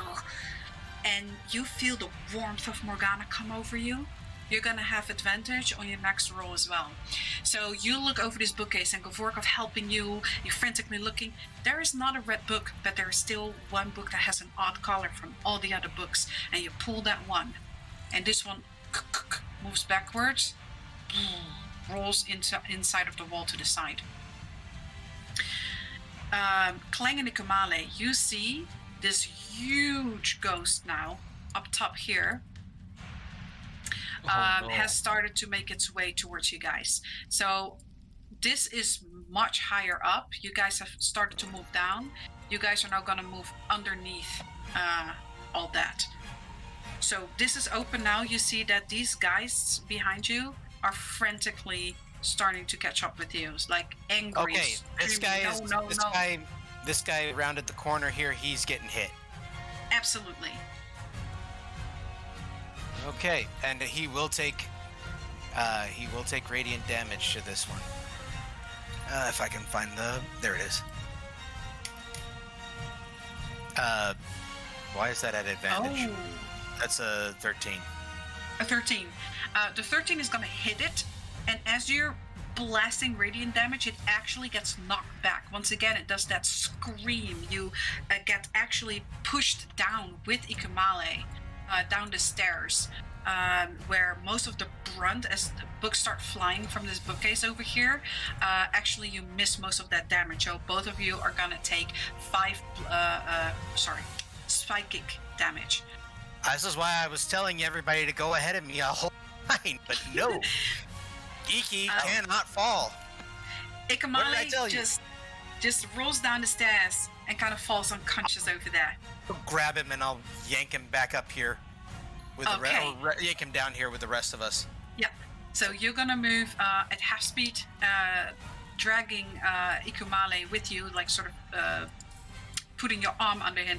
You see that ghost on top, like as you're moving under that balcony, you hear it deep roaring in anger as it starts bashing against this bookcase, trying to move that over and make that fall and drop on you guys, as you see that this thing is starting to shift and actually starts like tilting over the balcony here. I need all of you to start rolling me a dex saves to see if you get crushed under that bookcase. Yeah. Was that ruckus? What happened to Ikamale? He didn't move when everybody was Oh my god. A 10, a 9, a 5. Okay, so this bookcase starts crashing down. And it's like now one part of it hanging up there in the balcony, the other part slamming down on you. All of you get partly hit by that. I'm gonna say, I'm so sorry. You're fine. Since you are carrying Ikamale, you get to swing him behind you if you want to, or I'm gonna taking the swing damage him. for him. I'm gonna swing him over there. He doesn't have to take any. Okay, so everyone, because all of you actually fail, all of you are going to take 20 bludgeoning damage, and that means you, Clang, are going to take 40, as this half of this bookcase comes slamming down, books falling out. But I'm this gonna part, shove this thing back into place if I can. you got a what? I want to try and shove this thing back into place as soon as I'm able. It's on the balcony. It's coming from the second floor down to the first floor. Basically the floor you damn it. guys are on. So this part is still on the second floor. This part is where you guys are. So you guys can still move under here, but you see that this ghost, the big ghost, is now trying to also get this part shoved down to stop you guys from advancing. Can I get a good? Oh, go ahead. I hear that Ikamale is down and Clang swings him over, and like, Oh, fuck. and I get slammed by an avalanche of library books, and then reach out my hand to his fucking dirty hand, and I touch him with a a cure wounds. Okay, Ikomale, you violently wake back up. Your body aches, you're Second bleeding level. profusely, but you feel this healing sensation, this warm light that's familiar to you come over you, and you come back to consciousness. Okay. Yeah. Well, I'm going to continue with a healing sensation and continue with the So second you level see cure wounds. this ghost is now starting to push to try to completely block off you guys. So everyone, please start dashing, and you all once again roll me a dexterity saving throw to try and make it there without getting completely crushed. So as I wake him, I'm like, This is not your time yet, and we have things to do for Morgana. Let's go. Nice. Move it! Oh, very good. Move it! Dex save? Yes, dex save. And I'll get up and I'll hold myself as much as I can as well. But, Okay, roll me another What dex save. was my first dex save with advantage because of Morgana? Yes. Or is that Yes, skill it was. Yeah, it was. It was. Your next roll was with advantage. Alright, so So you may have succeeded. You can. no, it would have been a 9 regardless. Okay. So with all your rolls being fucking amazing, except for Gav, but you guys are super fast. You actually kind of leave Gav in your wake as all of you move under there. My feet aren't as long as yours.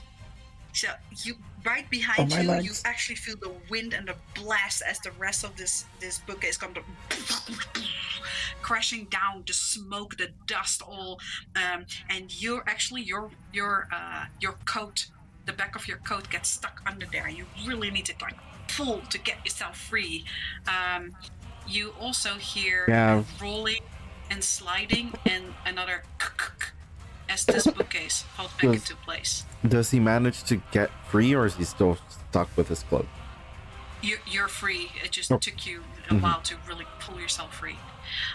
So you guys make it over there, and the bookcase has closed behind you. You find yourself once again in the dark. You still hear kind of the muffled screeching behind these really thick stone walls as you guys make your way to the next area. Now, you guys are over here. It is pretty late. If you guys need to quit right now, I want to do one little more thing. But we can definitely go on next time, or we can go on a little bit longer. But I know that some people may need to have to get up in the morning. So I do, but I don't have to get up until later in the morning. I have to work until Thursday. Okay. Letch, are you okay, or do you need to go? Yeah, I'm good. Okay, so May I suggest, you guys, I'm getting close to the end of my water here. You mind if yeah, I take of course. a little break? Everyone, yeah, okay. So everyone, take a 5-minute break, and we'll be back in 5 to 10. Okay. Okay. All right. All right.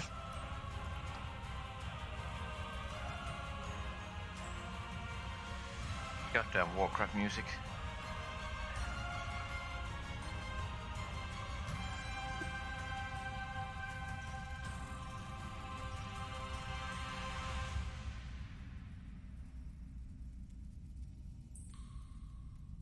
Yeah, I go with Gauntlet and the Maze.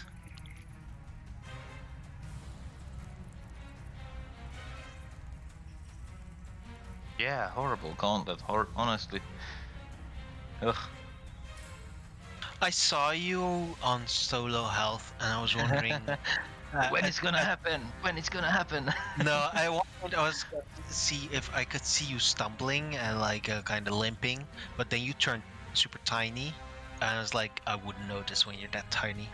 And then you became big again, but we were running and we were like behind you the whole time, so I was waiting for a moment like, Hey, you look like you're bleeding from your eyes, man. I was honestly feeling like I should probably cast a Cure Wounds, but I just don't wanna. Let's see how far I can push this. How far can I push this? Like,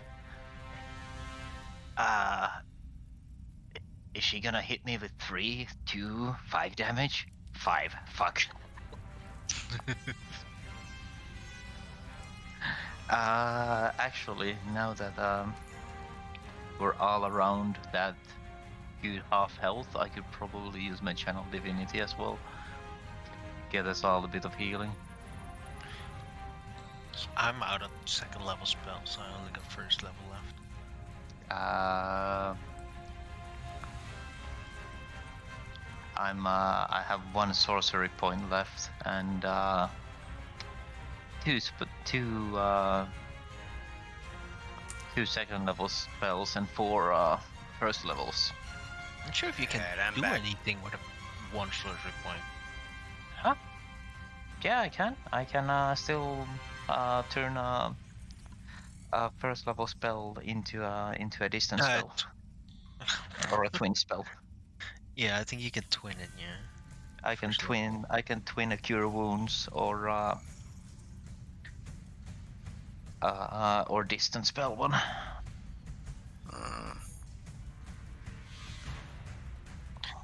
Be right back. Same. But I just got back.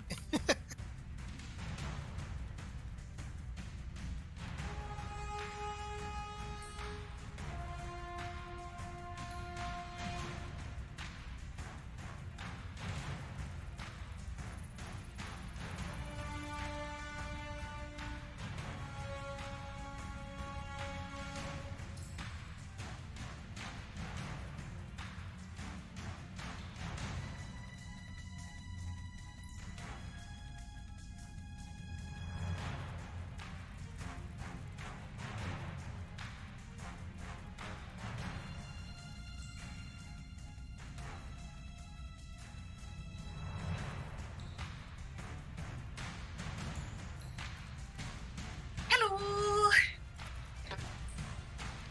Welcome back. Thank you, Josh.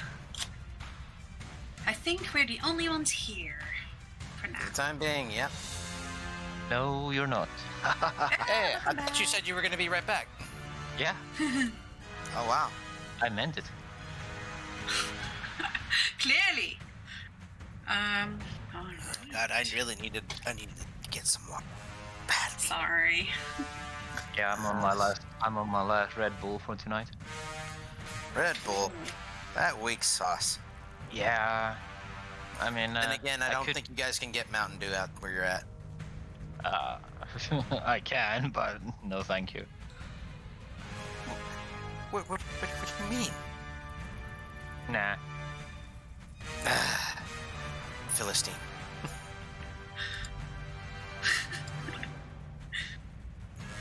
It's either Red Bull or coffee. And I got the Red Bulls for pretty much for free, so I'm going you with the and free stuff. You and a former coworker of mine. Nothing but that Red Bull rot gut stuff there. Yeah.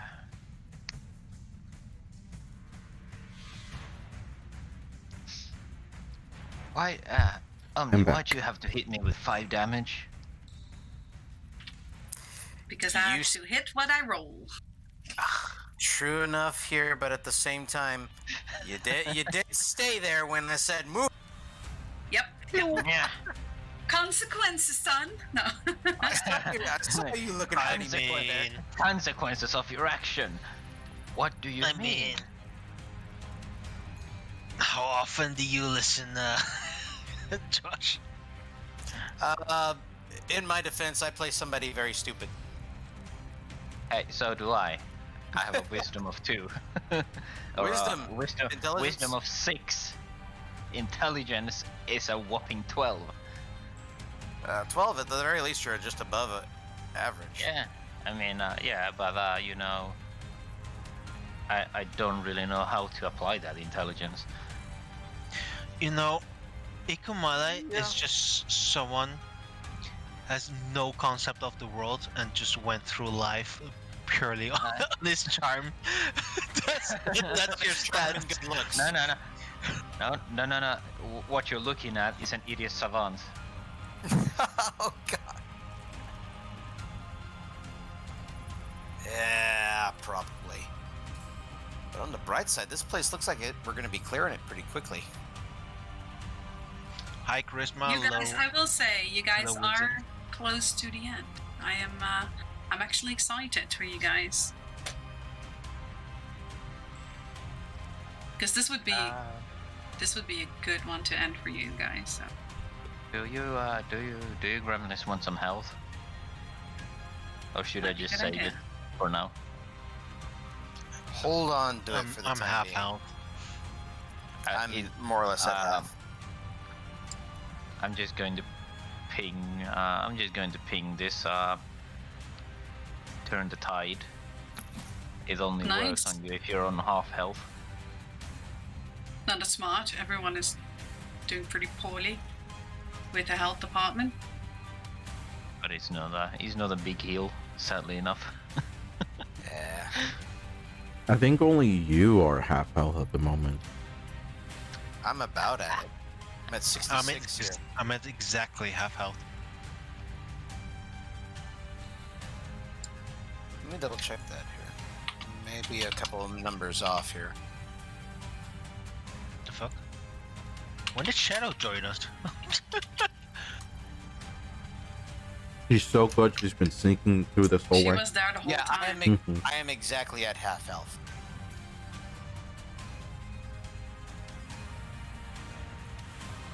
Oh, you So how much do we get? Okay. Let's If just you're- use it then there. What's your charisma? Oh yeah, you roll it anyway. I'll roll it anyway. So you get 5. If you were under half health, you get 5 health points. If you're up to half health, you get 5 hit points. If it has no more than half of its hit points. Mm-hmm.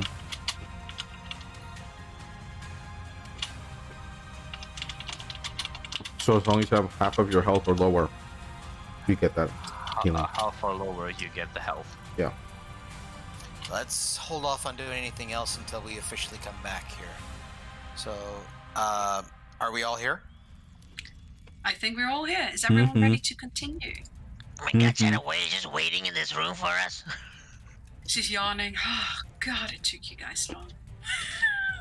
Okay. Sorry, we're not familiar with the place. This is our first time.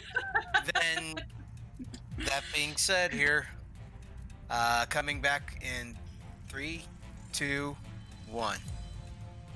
All right, we're back. And welcome back, everyone. All right. So you guys make it under there, and you get to a dark hallway once more. It's very dark in the distance.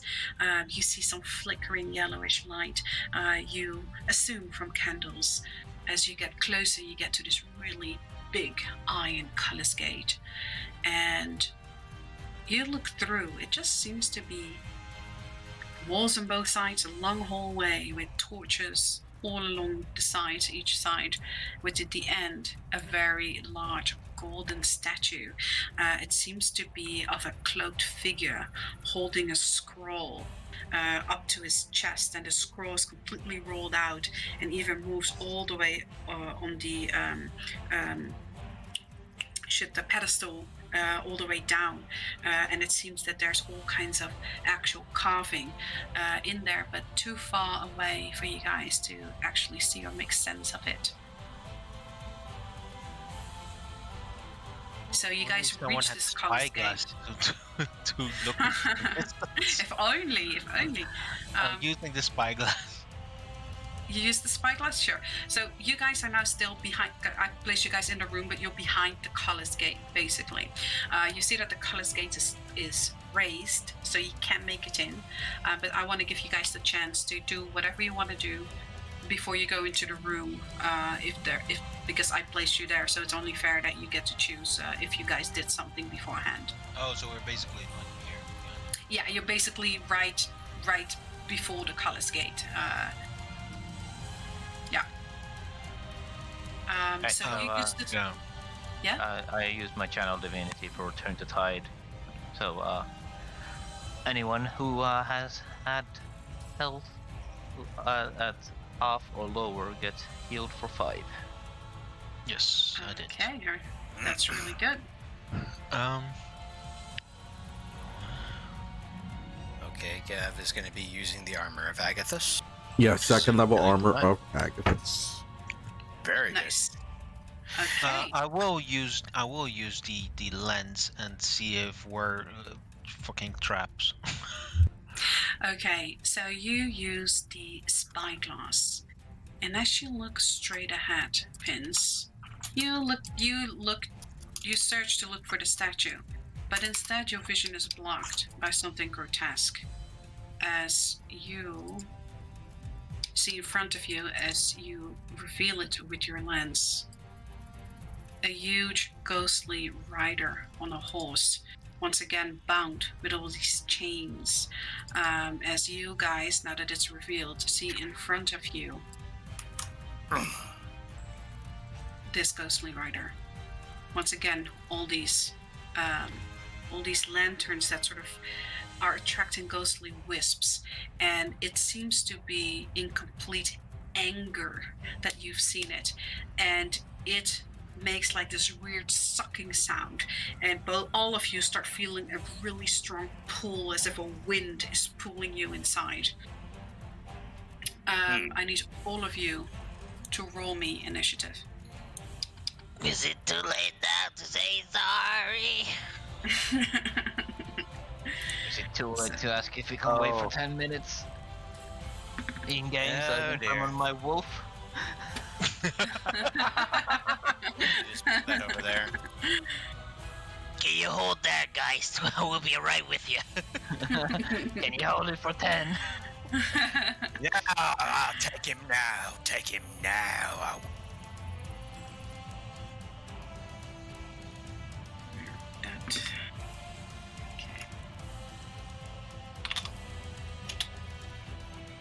Okay, It so would have been an annoying surprise if I didn't look. would it though? Would it though? Maybe it would be a pleasant you. surprise. For I never you. thought of it. But as you guys all get sucked into this room, we're gonna never be on the right layer. About where we're being sucked. Okay, so yeah, you guys get sucked in a room, and behind you feel the this colorless gate just slamming into the stone floor, and just blasting up dust. You guys are lightly obscured in this dust cloud, and as you are in this dust cloud and you hear that ghost like you see everyone who has spell slots, your magic essence get drained, and you see that all that magic essence gets pulled into these lanterns. All of you lose all your spell slots. That's not what I wanted. Oh. Oh, yeah. And as that Sorry, happens, lads. I'm sorry. I gotta go now. I'm sorry. oh, no problem. I watched, Go ahead. I watched my work list entirely wrong. Oh, no. I gotta Oh go. my god. Oh, go Okay, ahead. then- Sweet dreams. I'm so sorry. Then we'll pick this up next time here, ladies and gentlemen. But yeah, we'll leave off with that, guys. Lech, do you have 5 minutes? Or is he already gone? He's still in chat. Okay. Well, it's okay. We'll watch the just recording. we'll just finish this up next time. Thank you all for being here. We'll quickly say goodbye. Clang, of course, always played by Spectre. Yes, of course, we's here. Pins, played by Lodra.